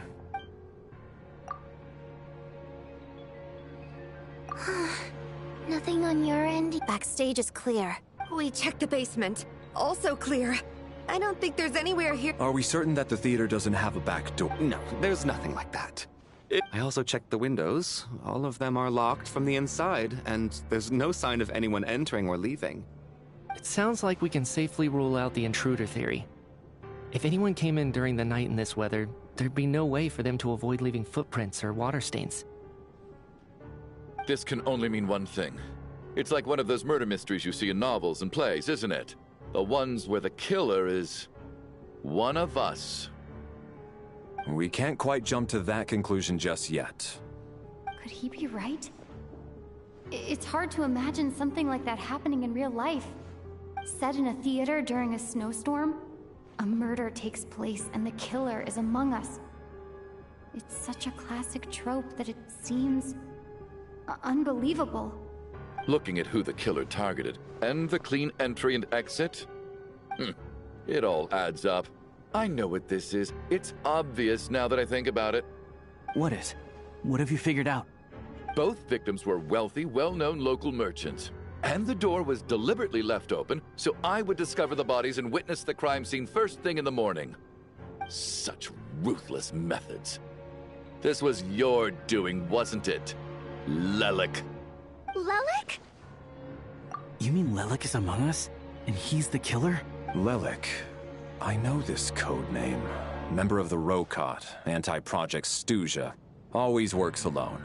I've read the... Walk me through your reasoning, Mr. Chuganov. What do you know about Lelik? What now, huh? What now, Lelik? What more do you want from me? I already voted against Project Stuja at the Snezhnograd Vecha. You snuck into my house the other day while I was asleep. Left a threatening letter. And I did all that you asked. But Project Stuja cannot be so easily shaken. Not with the rooster in charge. So, he really was threatened by Lelik. That makes sense. And now you're resorting to murder to threaten me. Isn't that right? I knew it. The Rokot despises the rich. The lives of the wealthy are but refuse in your eyes. Show yourself! Which one of you is Lelik, Tell me! I'll do whatever you want! Just stop playing these mind games! Was this really Lelek's doing? Would Odette really do something like this? If Odette really is Lelek, this seems out of character. I'm probably the only one here with a compelling theory about Lelek's true identity. But if I reveal it now, I'll be putting Odette in the line of fire. What should I do? I don't think it's likely that Lelik killed anyone. At least from the stories I've heard. He's never killed anyone before. And his name has never come up in connection with any murder cases. Besides, even if Lelik did want to threaten you, why resort to such an extreme and roundabout method? It's not his style at all. Vodyanitsa doesn't know that Lelik might be Odette, but her assessment is pretty much identical to mine. Miss Vodyanitsa, why do you suddenly feel the need to speak in Lelik's defense? Defense? Oh, no, it's just... I'm worried that we're jumping to conclusions here, so I wanted to share my point of view. Also, I don't think the Rokot is as bad as you're making it out to be. Well, if you think I'm so wrong, what's your theory then, Why don't you tell us who the killer is? The case is still evolving, Mr. Chuganov. Please do not prevent others from expressing their opinions so early on in the discussion. Even so, there's no denying that the recent threat received by Mr. Chuganov may well be an important clue. So there's still a good chance that Lelik is right here among us. I can't do this anymore. I don't care if it's still snowing outside. I have to get out of here.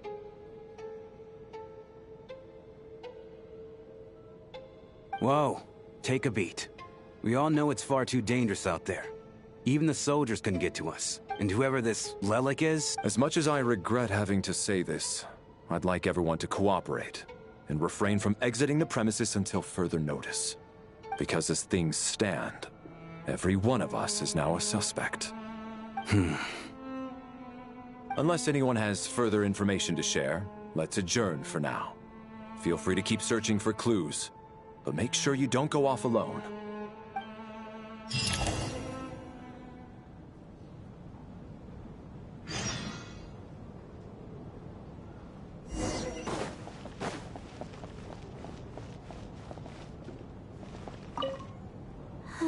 There's no guarantee.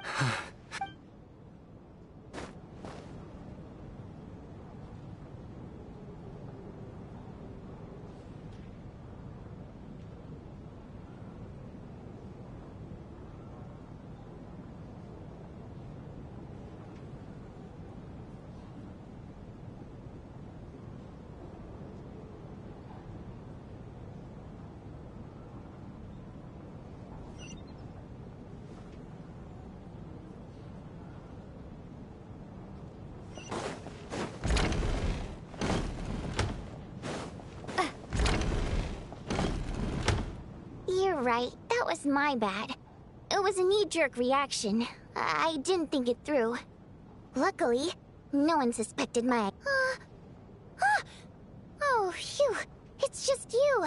Since Vodyanitsa and I were on the same page earlier, I think I should share my thoughts.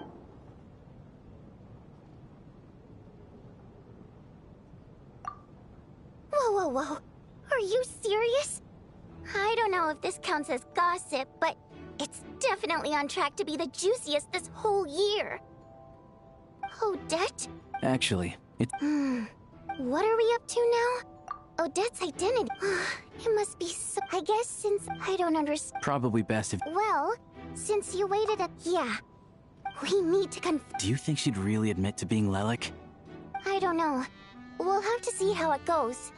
For now, we'll work on the assumption that she didn't kill anyone, and see how much she's willing to tell us. Now's her chance. Hey, Odette... Shh. Keep your voice... So... Alright, fine. You don't have to say anything or explain yourself. None of us believes you'd kill innocent people. Whoever murdered those 2 people last night, it wasn't you. Traveler was the first to figure out your identity, but she kept quiet during the discussion just now. Still, it's clear where the group consensus is heading. Everyone believes Lelik is the culprit. If your identity is exposed, you'll be in a really bad spot. We're your colleagues, and we know what kind of person you are. I don't want anything bad to happen to you. So, can you clue us in? Tell us everything. The more we know, the more easily we'll be able to cover for you. Alright. Yes, I'm Lelik. And no, I'm not the... And thanks, but I don't need you to cover for me. Huh? You're gonna reveal that you're Lelik? That's right. But after Are you sure you don't need a second opinion? Given the circumstances... What?!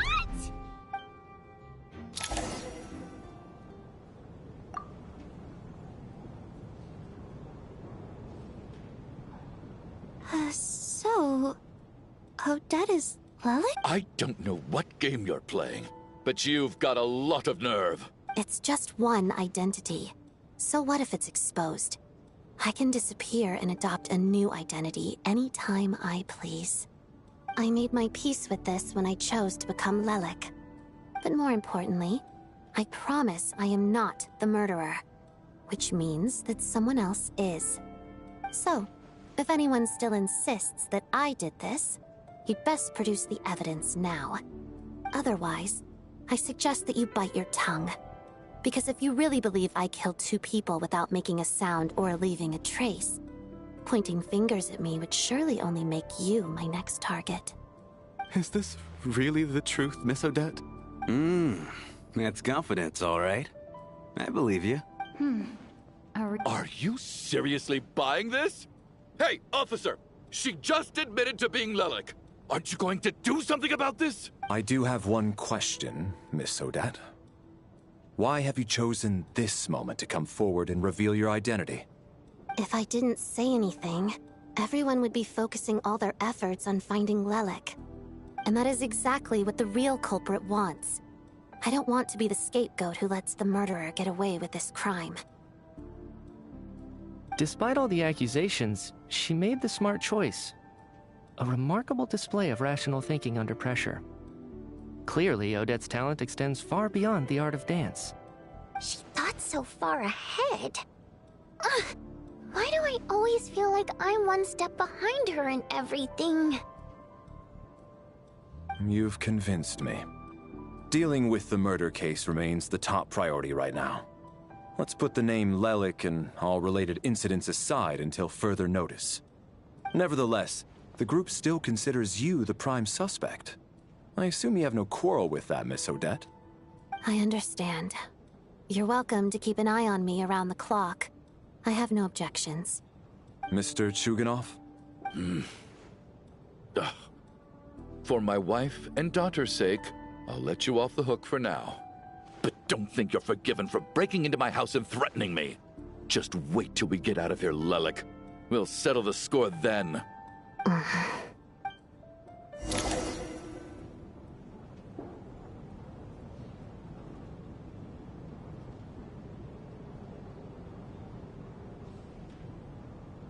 Good work, Lelek guard team.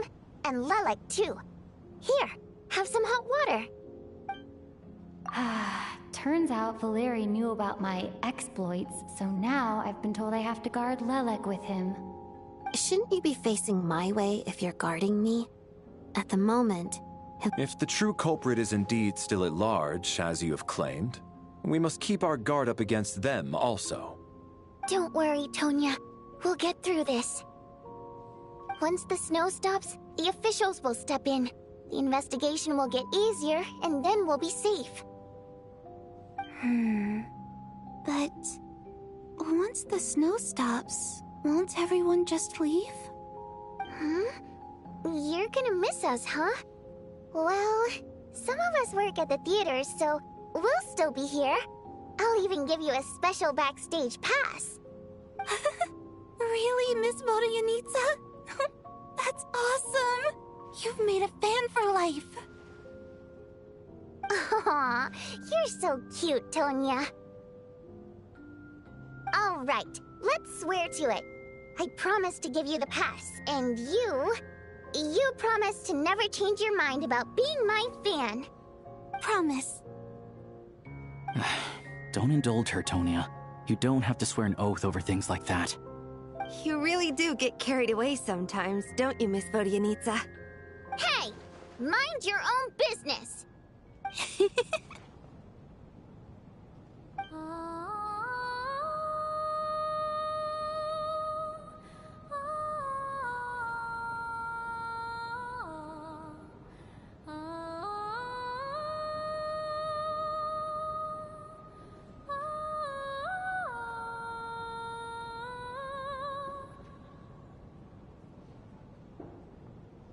Don't be nervous, Miss Water Imp. Everyone's here. There's nothing to be afraid of. Excuse me? Do I look nervous? Don't be ridiculous. No. You sound nervous, lass. Oh. Wait, but how... Okay, plenty of people know that I'm a water imp, but still... How come you understand our primary mode of expression? Primary mode of expression. I've not come across that concept before. Do enlighten me, Vodyanitsa. Well, it's just... We water imps tend to communicate our emotions to each other by singing, rather than facial expressions. The emotions we... I'm impressed. It's not about being... And yet... It's really not... Anyway, we spent so much time together that before I knew it, I noticed I could understand... Oh, I guess that makes sense. Still, the fact that you have... Hey. Heavens! Why would I do a thing like that? It's getting late. We should discuss our sleeping arrangements for tonight. I suggest that we don't sleep in separate quarters tonight. It will be safer if we all stay together.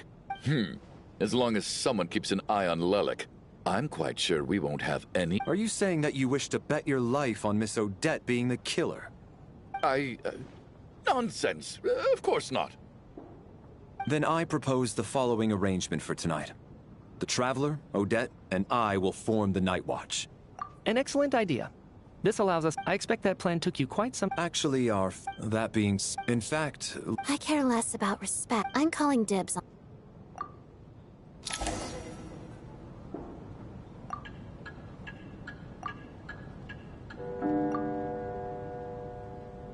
It's almost time. We should wake Odette. Oh, not going to argue with that.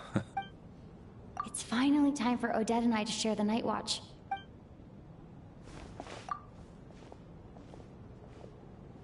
I came here to get information from her in the first place. How long are you gonna keep staring at me? Couldn't sleep. My mind's been running haywire. Plus, there's something I've been meaning to talk to you. I had a hunch that you wanted a conversation.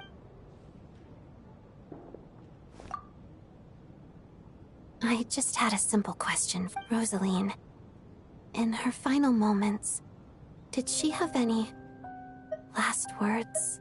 Or, I see. No. She was utterly ruthless in pursuing her goals. That kind of person should be hard to miss. And yet, even though I never approved of her methods... Oh, she told you. I guess that makes sense. I think she and Rosaline were on pretty good terms. Yes. Rosaline wasn't the kind to gossip about this sort of thing. When I was a child, I had to join the Fatui for the sake of my mother and me. It was extremely grueling, and it didn't exactly come naturally to me. All I could do was try to ignore the biting cold, and I was a newcomer who'd managed to make a good first impression on a harbinger. There was pressure to live up to her expectations, to be worthy of the fair lady's reputation. Every day was a struggle against the cold, pain, and fatigue. And most nights, I struggled to fall asleep. After enduring all that, surely any child... So, I put an equal amount of effort into my ballet. It was my way of telling her, the Fatui's demands and your expectations of me are not what I wish for. I think she probably blamed my poor performance and training on my passion for ballet. One time, when I was secretly practicing a dance at night, she suddenly showed up. I knew I told her, She looked stunned. But strangely enough, after that, she never interfered with my dancing or asked me. She was. But even now, whenever I take out this core Ignis, I can't help but think of that night. Of the look on her face. Sort of. Although, she knew the location of every piece of core Ignis. If any recipient started acting suspiciously, she'd be on to them immediately. So, when news of Rosaline's death reached Snezhnaya, many people immediately crushed their core Ignis. It gave them a profound sense of relief, like they'd broken free from her shackles. But I kept mine.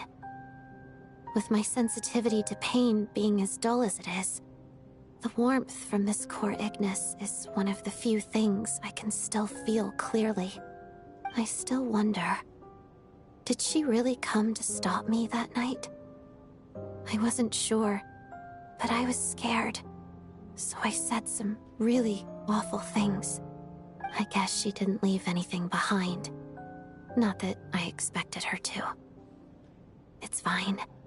It's just a bit of a shame that we couldn't settle our differences before the end.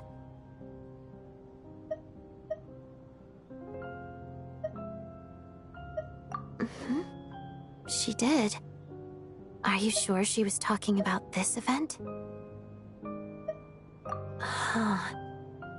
No, she didn't. I didn't even find out that she'd gone to Mondstadt until a while after. Wait. In that case, okay, I will. There's something I'm trying to figure out. I'm beginning to suspect that Paimon's mystery illness is being caused by the energy research behind Project Stuja. Paimon's very important to me, so I have to get to the bottom of this. The ultimate goal of this energy experiment is to create a weapon for the final battle. The weapon's construction was completed in Nodkrai. Now, all that remains is to arm it with a sufficiently powerful energy. Yes, the weapon's development and all the related experiments are overseen by Lord Piero, the Jester. And the lab is located deep within the Armory Palace. I'm not sure why this experiment would be making Paimon feel unwell, though. The best way to get to the bottom of it would be to go there in person. Once we get out of here, I'll help you apply for an entry permit. And I'm hardly the organization's proudest member, as you know. You answered my question about Rosaline. I want to do you a favor in return. It's that simple. Huh? What's wrong? You two seem to be hitting it off. I thought you were sleeping. Of course I was. In the military, one learns to fall asleep. Even if he was awake, he can't have overheard us, right? Well, thank you both for keeping watch. Traveler, I'll take over for now. It's your turn to get some sleep. Sure.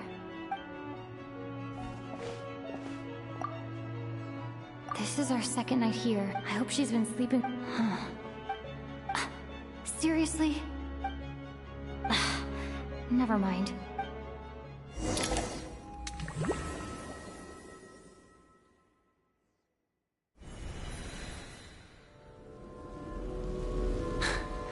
Hey, what are you spacing out for?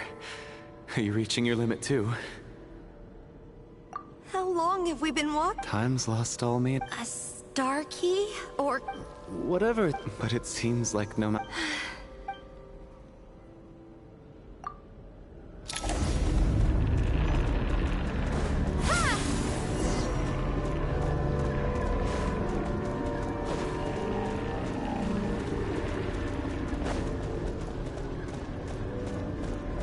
We got ourselves a straggler. Monsters! Watch out! Not again! I've lost count of how many times we run into them. Be careful.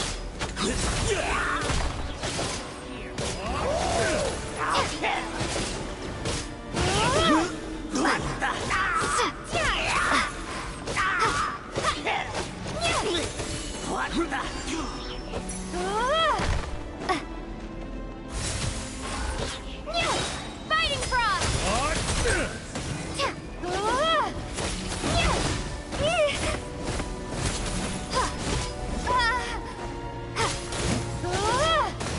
Shut up! Run faster.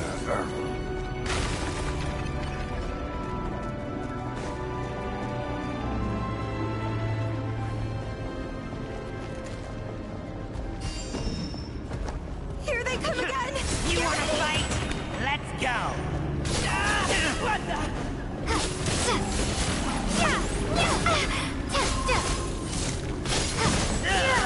Backup is here.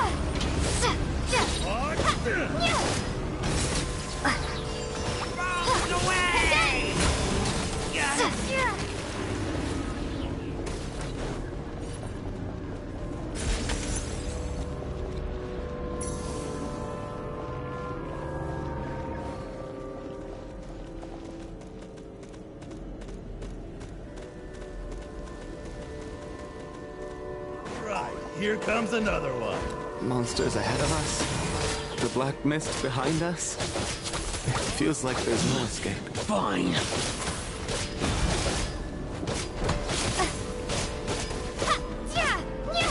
Backup is here.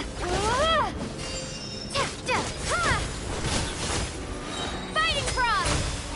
Shut up. Run faster.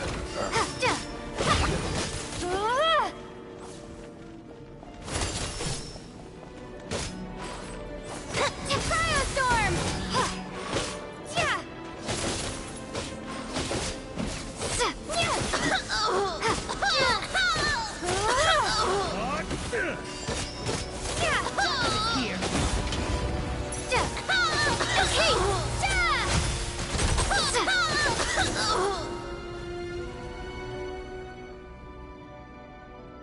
Are you hurt, Coolish?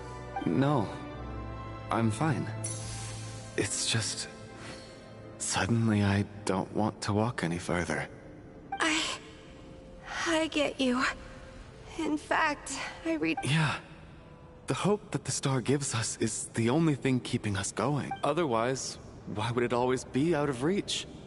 We know you mean well, but you're only saying that to try and encourage us to keep going, aren't you? Thank you, friend. But enough is enough. Please don't give me any more false hope. Hope is poison in this place. You're going to continue, aren't you? I admire that.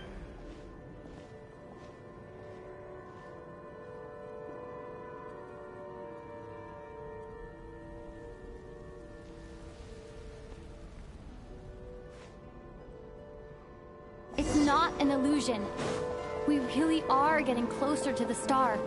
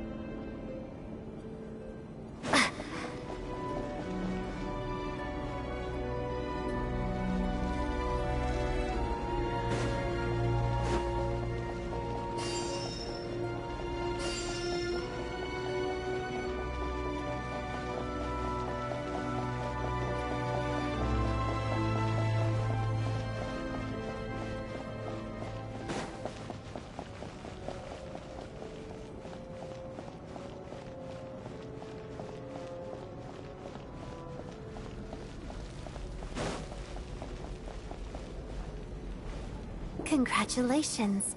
You're the first person to make it here. I'm the star's envoy. The black mist has stopped rising. Its hunger is satisfied for now. Having devoured your two companions, this is a good opportunity. I'll let you get some rest before we continue.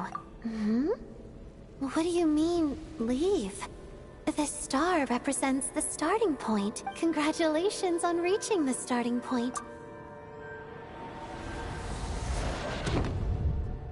Huh? What's wrong? Hey.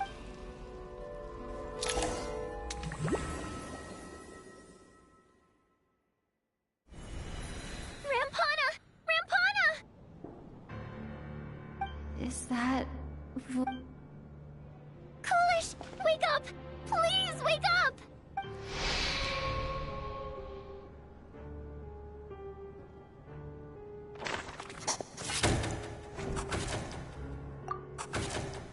The situation is identical to that of the two casualties. At least there are some elements that we can rule out this time.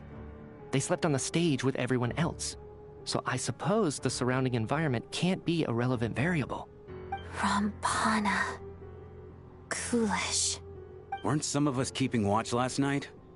3 of us, in fact. I'm as confused as you are.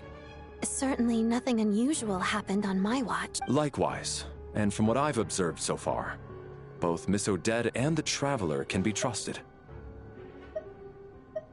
To be honest, I didn't get a wink of sleep last night.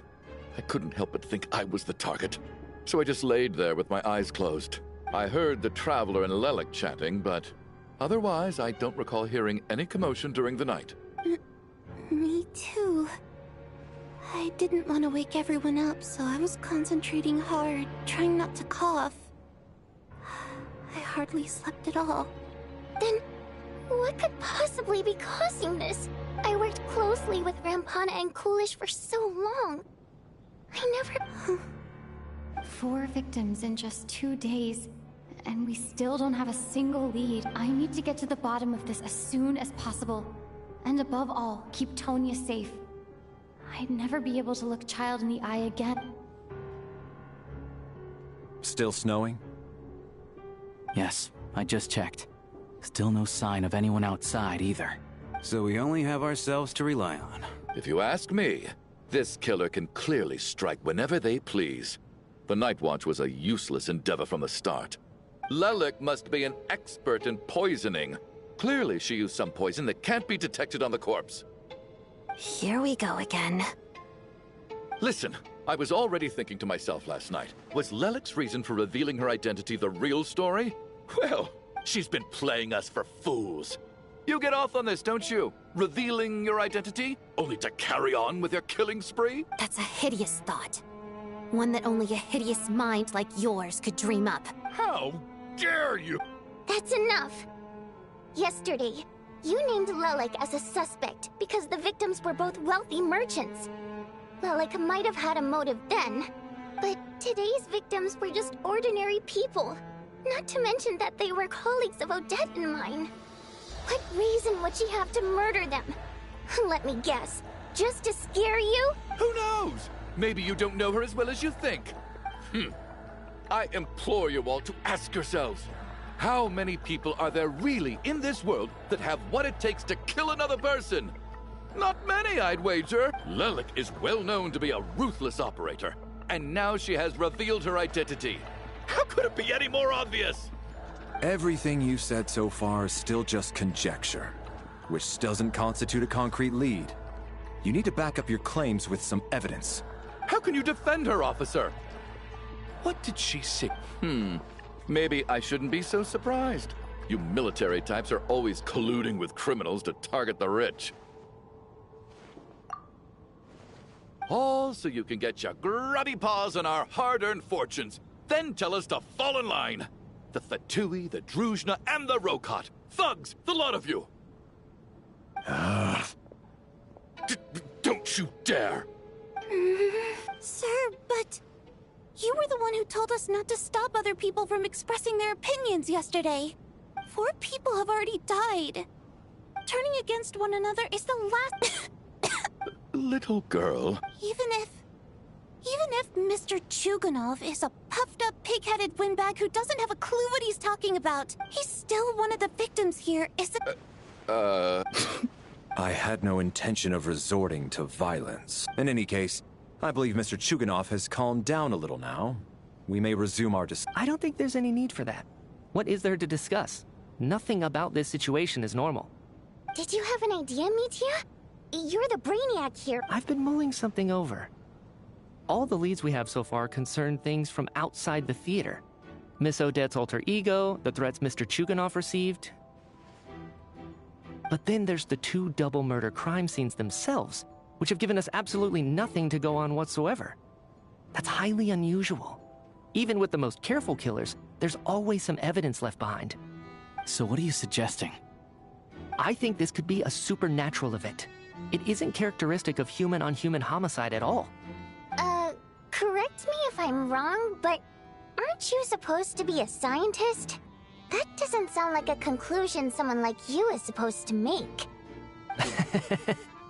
I got into scientific research because of my insatiable curiosity. But if the present situation defies all known scientific explanations, I don't mind shifting my curiosity toward the paranormal instead. Now that you mention it, I remember when I first came to the theater. I heard rumors about this place being haunted. Haunted? Yeah, I think I heard the same thing. But I mean... Well, this has taken an unexpected turn. Why don't we take this opportunity to look for clues again with a more open mind? Very well. Whether it's criminals or ghosts we're looking for, the same...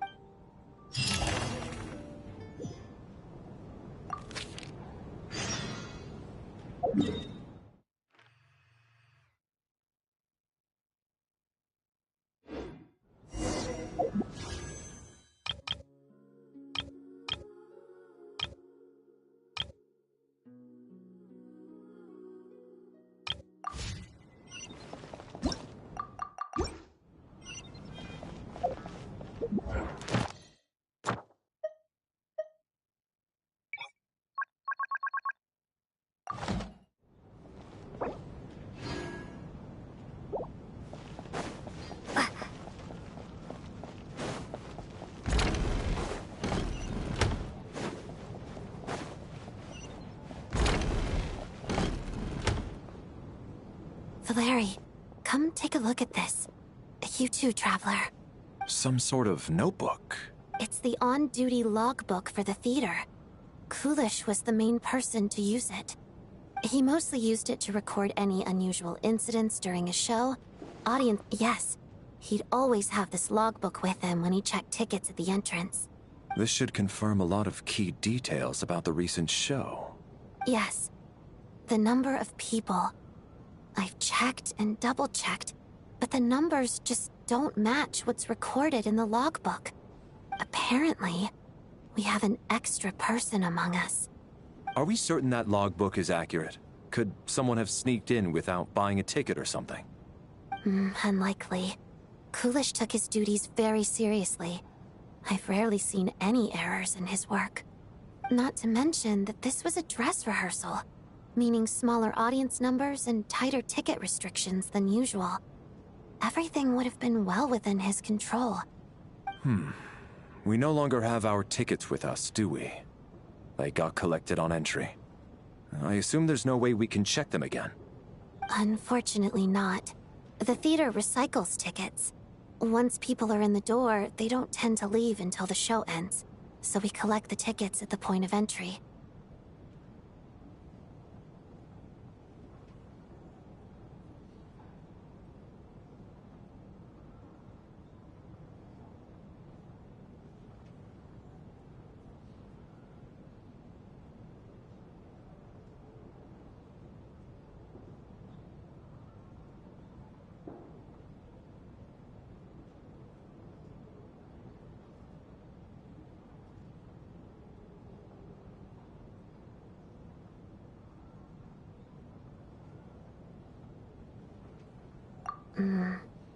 Still, I'm inclined to believe that this discrepancy in the head count is significant somehow. Did an extra person just materialize out of thin air?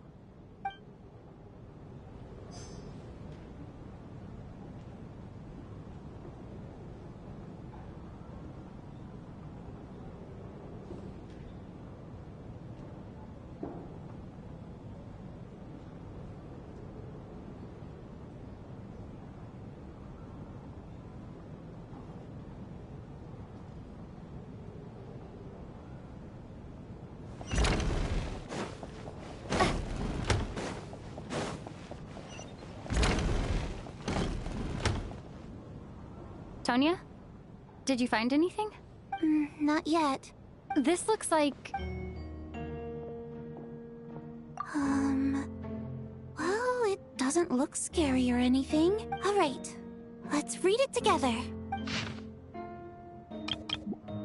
Huh. Maybe it's... Because her water imp parents belong to the aristocracy, who are driven... It's fine. All right. Give me my notebook back. I'll take over the investigation in this room.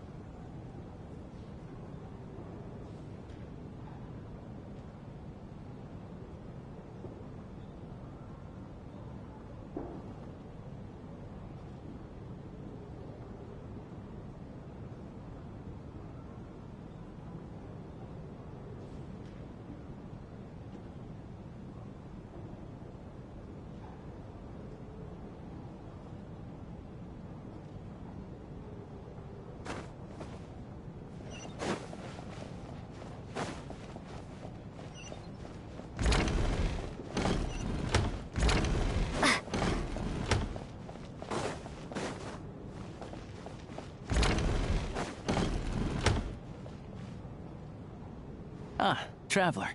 Since you're... Alosha found it. An investigation. The theater manager must... Presumably, the manager wanted to know if the supposed haunting was dangerous, while also being fearful of word... Anyway, the bottom line is, the haunting is actually real after all. Leyline prop... It's hard to imagine. Some of the language... My area of research... huh? A piece of paper just fell out from the report. It landed right by your feet.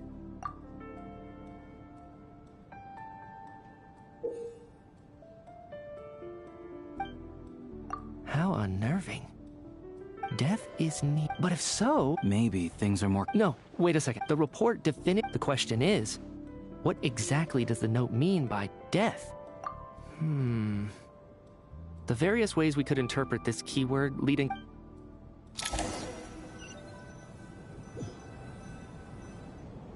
If we take all this together, it's not impossible, is it? Oh, I beg to differ. Does it really sound that... Good. Okay, now that we finally have some meaningful leads...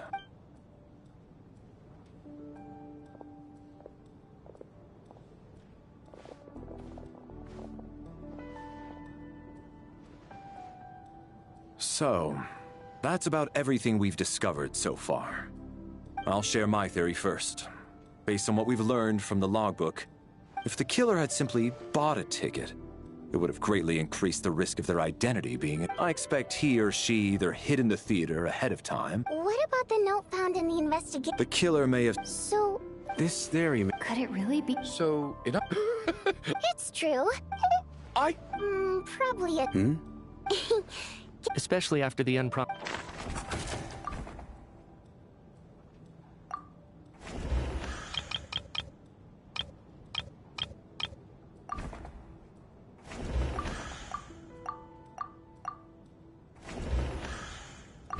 Valeri came to the theater to catch Mitya. Those two...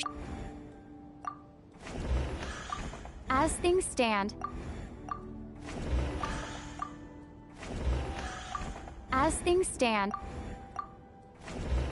Valeri came to the theater to catch...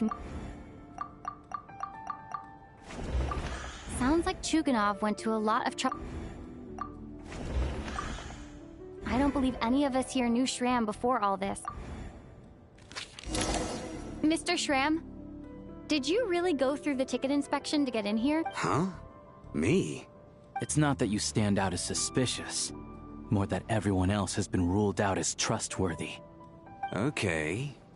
Well, we spent the best part of 2 days together now. So I'm sure you can all tell what kind of person I am. I'm a true gentleman. I never dream of doing something like sneaking to the theater without a ticket. Yeah, I have no doubt that you're a good person. Although, actually, what was it you said last night? Yeah, you're friends with that water imp, which is why you understand our primary mode of expression. Last time I checked, there were barely any of us remaining in Snezhnaya. And I suppose it's also kind of a way for everyone else to get to know you a little better.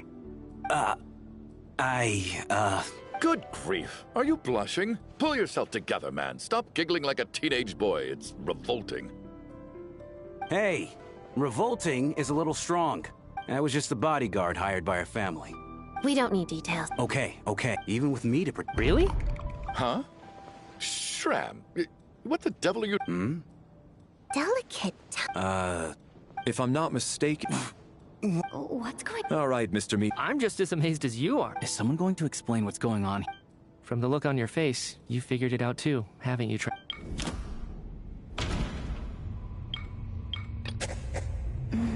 No. The theater's ley line, Mr. Shram's state, and... For some unknown reason, yeah.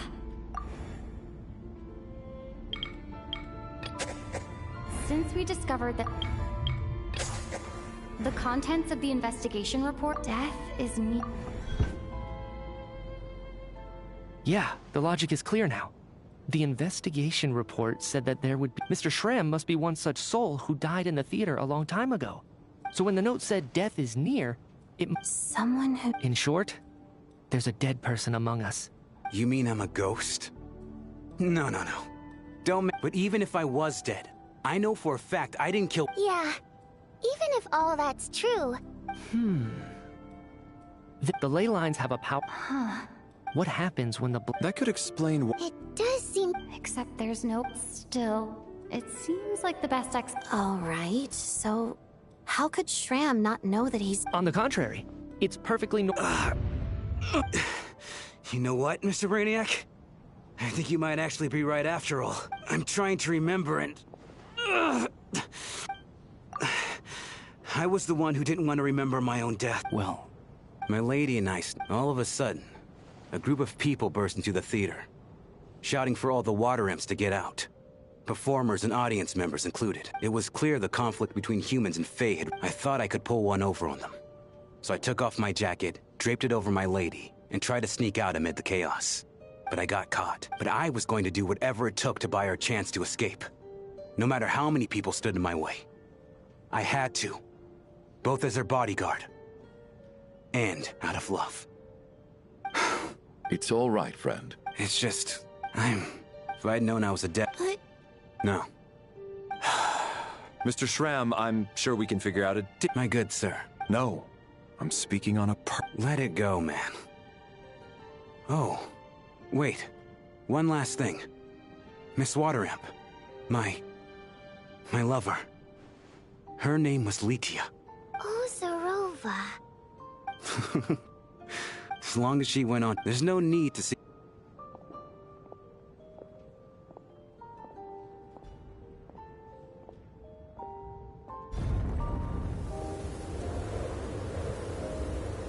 Take care. I know, Mr. Shrimp. Death is cruel. So, even a historic, all people know is... It seems to me like that's also why... So... Maybe it's not... All this time... All right. Ugh, if only this...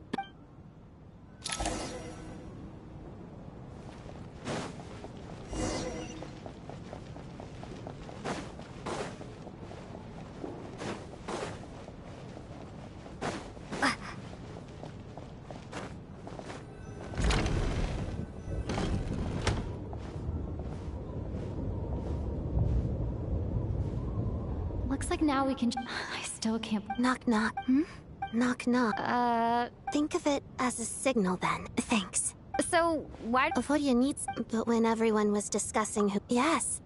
It's nothing. Actually. So I thought I'd come and ask you for advice. It's about before all of this. The last time I saw him... He was, as I'm sure you know... Well, when I often saw... So I decided to infiltrate the arm... Well... But when I finally made it to him... I checked his breath. I thought maybe... That's why you were so on guard around Mitya that first night here. Yes. When I saw him sitting in the audience during the performance, I could... To me, it was a miracle. Somehow, he'd come back from the dead. But then, the murder started, that is. And yet... Exactly. Besides... I understand why you kept it to yourself. So... Let me confirm. Around a week... A week ago, he seemed... So he... Here's a thought, but... You're right. I think the chances of it... Unless what? Unless he really... Huh, what's this? A private meet and greet? Where do I line up? That's not what's going on here. Well, I was just making the rounds. Thought I'd try to lighten the mood a bit. Vodia needs a...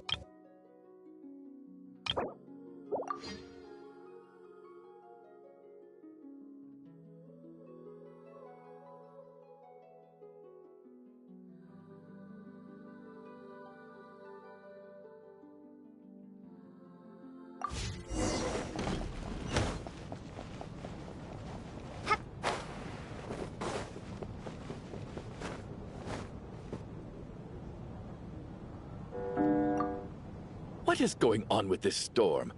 Could it be connected to that monster that... I almost hope it is. Her Majesty the Tsaritsa left to vanquish that beast herself. We just need to wait for her triumphant return. Do you think people still feel the cold after they die? Death itself is cold, isn't it? Well, I hope he has a safe journey. I'm good thinking back on it. We barely made it out of... Once we get out of here...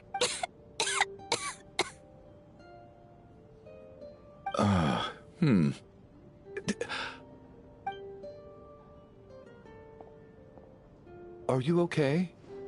Here, take this. I've never used it.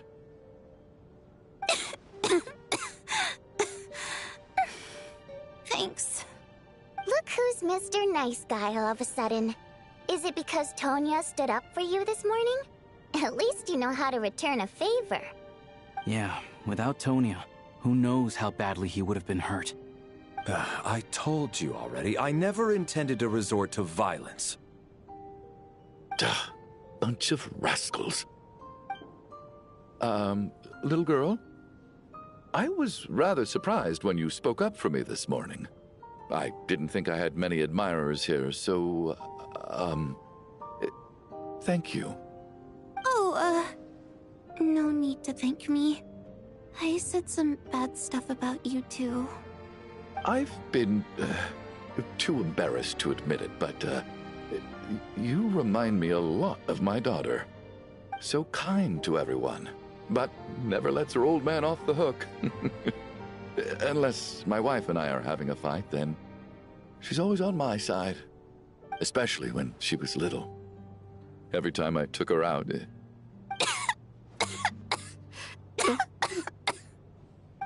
All right, easy now. How long have you had that cough, Tonya? I don't know. Are you taking anything for it? Yeah. I'll be fine once I see my brother. He's gonna pick some frost fairy flower leaves and brew a tonic for me. I'll feel much better once I drink that. I see. That's good to hear, then. We should probably discuss arrangements for tonight. Now that the deceased... However, out of an abundance of caution, I'll keep watch. Shouldn't we take shifts? I can take one if needed. No need. I managed to get a nap in earlier, so I have plenty of energy right now. After all the tension of the past few days, everyone else should just focus on getting a good night's sleep.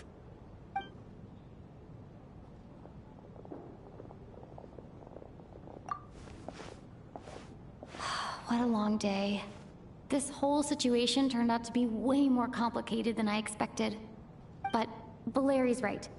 I should just try to calm down and get some rest. The last thing I want is to give myself nightmares.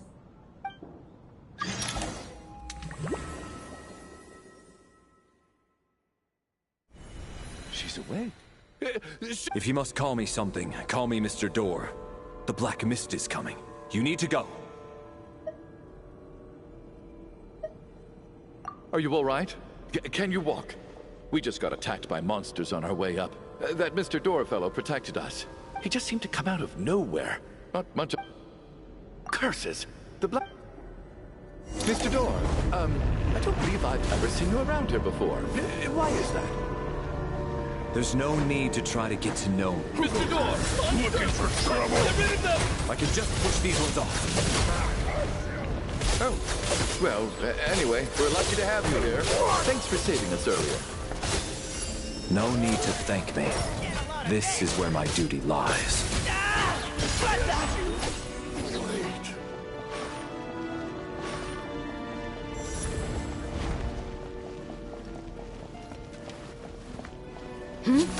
So we're doing this the hard way. Ready to taste Escape! Condense!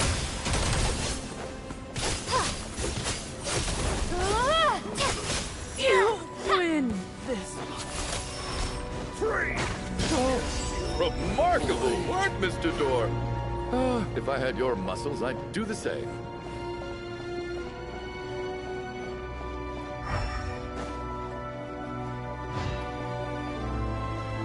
Are none of these doors the one you're looking for?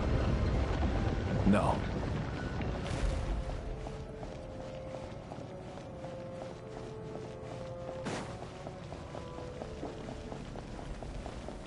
Fighting Frost!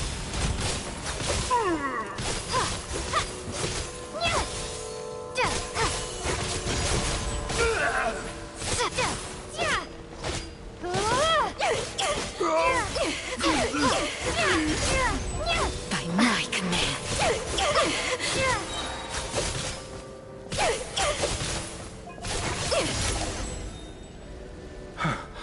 I'm so exhausted. And the black mist is still rising. Wait, look! There's more monsters down. No, no! They're gaining on us! Quick, keep... Mr. Door, what are you doing? We need to get out of here. Found it. This is my door. What? You mean you're I am a door. This is where my duty... No! You saved us. We can't leave you behind. You must keep going. A door can only keep things out for so long. You must make haste. But... Oh, you're right. Hey, let's go! We can't let Mr. Door's sacrifice be in vain!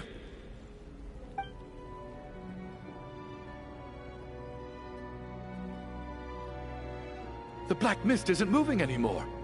Looks like both the monsters and Mr. Door are gone. I didn't just imagine all that, did I? Surely I wasn't so scared out of my mind that I hallucinated a door as a human being.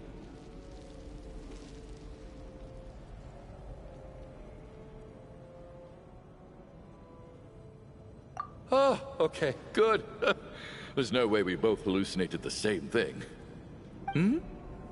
Getting sleepy?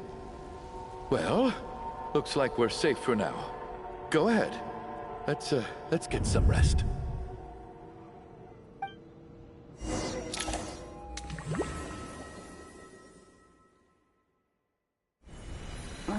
What time is it? Is it morning?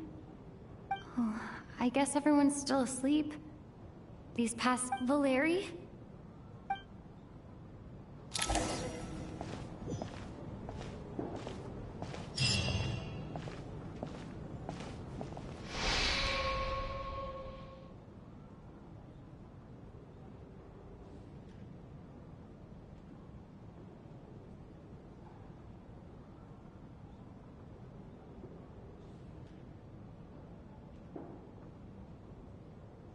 Wake up!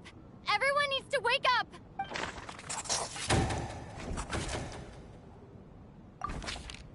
Just like the last 2 nights. No clear cause of death. I've been a real thorn in your side, haven't I, Mr. Valeri?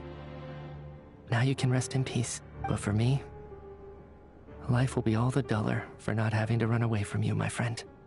How's Tonya? I just checked on her, and it doesn't seem like anything serious. She's just exhausted from the... That means Valeri was the only one who died last night. If Valeri was awake and keeping watch, it would have been impossible. This is... Actually, one thing has... No similar case. But... Can a death at night... After the deceased, it's a reasonable... Oh... The number of people who die each night is equivalent to the number of dead among us. That's your theory, right? Exactly. We identified Mr. Schramm, and the night after he left, the death toll dropped from 2 to 1. By that logic, there must be one more dead person left among us. Another one? But there was only... Having an extra person was definitely a cause for alarm. One more dead person among us. If Mitya's theory is right, then it's just... I'm sorry. I'm partly to blame as well. I was too quick to dismiss Odette's... What is this about? Sounds like there's some...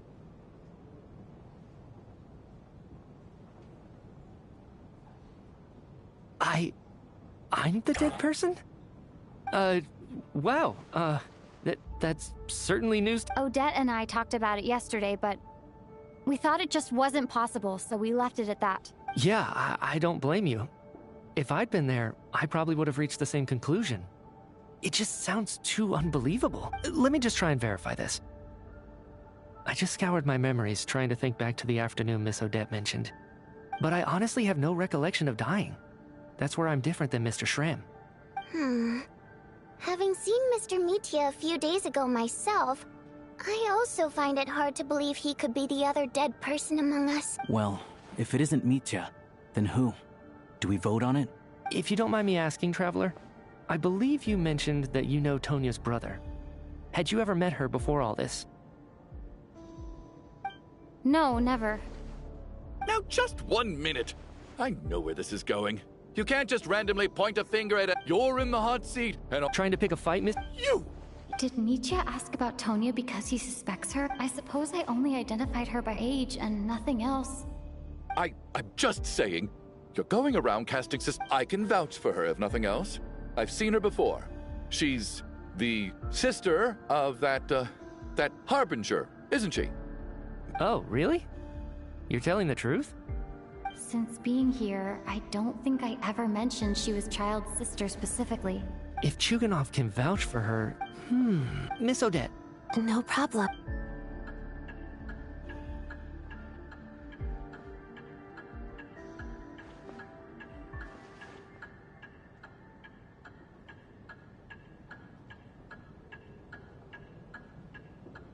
Huh.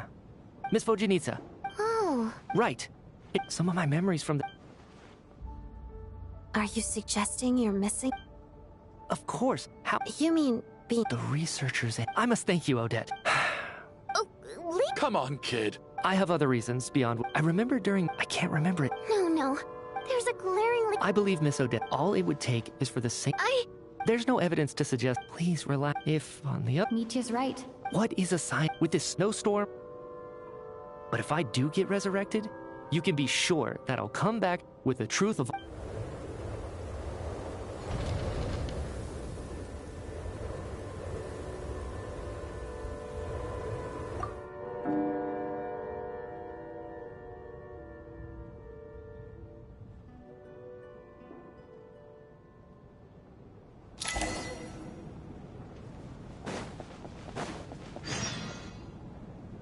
Poor Mr. Maybe it's a good thing. Maybe it's the realization that, at the end of life, everyone has to face it alone. Come to think of it, you could take it as if I make it out without regrets. I feel like a... Are you okay? You look really glum. If something's bugging you, let's talk about it. There's only a few of us left here now. After everything we've been through, what's the point in keeping things bottled up? I have a travel companion named Paimon. You're worried about her, aren't you? That makes sense. We've been trapped in here for days. To be honest, I used to feel like I was just a spectator in this world, watching everything that happens from the sidelines. Descent. But with Paimon by my side, over time, I slowly felt my connect. She loves over the last few days that we've been apart. I've often caught myself wondering, what would Paimon say if she were here right now?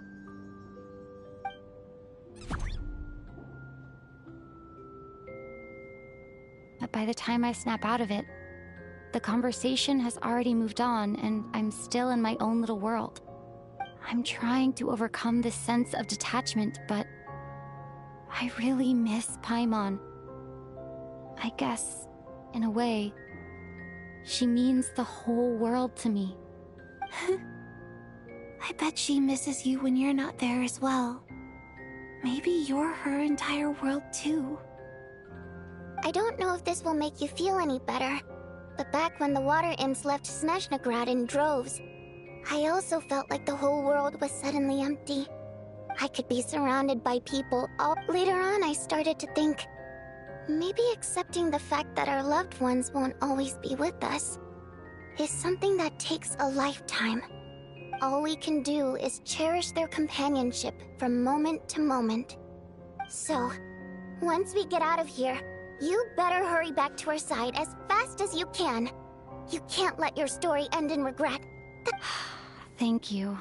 That's exactly what I needed to hear. But Vodanitsa, if you hate goodbyes too, why didn't you leave with your people? That's just the choice I made. I used to regret it, but I don't anymore. Like I said before, singing is a water imp's primary mode of expression. It's how we convey our emotions. Our songs have echoed through this theater for hundreds of years. Each one a story pieced together through moments of joy and sorrow. But does a story exist without someone to read it? To me, the answer is no. So I made the choice to stay. That way, there would still be someone left to sing these songs and listen to their stories. Otherwise, they could have been lost forever. Could you teach me how to understand your people's songs sometime? I want to be able to truly hear them, like Mr. Shram. A fan after my own heart. Thank you, Tonya. How about I sing something for you?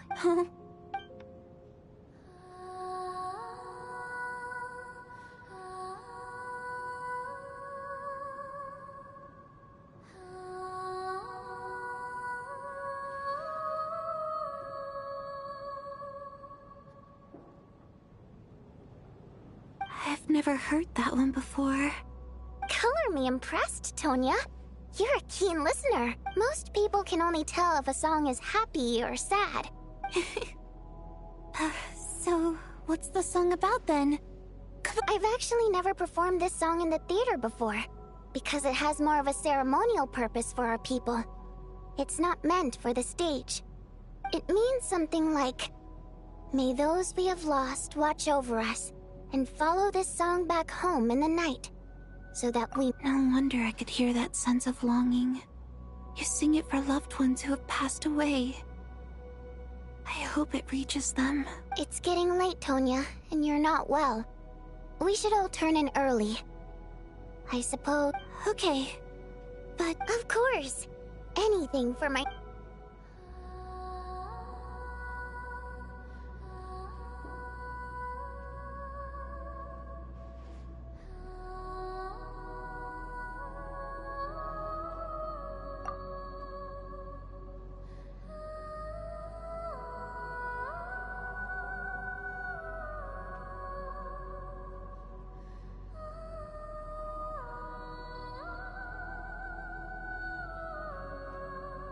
Once I get out of here, I definitely don't plan on ever coming back.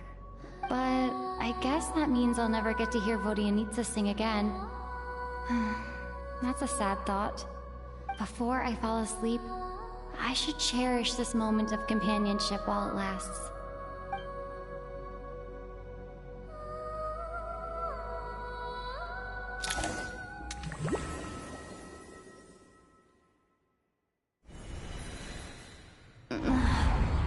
Where... It's so dark in here. Huh? What was that noise?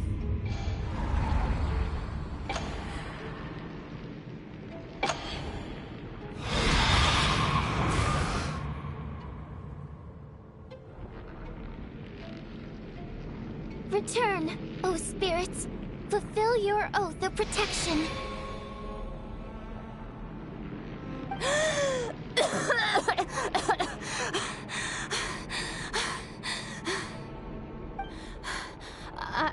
No time for questions. Quick, over here. Turn on the switch.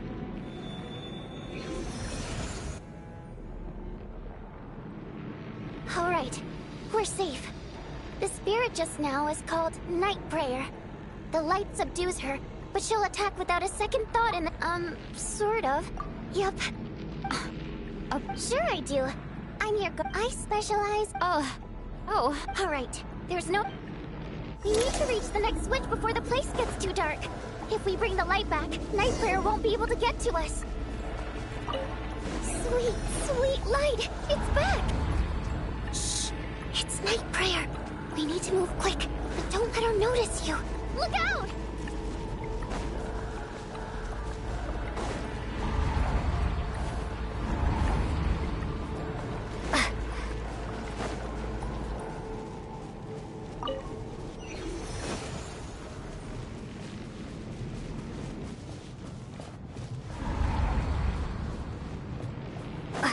The next switch is...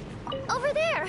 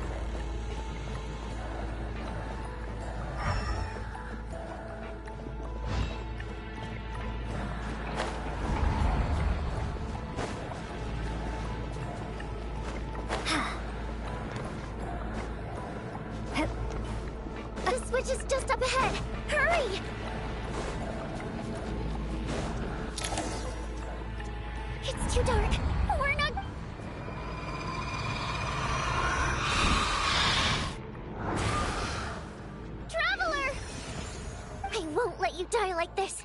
Not on my watch.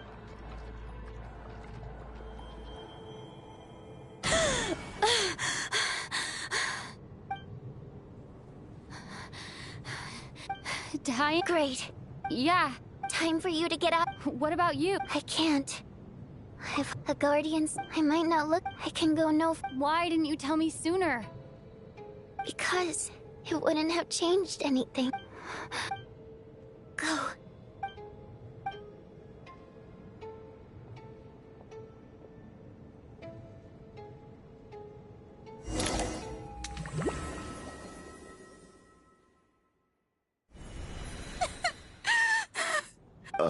Well.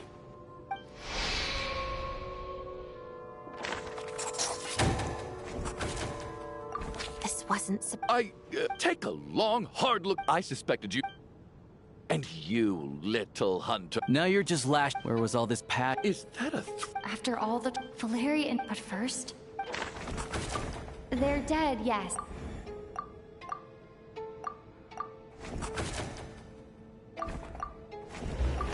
He's arguably the. I clearly. Of those who remain, people are easy, but.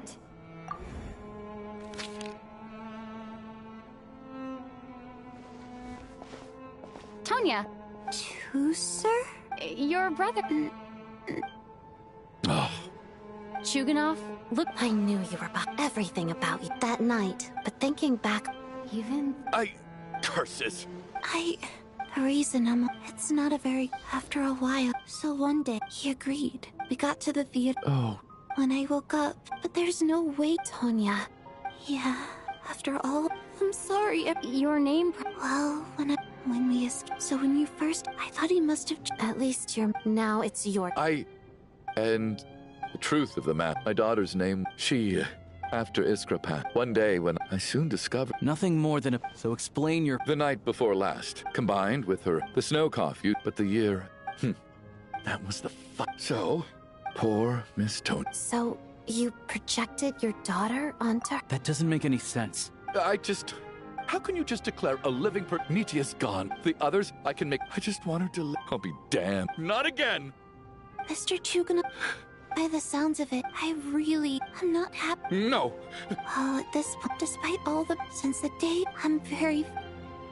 And that's why I'm not fond of you at all, Mr. It's them that you. Well then, You're leaving already? It's still early. Don't you want to stay a little longer? No, thank you. Oh, and by the way, my name is Patashka. It was nice meeting you all. Feels strange that we're only being properly introduced now that it's time to say goodbye. Patashka.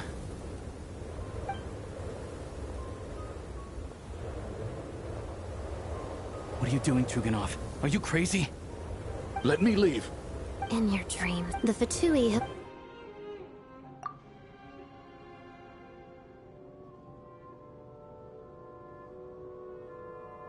I think we should leave. I doubt this snowstorm is ever going to stop. Wait. We finally solved the mystery of the haunted theater today. Fair enough. And yet you won't let me die first. Hey, Chuganov. Is this really the time to... All right, fine. Am I hearing? There it is again. Should we open the door? Whatever.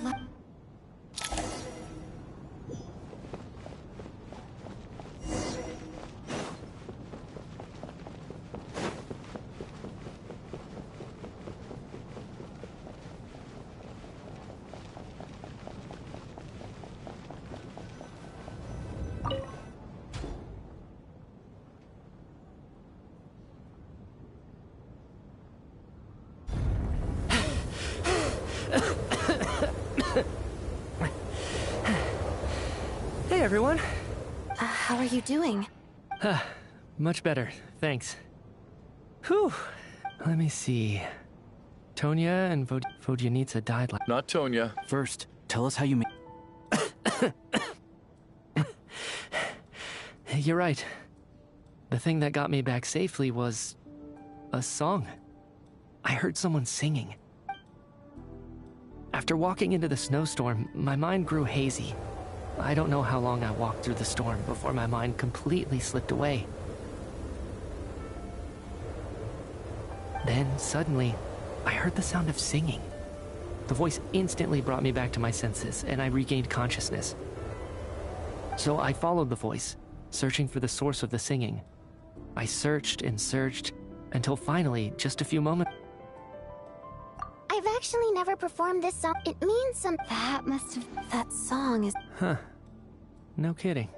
When I first stepped, I remember the outside. I don't know how else to describe. And as for the Requiem, but I didn't experience... You don't see both Shram and... This raises... Nietzsche said...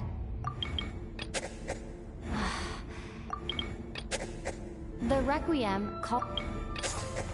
Nietzsche's soul with... Of course, then maybe we've all...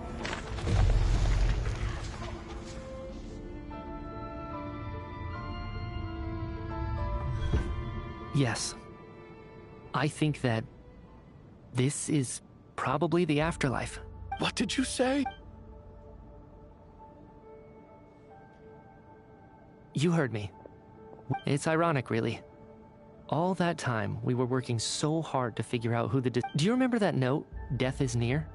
Death was nearer than we wanted to think all along. So all up... Hard to say. The presence of those two... If what you're saying... Huh. No one... That's further proof that... Am I... No. That's impossible. This cannot be how it all ends. I still find it hard to believe that all of us are...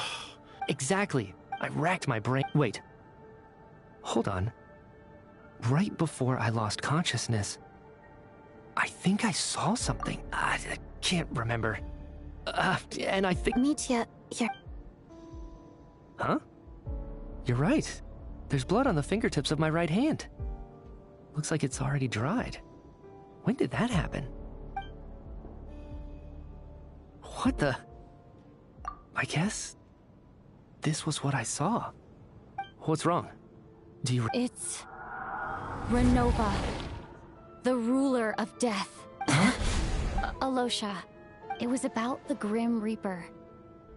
When someone's about to die, he appears as an incarnation of someone familiar to guide their soul into the afterlife.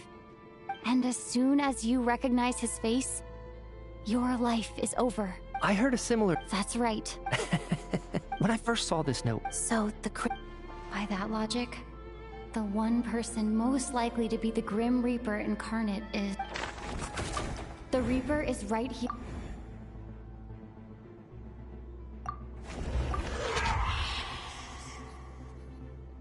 No doubt about it.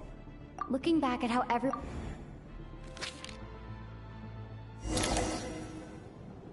Is it you, Alosha? You were the first... So?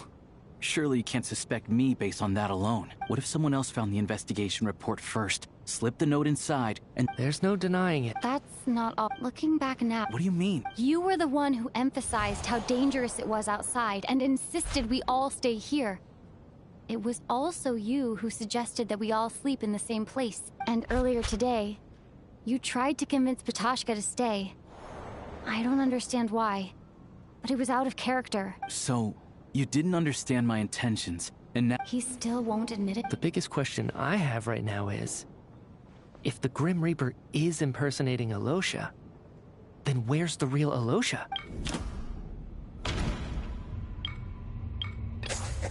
That's right. This was right at the start.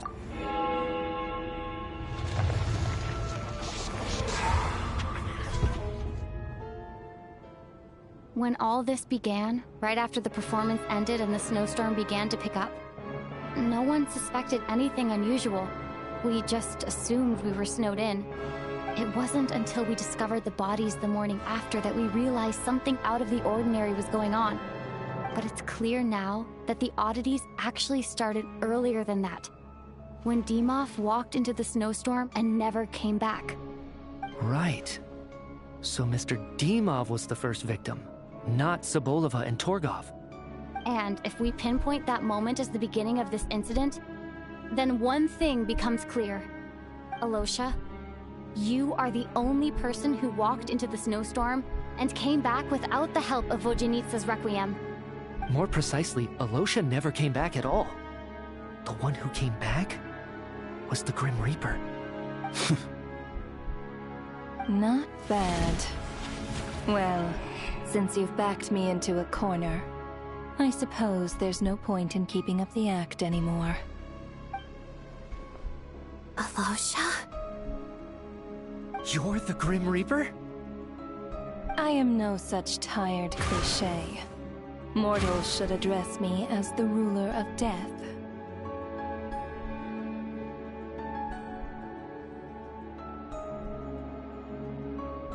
Before being wiped out for good, you identified the two deceased, and even sensed my presence. A commendable achievement, far beyond what I expected.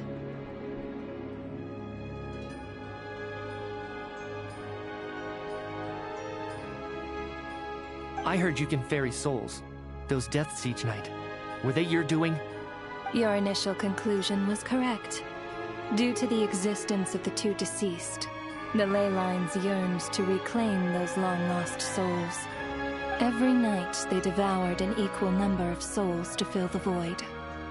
This required no intervention from me. Though, of course, ferrying souls is indeed my authority. Here, take a look.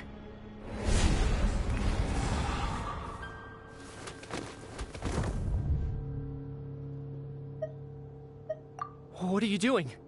That takes care of today's two. Don't get so worked up. You are already dead, and your souls must return to the ley lines. I know we're already dead. You murdered us, didn't you? Murdered? No. Murder is when mortals usurp my authority. Death is my jurisdiction. If I require someone to die, I need not resort to such laborious methods as murder. You simply met the criteria to trigger my curse of death. I know about the curse of immortality. So there's another death-related curse too? You cursed us? When? And why would you do such a thing? So often, humans pray to me, begging to know when their death will come, and what form it will take. But few people ask why. If you must have an answer, know that death comes simply because one's time has come. So you're not gonna tell us the truth? Hold your tongue. By all rights, you shouldn't even be allowed to speak with me. Those angels from the past are to blame for the reckless renovation of the ley lines here. It's made my work on this occasion infuriatingly complicated. Work? So trapping us here, making us watch our friends die, that's just another day at work for you? You clearly have a lot of questions. Fine. After the physical body dies, the soul must return to the ley lines for that person's death to be considered complete. My work encompasses the entire process of death, including, naturally, the guiding of souls into the ley lines, with which you are now so familiar. You must also be rather familiar with Natlan's Night Kingdom, I presume? It was I who supported the creation of the Night Kingdom. It provided a convenient means of guiding the souls of Natlan. Here, too, the ley lines connected to the theater underwent some modifications. The angels hoped to make them capable of accommodating the souls, but this actually hindered their ability to accept ordinary souls to some degree. This effect manifested itself after you died from the curse in the theater, leaving you stranded in the afterlife, unable to achieve a complete death. But if souls who die from the curse of death fail to return to the ley lines within a short window of time, they will miss their chance for good. Then, they will remain forever suspended between life and death, no longer subject to the authorities of either. So if you don't resolve this matter soon, and see all our souls return to the ley lines before long, we'll escape your control. Mitya is sharp. This must be what Renova was worried might happen. But if you have the authority to guide souls, why didn't you just show yourself and get it over with? You seek to understand the mind of a god. Very well. I'll tell you, this is a theater, and I decided I wanted to watch a show about death. That's why I encouraged you to take the events to the stage. I found myself getting quite immersed. I suppose the entertainment you provided makes up for all the trouble you've caused me by being so defiant in the face of death. There. Are you happy with my answer? Can't say I am. Really? But it fits the stereotypes you humans have about gods. Just moments ago, you were complaining about how infuriatingly complicated your work here has been. Work is work, I get it. There are times when it's a huge pain, but you just have to get it done, right? That's a rather unique perspective for a human. You are in fact correct. There is a pain point in this case. Due to the obstruction in the theater's ley lines, there is a hard limit on the number of souls they can receive each day, making it impossible for me to ferry all your souls at once. Revealing my identity too soon would inevitably have led to futile resistance, and there was a risk that any souls who chose to run would disappear. Then there was the issue of the 2 lost souls you called the deceased. The way you resolved that quandary was all part of my design. That's what I don't understand. If all of us were souls of the dead, what made their presence among us special? For centuries, they have refused to return to the ley lines, exploiting the issues created by the angel civilization to resist being drawn in. Centuries of obsession accumulated during this process.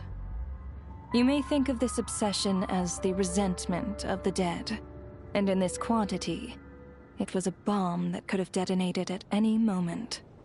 It reached the point where I could not afford to leave it unchecked.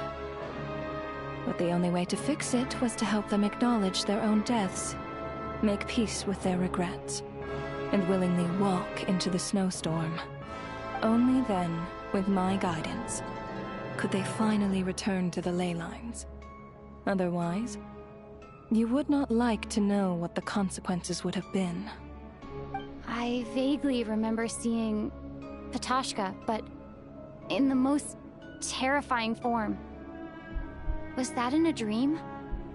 Is that what would have become of her if she hadn't returned to the ley lines? I see your dreams brought you many revelations.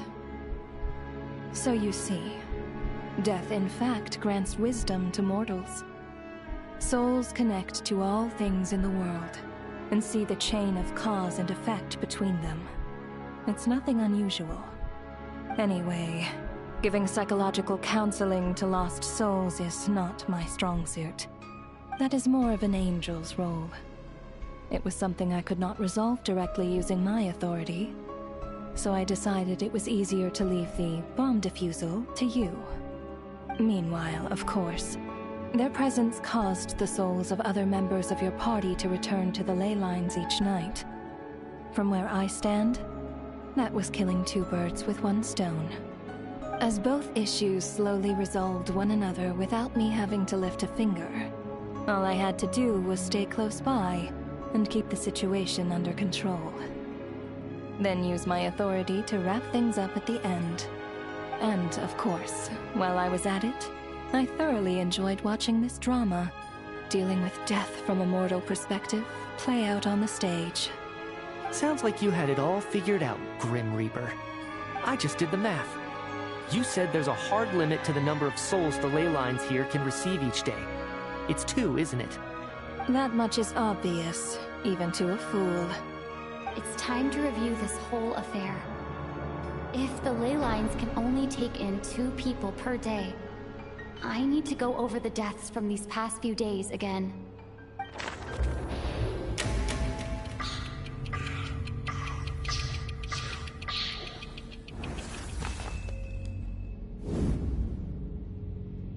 Looking back now, none of us had the faintest idea at the time.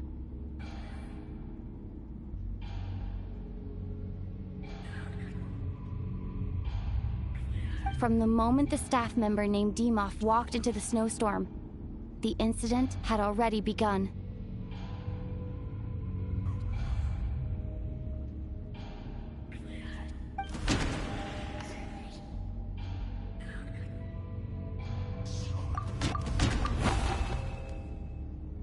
No. Let me go over... No.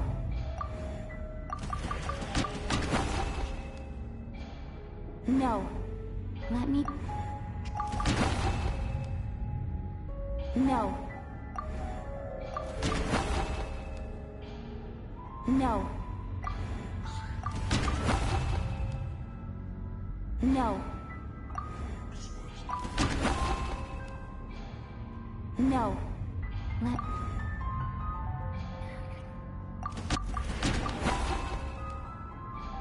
No.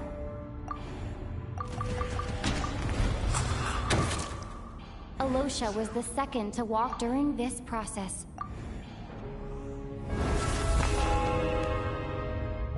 During our first night in the theater, everyone was caught up in the novelty of it all. No one could have expected there would be victims the very next morning. Despite all the confusion, and with the help of hindsight, we finally began to realize that something was amiss with the snowstorm.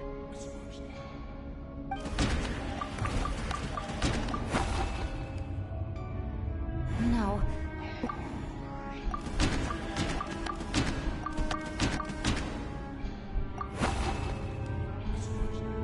No. No.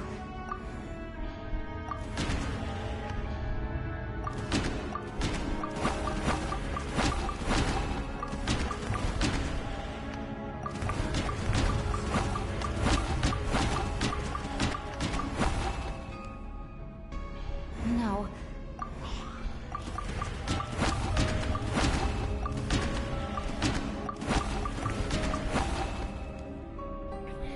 No.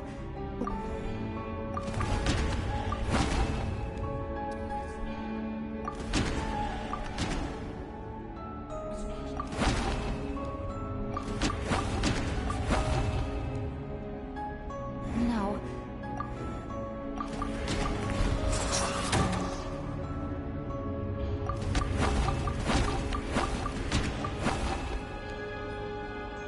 No.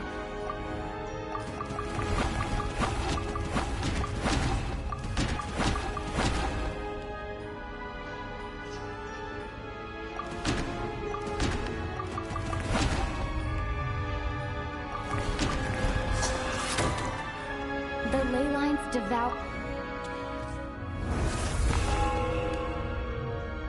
Odette and I spoke a lot that night. 3 people were on watch, but in the morning, we discovered that someone had fallen victim all the same.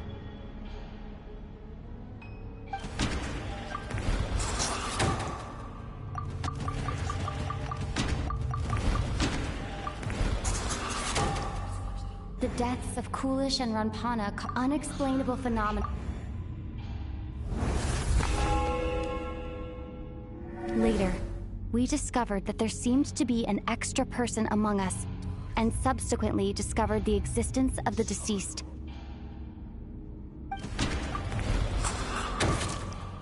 Mr. Schramm realized...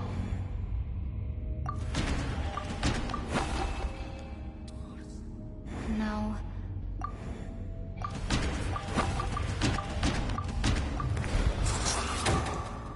We thought it was all over, but Mr. Valer... A lot happened today. The fact that there was more than one deceased seemed to bring us back to square one. Odette revealed some information she had been keeping to herself.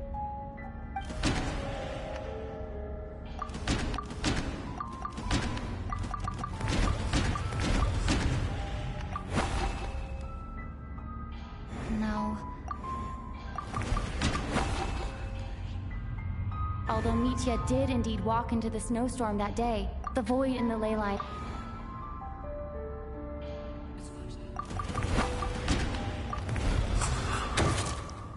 As it happened, Ptashka filled the void, left the girl I thought...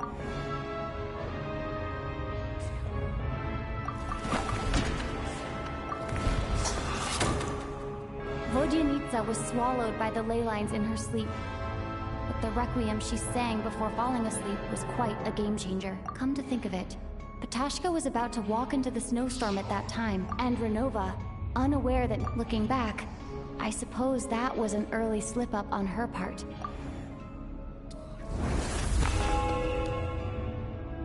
No one could have expected anyone who walked into the snowstorm to return.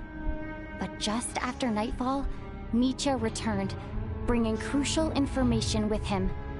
Various truths began to surface, including that all of us were already dead, and that the ruler of death was here among us. Then, after revealing her true form, Renova callously claimed 2 souls.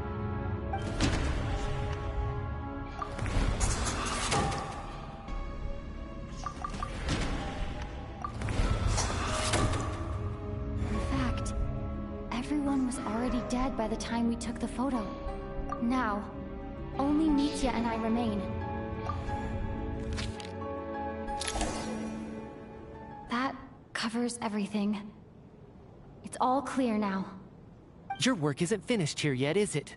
The Traveler and I are still standing. The Water Imp's song threw things off a little, but it is of no consequence. The ley lines have already anchored your soul, and the first ray of light tomorrow morning will take you back. So the reunion in the night that Vodyanitsa mentioned... That just and your soul for a descender like you. I have no interest in involving myself with descenders.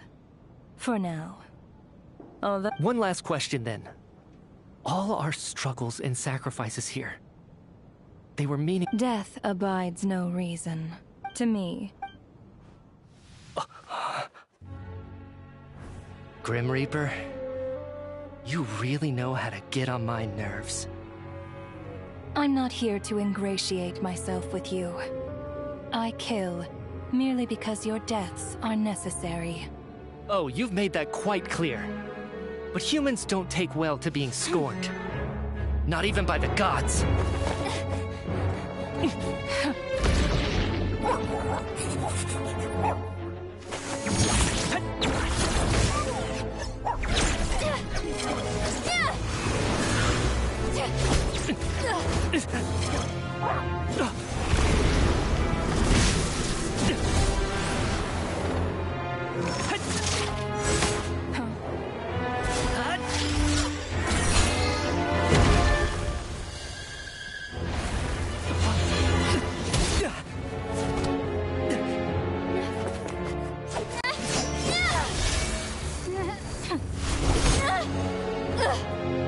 This is futile. You must know that you are powerless against me in my own domain. I suggest that you save your strength. For what? Maybe we can't change it. But if nothing else, we can at least teach you to have some respect for the dead. Audacious.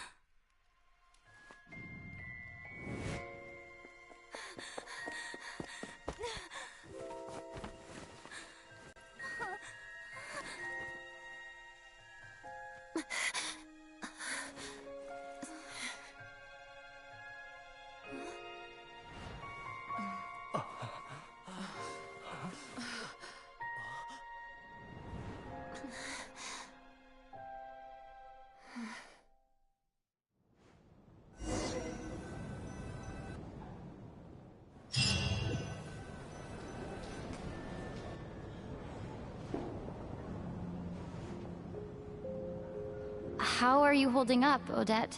What happened to me? How much do you remember? What do you mean? Is the performance over? I can't seem to recall what happened. Has Odette already forgotten?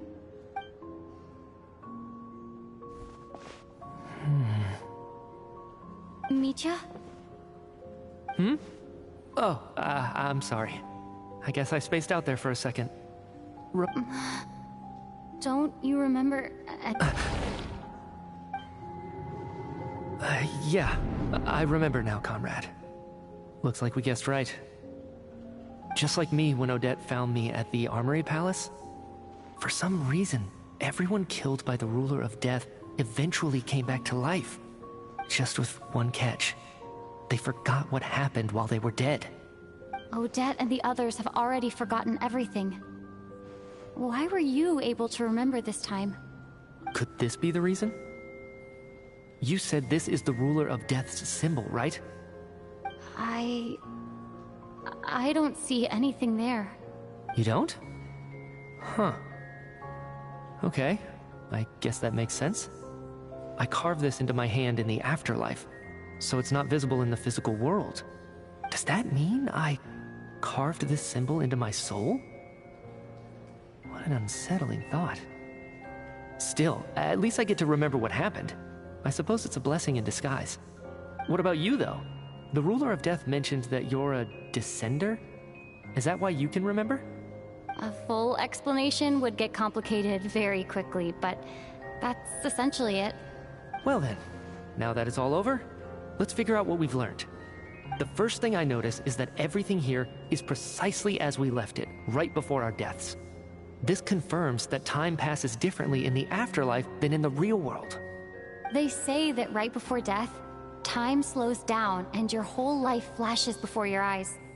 That must be how you know you have one foot in the afterlife by that point. Anyway, clearly the few days we spent in the afterlife probably only amounted to a few short minutes in the real world. This also aligns with previous reports of widespread temporary memory loss among the Armory Palace personnel. Now it seems likely that those were all brief deaths caused by the Grim Reaper's so-called curse of death.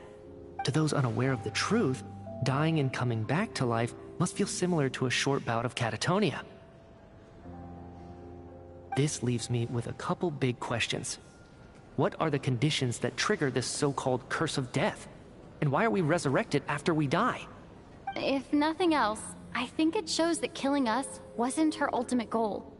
We still don't know her true reasons for subjecting us to death. Right. This time only got complicated because of the situation with the theater's ley lines. That's why she had to approach it differently. If the...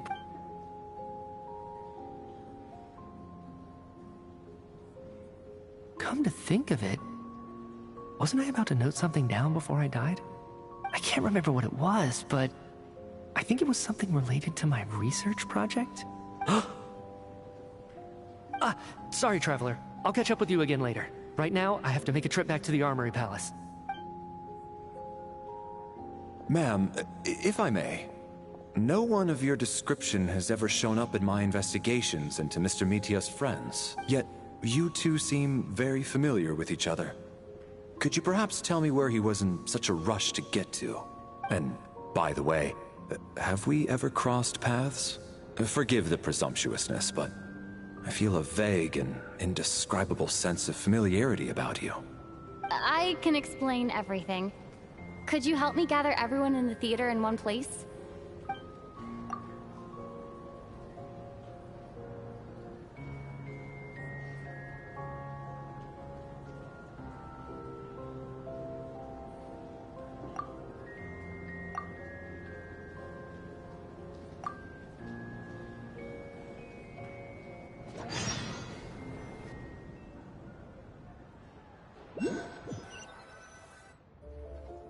So, Chuganov really is going to shut down the factory. So, you said I promised to take you to the Armory Palace while we were... Agreed. Let's...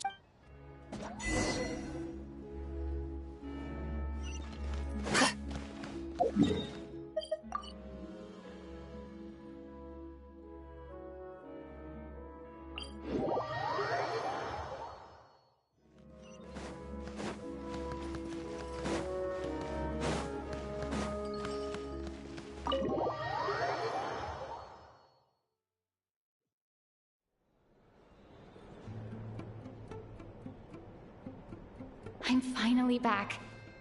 Even though a long time has passed from my perspective, as far as Paimon's concerned, I probably just went out to watch a very short show. I should keep my emotions in check when I see Paimon again, or it'll seem weird. Wait. The atmosphere here feels off. Shh. Stay quiet. Have we still not been able to notify Child yet? We need new orders. What if that person comes back again?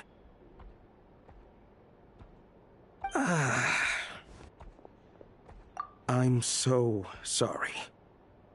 Under the circumstances, there was really nothing we could do. Tell me, what happened to Paimon?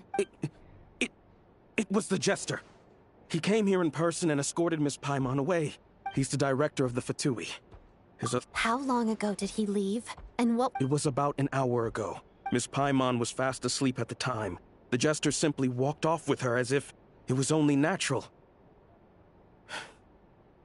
I assure you, he absolutely did not use any force. Do you know where they went? The Armory Palace, most likely. Lord Piero, the Jester, has been overseeing the experiments there lately. I'm surprised he came in person. Whatever his reason for taking Paimon, he'll most likely return to the Armory Palace first. Then lead the way, Odette. Okay, let's go.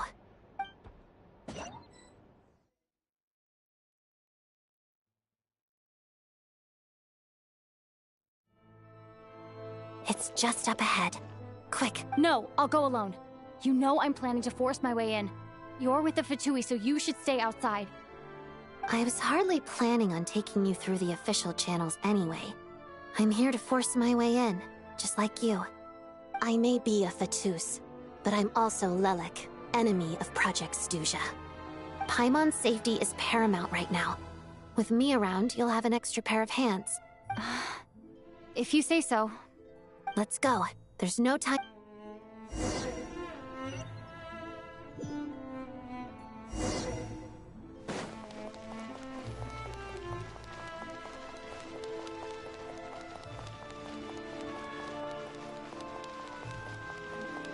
Hey, who are you? This part of the Armory Palace is under restricted access. What do you think you're doing? No questions, please. We're short on time. Together.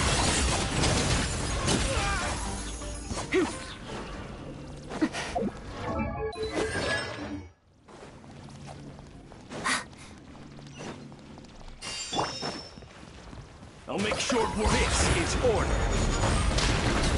Stabilize.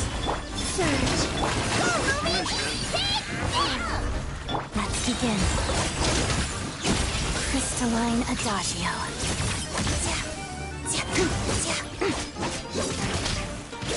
Without further ado.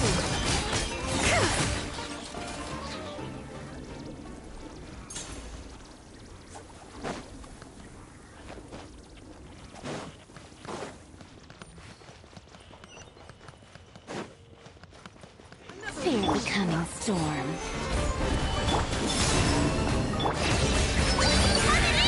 A brief breath.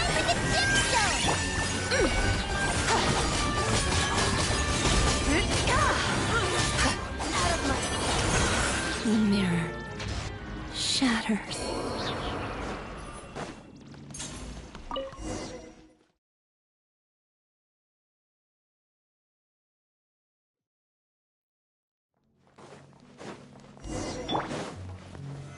Solidify! Do you have a pass? Where are you coming from? So, you're intruders, huh? And what happens next?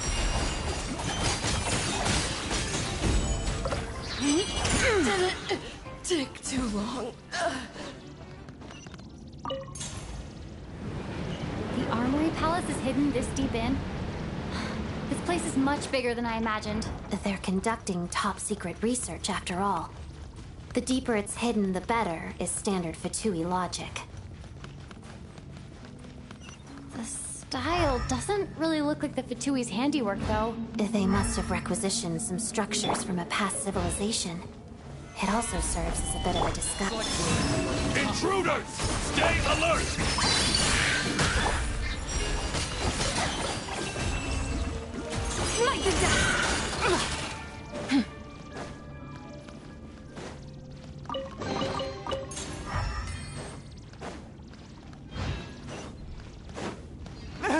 Intruders? Don't come any closer! Just what are you guys trying to do here?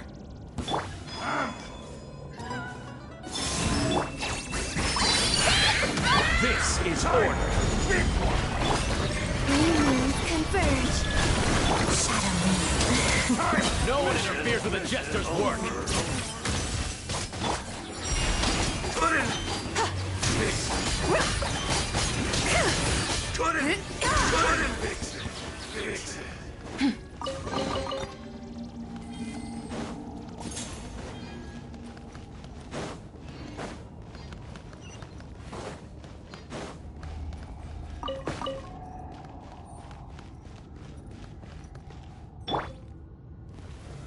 Solidify!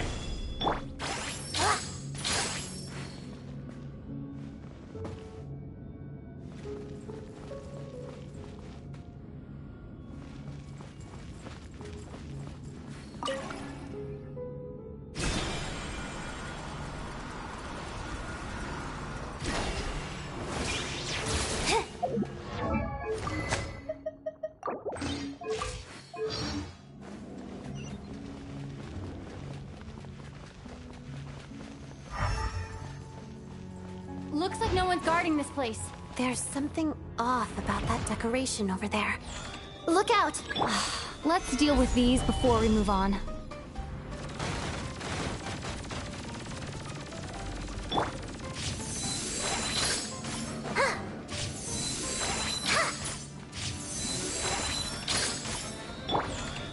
Solidify! Order guide you!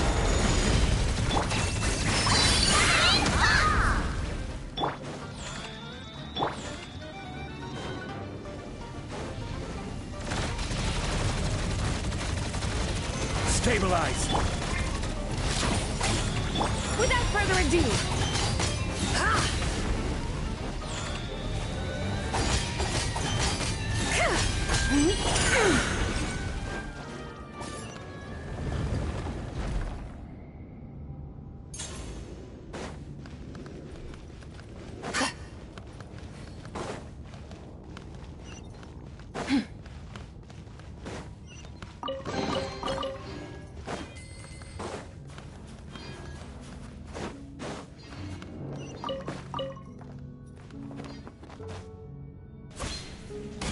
The researchers here probably don't know that we're uninvited guests. Let's try not to hurt them. What's the big star from the theater doing here? That's Miss Odette. She's a member of the Fatui. Don't tell me you didn't know that.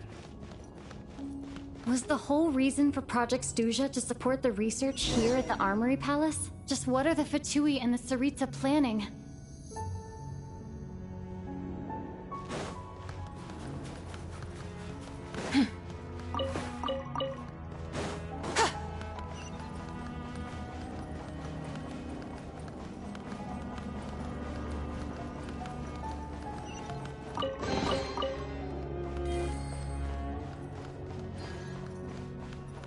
Whoa!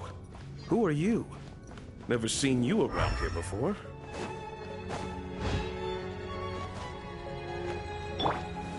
Gather!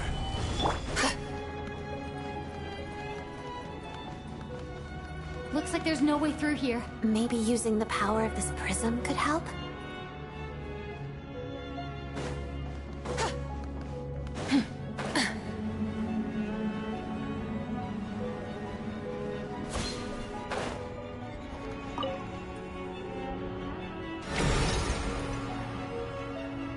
I think I see some images. It's the prism's power at play, causing images of the past to reappear, albeit only as illusion. Paimon and the Jester? Is this another scene from the past? What's going on here? What happened? The source seems to be the Armory Palace. They must have started some large-scale experiment. Wait, what if this has something to do with Paimon? We need to hurry!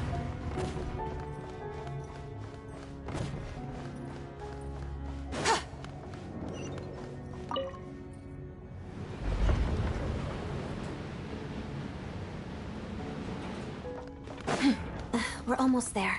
The Armory Palace is just up ahead. Paimon, please be okay.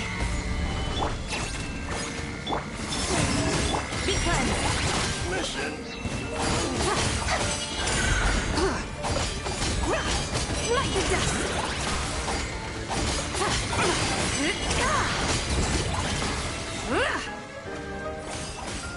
Light the dust!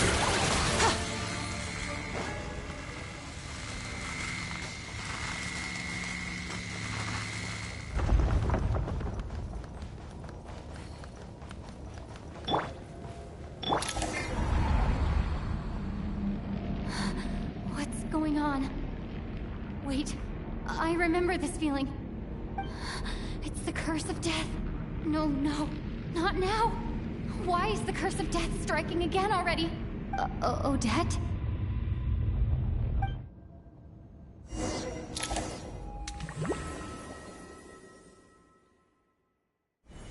Is this the afterlife again? I need to find a way back to reality.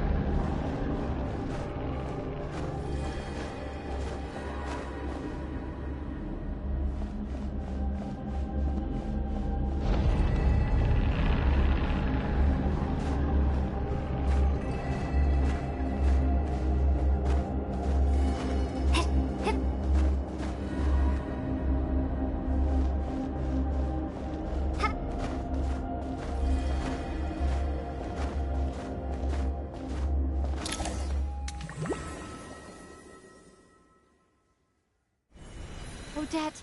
No signs of life. Did Odette intentionally use her core Ignis to guide my soul? I feel like something's... Thank you, Odette. If not for you, my soul wouldn't have found its way back to my body so quickly. And I might not have woken up so... But... I'm sorry. I don't have time to protect you. I have to use the time you bought me to get Paimon back.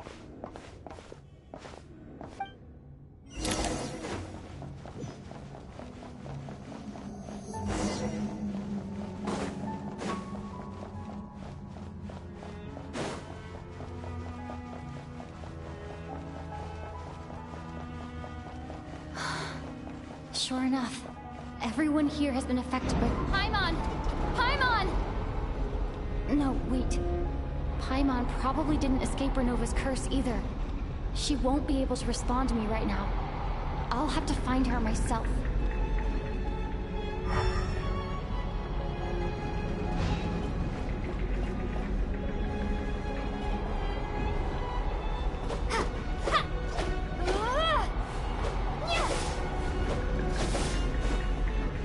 Mitya! Is this the laboratory he works in? What happened here to trigger the curse of death again so soon? I'll have to ask him when he wakes up. Finding Paimon has to take priority now. I found her! Paimon really is here!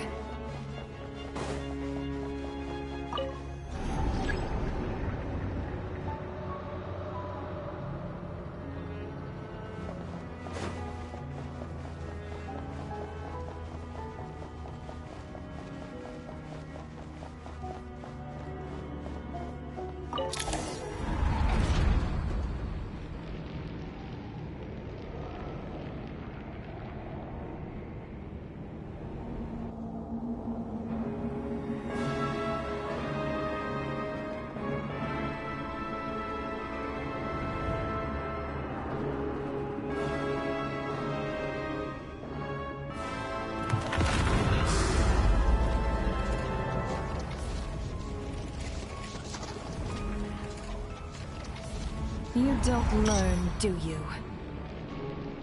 You've already been involved in one mass death, and now you show up at the scene of another. This might have passed for a coincidence the first time, but a second time? Am I to assume you are intentionally interfering in Snezhnaya's affairs? Judging by your expression, it seems that you understand little of what is going on here. In that case, a word to the wise. Do not interfere in Snezhnaya's affairs. A civilization that fails to learn its lesson constantly depletes its own worth. It will one day lose any reason for its existence, and as a descender, you are perfectly suited to be the lifeline to which a dying civilization might desperately cling. Consider your position carefully. No advice needed. I'll make my own judgments. Suit yourself. When the day of reckoning arrives, not even a descender can hope to escape unscathed. The time for resurrection fast approaches. The mortals here are not yet worthy to behold my form. So that will be all for today.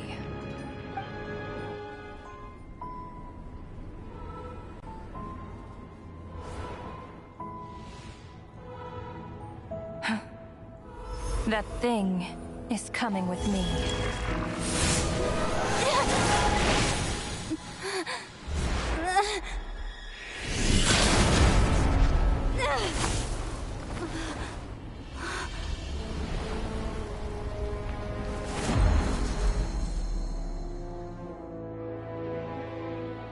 You awoke sooner than I thought. The curse of immortality is stubborn, unable to enter the ley lines, yet not content to remain a spirit. Ruler of death, what do you want? You perplex me. Both you and you. That thing may be a creation of Celestia, but it possesses none of Celestia's power, let alone authority. Your obsession with it baffles me. No matter, the resurrection will soon begin. It's worthless anyway. I'll reclaim it next time.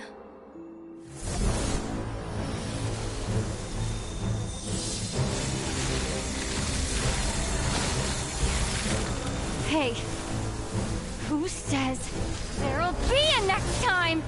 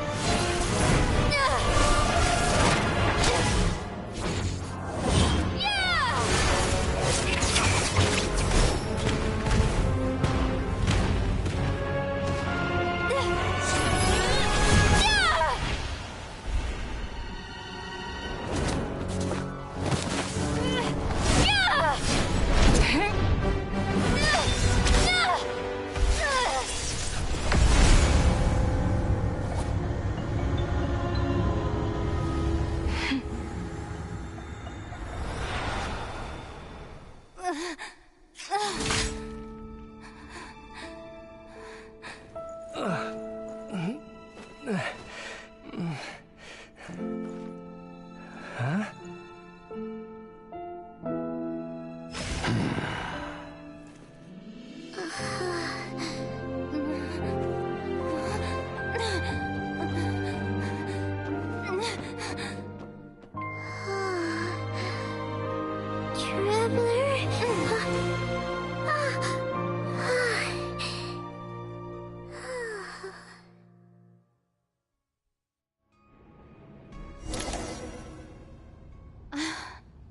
I missed you, Paimon. What are you talking about? We haven't even been apart for that long, have we? It was... different this time. You seem to be in pretty good shape. Yeah, Paimon's back in tip-top in. It's the weirdest thing. Paimon fell asleep earlier, and when she woke up, she found herself here. The Jester and that guy talking to him used some kind of energy on Paimon, and she could kind of feel it canceling out that other thing that was making her feel unwell. So, Mitya helped too? Apologies for leaving in such a hurry at the theater earlier. I was in a rush to verify some theories. Rest assured that your companion is perfectly safe. We reversed the effects that the experimental energy had on her. The Jester specifically instructed me to do so. I suppose this is our first official meeting, Traveler. I could not let Paimon suffer in her condition for a moment longer, and so I simply took her without explanation. I hope you do not mind. But why would a big shot like you care about what happens to Paimon? As I said when you first arrived in Snezhnaya, we once spent some time together. In the distant past. Oh yeah! You did mention that! Yet, Paimon did think you seemed strangely familiar the first time we met. I'm afraid the reminiscing will have to wait. Mitya, let us continue with the report.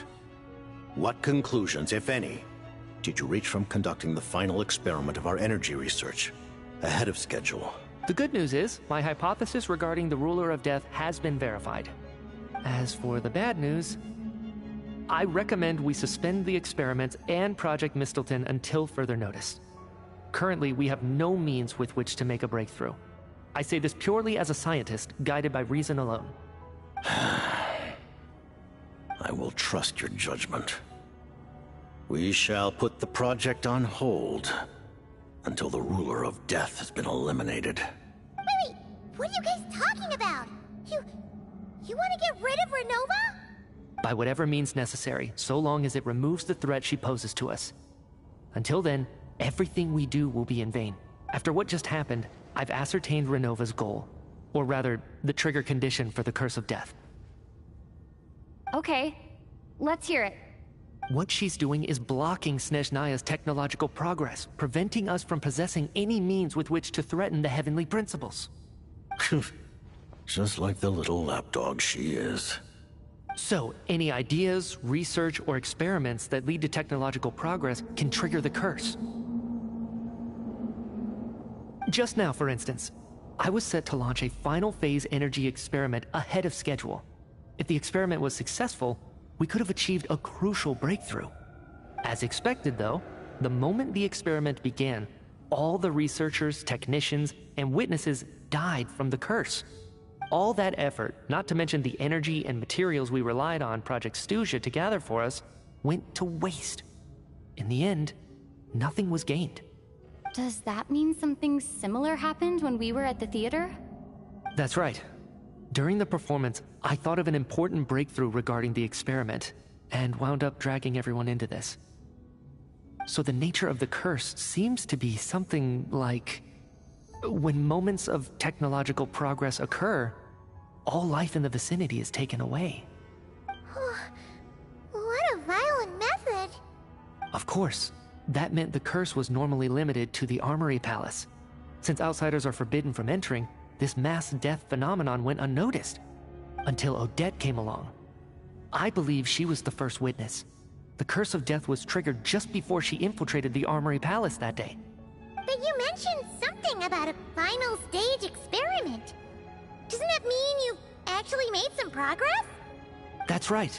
Even with the gods locking certain key components out of reach, humanity can still advance technology in incremental steps accumulated over time.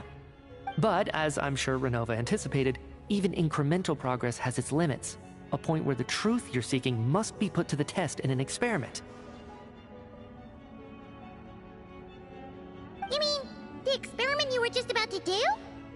Yes, we were at a critical juncture, a moment where the quantitative was about to translate into fundamental qualitative change. With this single experiment, we could have brought everything we've worked for to fruition. But now, after already being forced to fumble around in the dark all this time, it feels like we've truly hit an impenetrable wall. As long as Renova's Curse of Death persists, we won't be able to advance the experiment or obtain any results. And with Project Stuja having been in effect all this time, at our nation's current strength, repeated trial and error is simply unsustainable. Only by eliminating Renova first will it be possible to continue advancing our plans. But she's the ruler of death! She can just kill whoever she wants, right? That's gotta be the scariest power ever! Is it even possible to beat her? We'll see. But one thing's for sure. She definitely can't just do whatever she wants. The best proof of that is me, standing here, very much alive. You're saying... Wouldn't it be easier to just kill all of us researchers for good? Why resurrect us over and over again? Why let us advance our technology to this point? So, you're saying even the ruler of death has limitations we don't know about? Exactly. And I think that's where the key to our breakthrough lies. Regardless, the ruler of death has always been an obstacle we must overcome. Indeed, we must face life, death, time, and space. After all, our goal is the heavenly principles. The Fatui want to challenge the heavenly principles? For a long time, I've had a vague suspicion the Fatui and the Tsaritsa were targeting the heavenly principles. But hearing the Jester admit it is still a shock. No wonder the Tsaritsa's goal has always been kept a secret from the people. What kind of road will that lead Snezhnaya down? In that case... Lord Jester, I would like to request some leave. I'd like some time to organize my thoughts and go over the data. Granted. Get some rest, put the experiment out of your mind, and take care that the curse of death doesn't affect any civilians.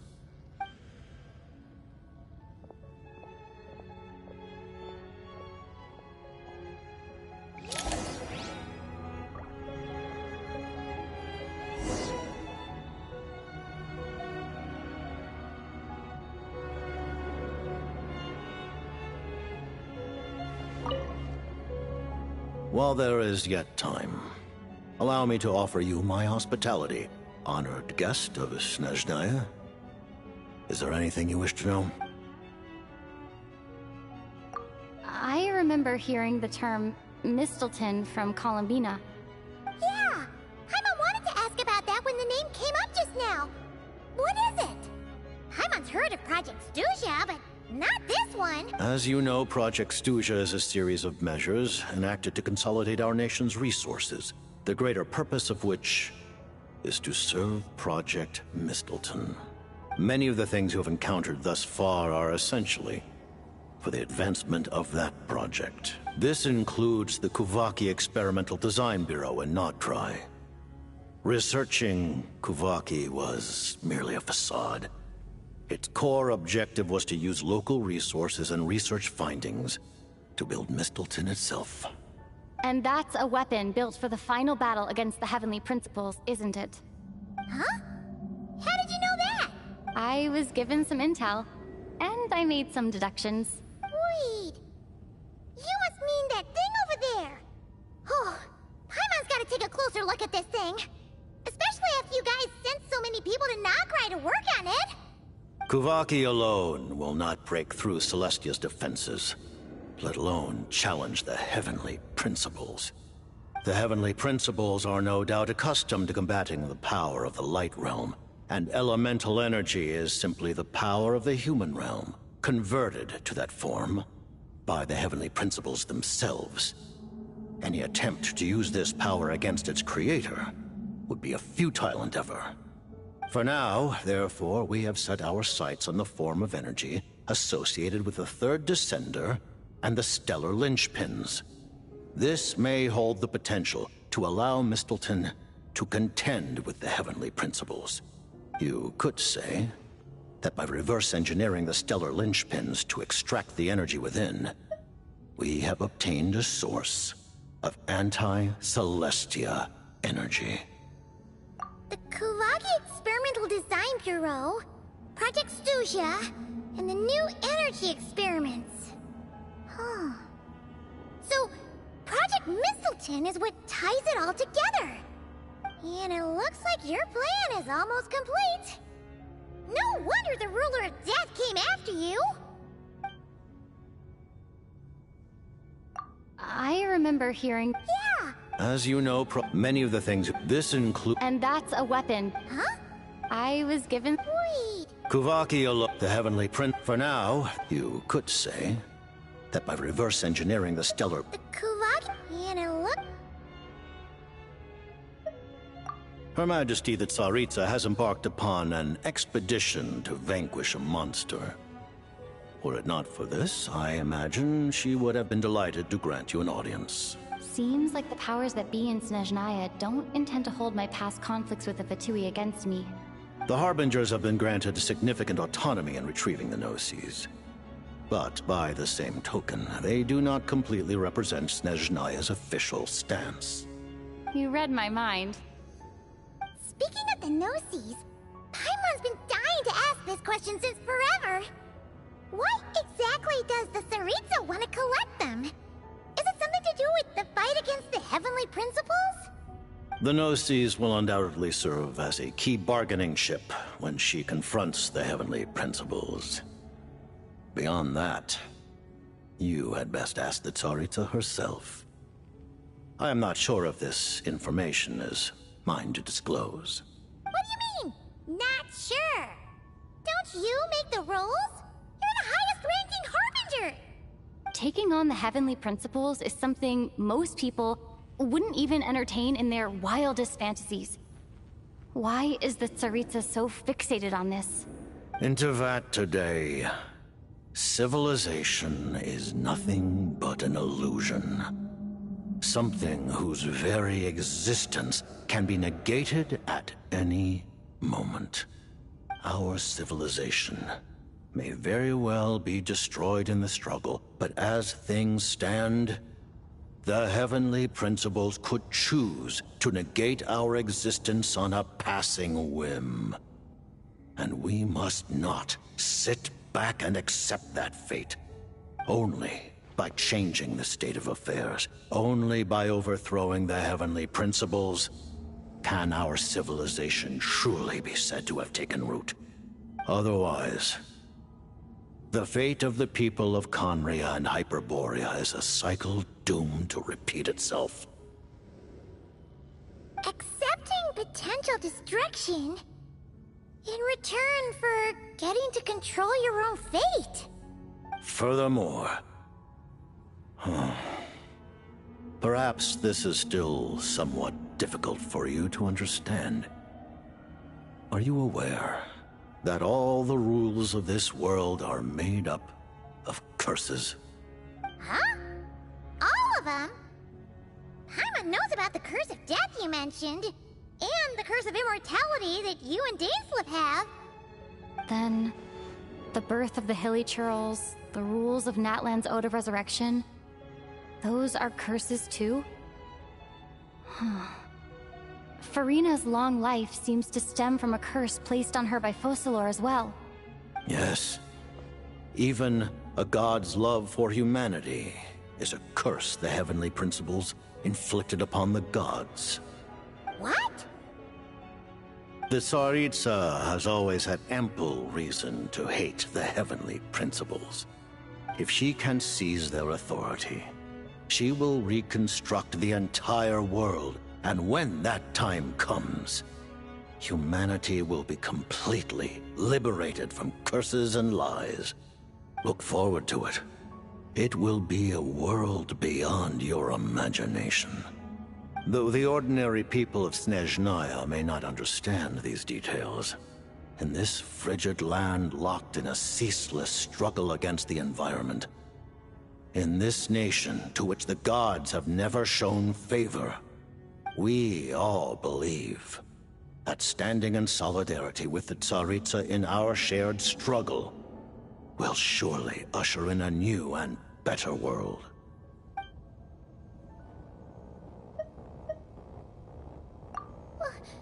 Paimon really doesn't remember. He's basically a stranger. You've got to believe Paimon. Allow me to explain. The reason Paimon reacted to the anti-Celestia energy developed by the Armory Palace. It's because she comes from Celestia herself. More specifically, she is one of its creations. Paimon? A creation of Celestia? Oh, right. I was blinded by anger earlier, but thinking back on it, Renova also said that Paimon is a creation of Celestia, but she lacks Celestia's power or authority. As you know, the lunar fragments in Nodcry were pulled down from the sky using Fatui technology. But the first application of this technology was in Conria, over 500 years ago. I used this technology upon the heavens, and the response I received was none other than Paimon, descending from Celestia. I presented her to the Vinster King, but he took no interest in this gift, nor did it satisfy him. Paimon then took up temporary residence in my palace until, of course, the arrival of the Cataclysm. Wait, Paimon's a little confused. You're talking about things that happened in Conria 500 years ago. You're saying Paimon was there for that? But Paimon doesn't remember any of that. Falling from the sky? Being given away as a gift? None of it! Having lived through the Cataclysm, perhaps you too were burdened with some manner of curse. Although, losing your memories would indeed be the smallest price I've ever seen paid. But it's not just her memories from Conria. Paimon doesn't even know how she spent the last 500 years. She only has memories from the past few years. No matter how hard she tries to remember. What was Paimon like back in Conria? Did she know a whole lot because she came from Celestia? Unfortunately, when you arrived in Conria, your consciousness was like that of a newborn infant. None could say what kind of being you once were in Celestia. During the time you lived in Conria, your personality was no different from how it is now. Aw, man! Paimon's plan to get her memories back and become super smart is ruined before it could even start. You know, even though Paimon lost her memories, she still feels weirdly close to you for some reason. That must mean you took pretty good care of Paimon back then, huh? On the contrary, I completely ignored your existence. I was entirely focused on my struggle against Troptatyr the Wise. But now, as I see it, it is as if you are the only sane thing that survived that era of insanity. And thus, are worthy of protection. Noted. Man, Paimon's gotta stop projecting friendship on everyone she meets. But, Traveler? Even though you know Paimon's some creation of Celestia now, you still want her, right? You're not going to abandon her? Oh, phew! That's a relief. Paimon's just learning about this, too.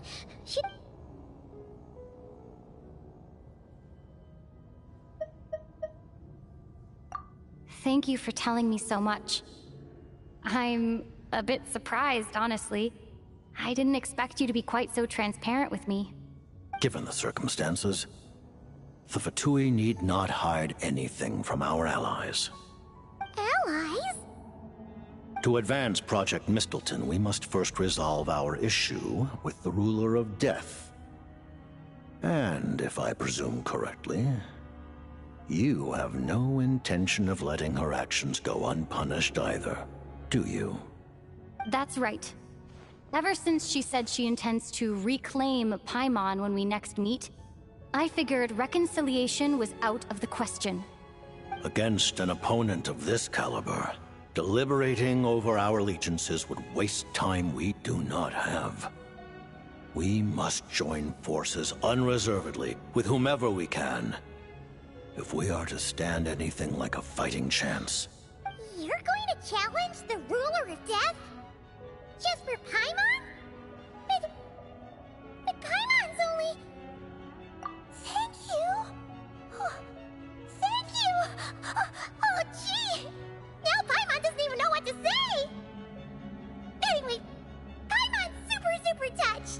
The Tsaritsa will return in triumph in short order, and the Fatui shall hold internal discussions regarding the enemy. The time for us to meet again will come very soon. Got it. Thanks for your help with Paimon. I'll be sure to look after her for you. There was just one other thing. Well, it's just a request, really. Paimon really wants to see what this Mistleton thingy you're gonna use against the Heavenly Principles looks like. Of course, Paimon knows it's top secret and stuff, but she just had to ask. It's okay if the answer's no. Certainly you may. Oh, for real? Actually, maybe it's best not to. What if her Nova suddenly pops up again? She might take this chance to... While the technology is not yet fully developed, it has nevertheless reached the stage where Celestia's creations are unable to damage it. In that regard, you may rest assured. Oh. Wow. No wonder Paimon felt so out of sorts recently, even though it was super far away. Alright then! Paimon's ready to take a sneaky peek at this top secret super weapon!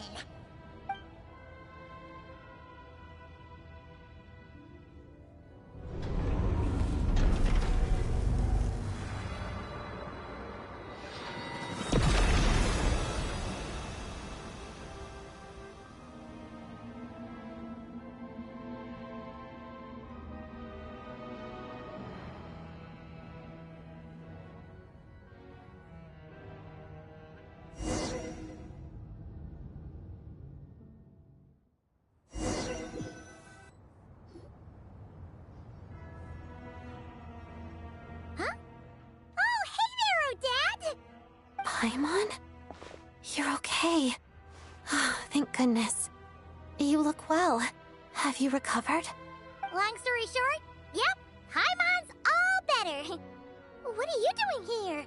Were you waiting for us? That's right. When I woke up, I wanted to go in after you, but the guards had woken up as well. It would have been tough to take them on alone, and there was no easy way to sneak past them. So, I returned the way I came and waited for you here. It was thanks to you that my soul found its way back to my body so quickly. Thank you. Huh. That actually worked?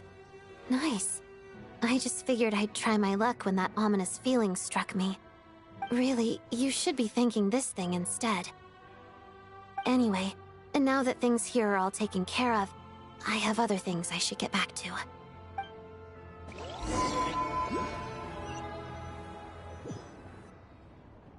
Ah, Director Chuganov, you're back. We just received notice that Project Stuja has been suspended, so we've convened an emergency meeting. This is the preliminary plan. In addition to expanding production capacity, we've also discussed feasible layoff plans to optimize revenue and expenditure structure. Our calculations indicate that the factory's profits will increase by at least 30%. Just give the word, Director. That won't be necessary. Leave the energy for those who need it. Whether they use it just to get by or to run a business, that's up to them. Start preparing to halt production and lay off the staff. Make sure the workers are able to land on their feet and that they are duly compensated. Thank you all for your hard work during this time. Am I hearing you right? Why? After all the tough times we made it through, now is exactly when we should start to turn a profit. I just suddenly don't want to do this anymore. Huh. Does there have to be a reason? Iskra, it's time to rest. Dear esteemed members of the Rokot, given the effects of Lelic's radical actions upon our organization's reputation and social stability, a decision has been made to permanently withdraw this codename from use. Considering that Lelic did what they did for the benefit of the people, the Rokot has nevertheless negotiated with the authorities, ultimately securing a waiver for all penalties due to them. Lelic will be suspended for a period of time. Depending on their future performance, they may be allowed to adopt a new codename and continue acting as part of the Rokot. The purpose of this notice is to remind everyone once again that motives and methods are equally important when one operates in the shadows. Even with Project Stooge's suspension and our interim operational victory, we must guard against complacency and rashness and work to consolidate the progress we have made so far. We act only for the greater glory and solidarity of our nation. May the aurora shine ever on, and the tundra always stand firm. We act only for the greater glory and solidarity of our nation. May the aurora shine ever on, and the tundra always stand firm. Looks like it's finally over. You mean for us? Just thinking out loud. I've never seen the Snezhna Gradvecha so lively before. I never once thought I'd come here. But I understand everything now, Rosaline.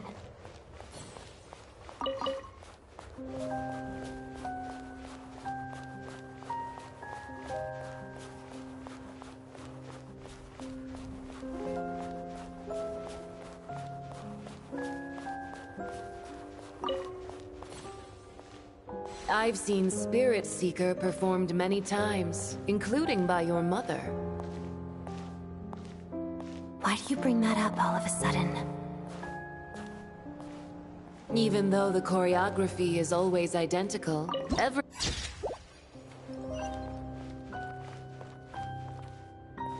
So you actually want to talk to me about ballet? I just think it would be a pity if the dance was lost to history.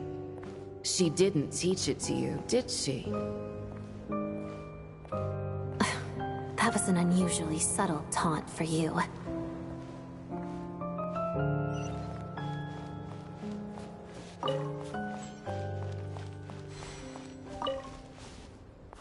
We embraced one another on the snow-swept plains, melting the ruthlessness of time. But when our bodies, in pieces, are cast to the winds, what of our love will remain behind?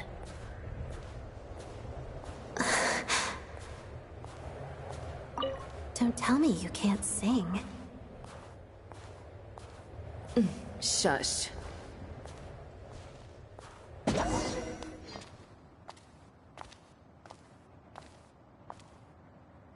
I understand her hatred.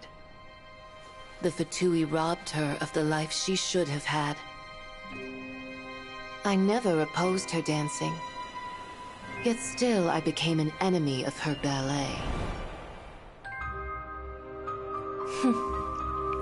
I'll just keep my distance.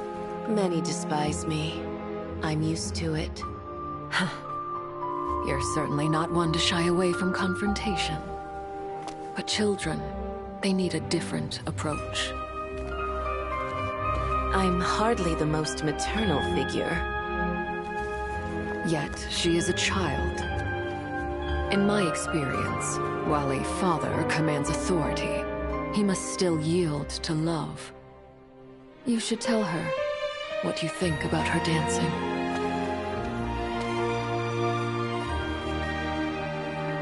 Odette will soon take the stage at the Koralyevsky Theater.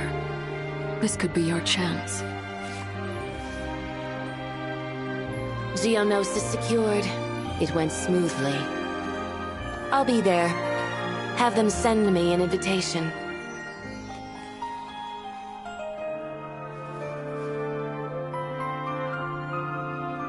Sadly, things didn't work out. Her final words are inside that block of ice. This? Aren't these for monitoring her subordinates? Not yours. This one isn't her witch's flame, but my two worlds' flames. The two worlds' flames can burn away memories. It was my parting gift to Rosaline.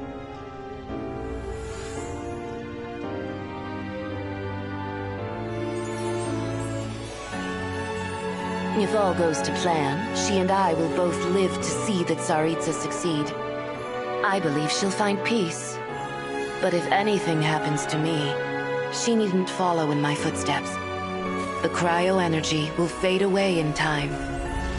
Then the Two Worlds flames will burn away all memories of the Fatui. She'll be free to dance. She deserves this. I will handle the aftermath. The choice is yours, child.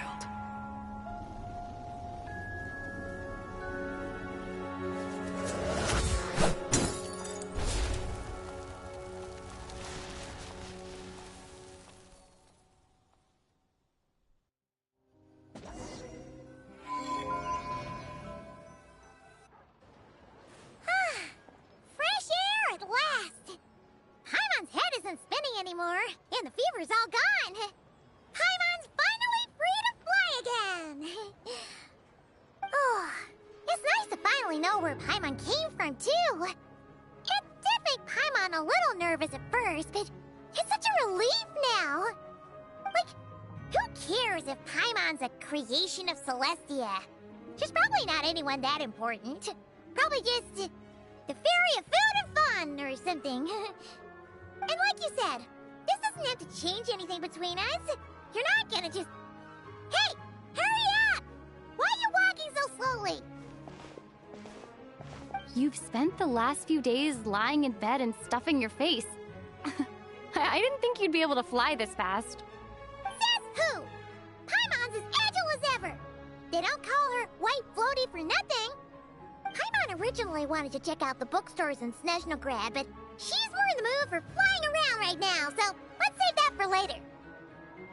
Wait, they've got light novels from Yai Publishing House here too. Huh? And this is Paimon's favorite mystery story from Fontaine! Wow, it got a sequel! The local Snezhnaya books look pretty interesting too, but also kinda heavy. Not the easiest things to look around. I thought you were in the mood for flying around. Paimon can read while she flies. Hey, look at these two domes. Which do you like better? All right, boss, we'll take both. Paimon will have the other one.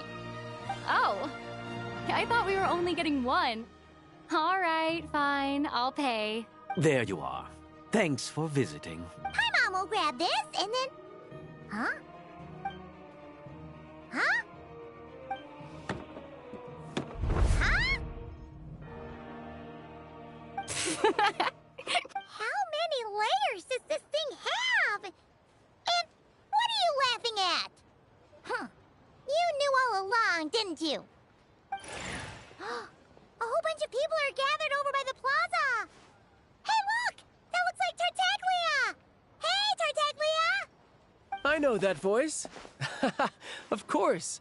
If it isn't Paimon and my old comrade. You're looking well, Paimon. All better? Yeah! The Jester knew what was wrong and fixed Paimon right up! Thanks for sending someone to keep Paimon safe, too. Oh, yeah. About that. That was... kind of embarrassing. Who could have known that our director would go looking for you in person? So sorry for the misunderstanding. Oh, right. Let me introduce you. This is my little sister, Tonya. Hello, Tonya. Hello, hello. Firstly, I'm really sorry about my brother. Sounds like he's caused you no end of trouble. Hey now, why'd you have to start with that? Not that it isn't true, of course. So she's the real Tonya. She said you two didn't manage to meet up at the theater. I know, right? He didn't bother to say a word to me. I searched up and down the city for him, and he only told me about it when I finally caught him at the gates of Glupov. I've been rushed off my feet lately, so I didn't get the chance to go home. I just figured the Traveler would fill you in when she got there. Well, the snow was bad, and you're never late. So I was really worried about you. How was I supposed to know that you'd stood me up? I'm sorry, Tonya. I really am. I'll make it up to you somehow. Just... please don't tell Mom and Dad. Although the mix-up led to a series of misunderstandings, it's probably for the best that the real Tonya didn't get caught up in that mess. Besides, it's obvious that Tartaglia isn't usually one to break a promise. No, it's fine. It just meant I didn't get to see the show in the end. By the way, What did you think? You were one of the first people to see it, you know? I would say the best is yet to come. Huh? What kind of review is that? Hey, look!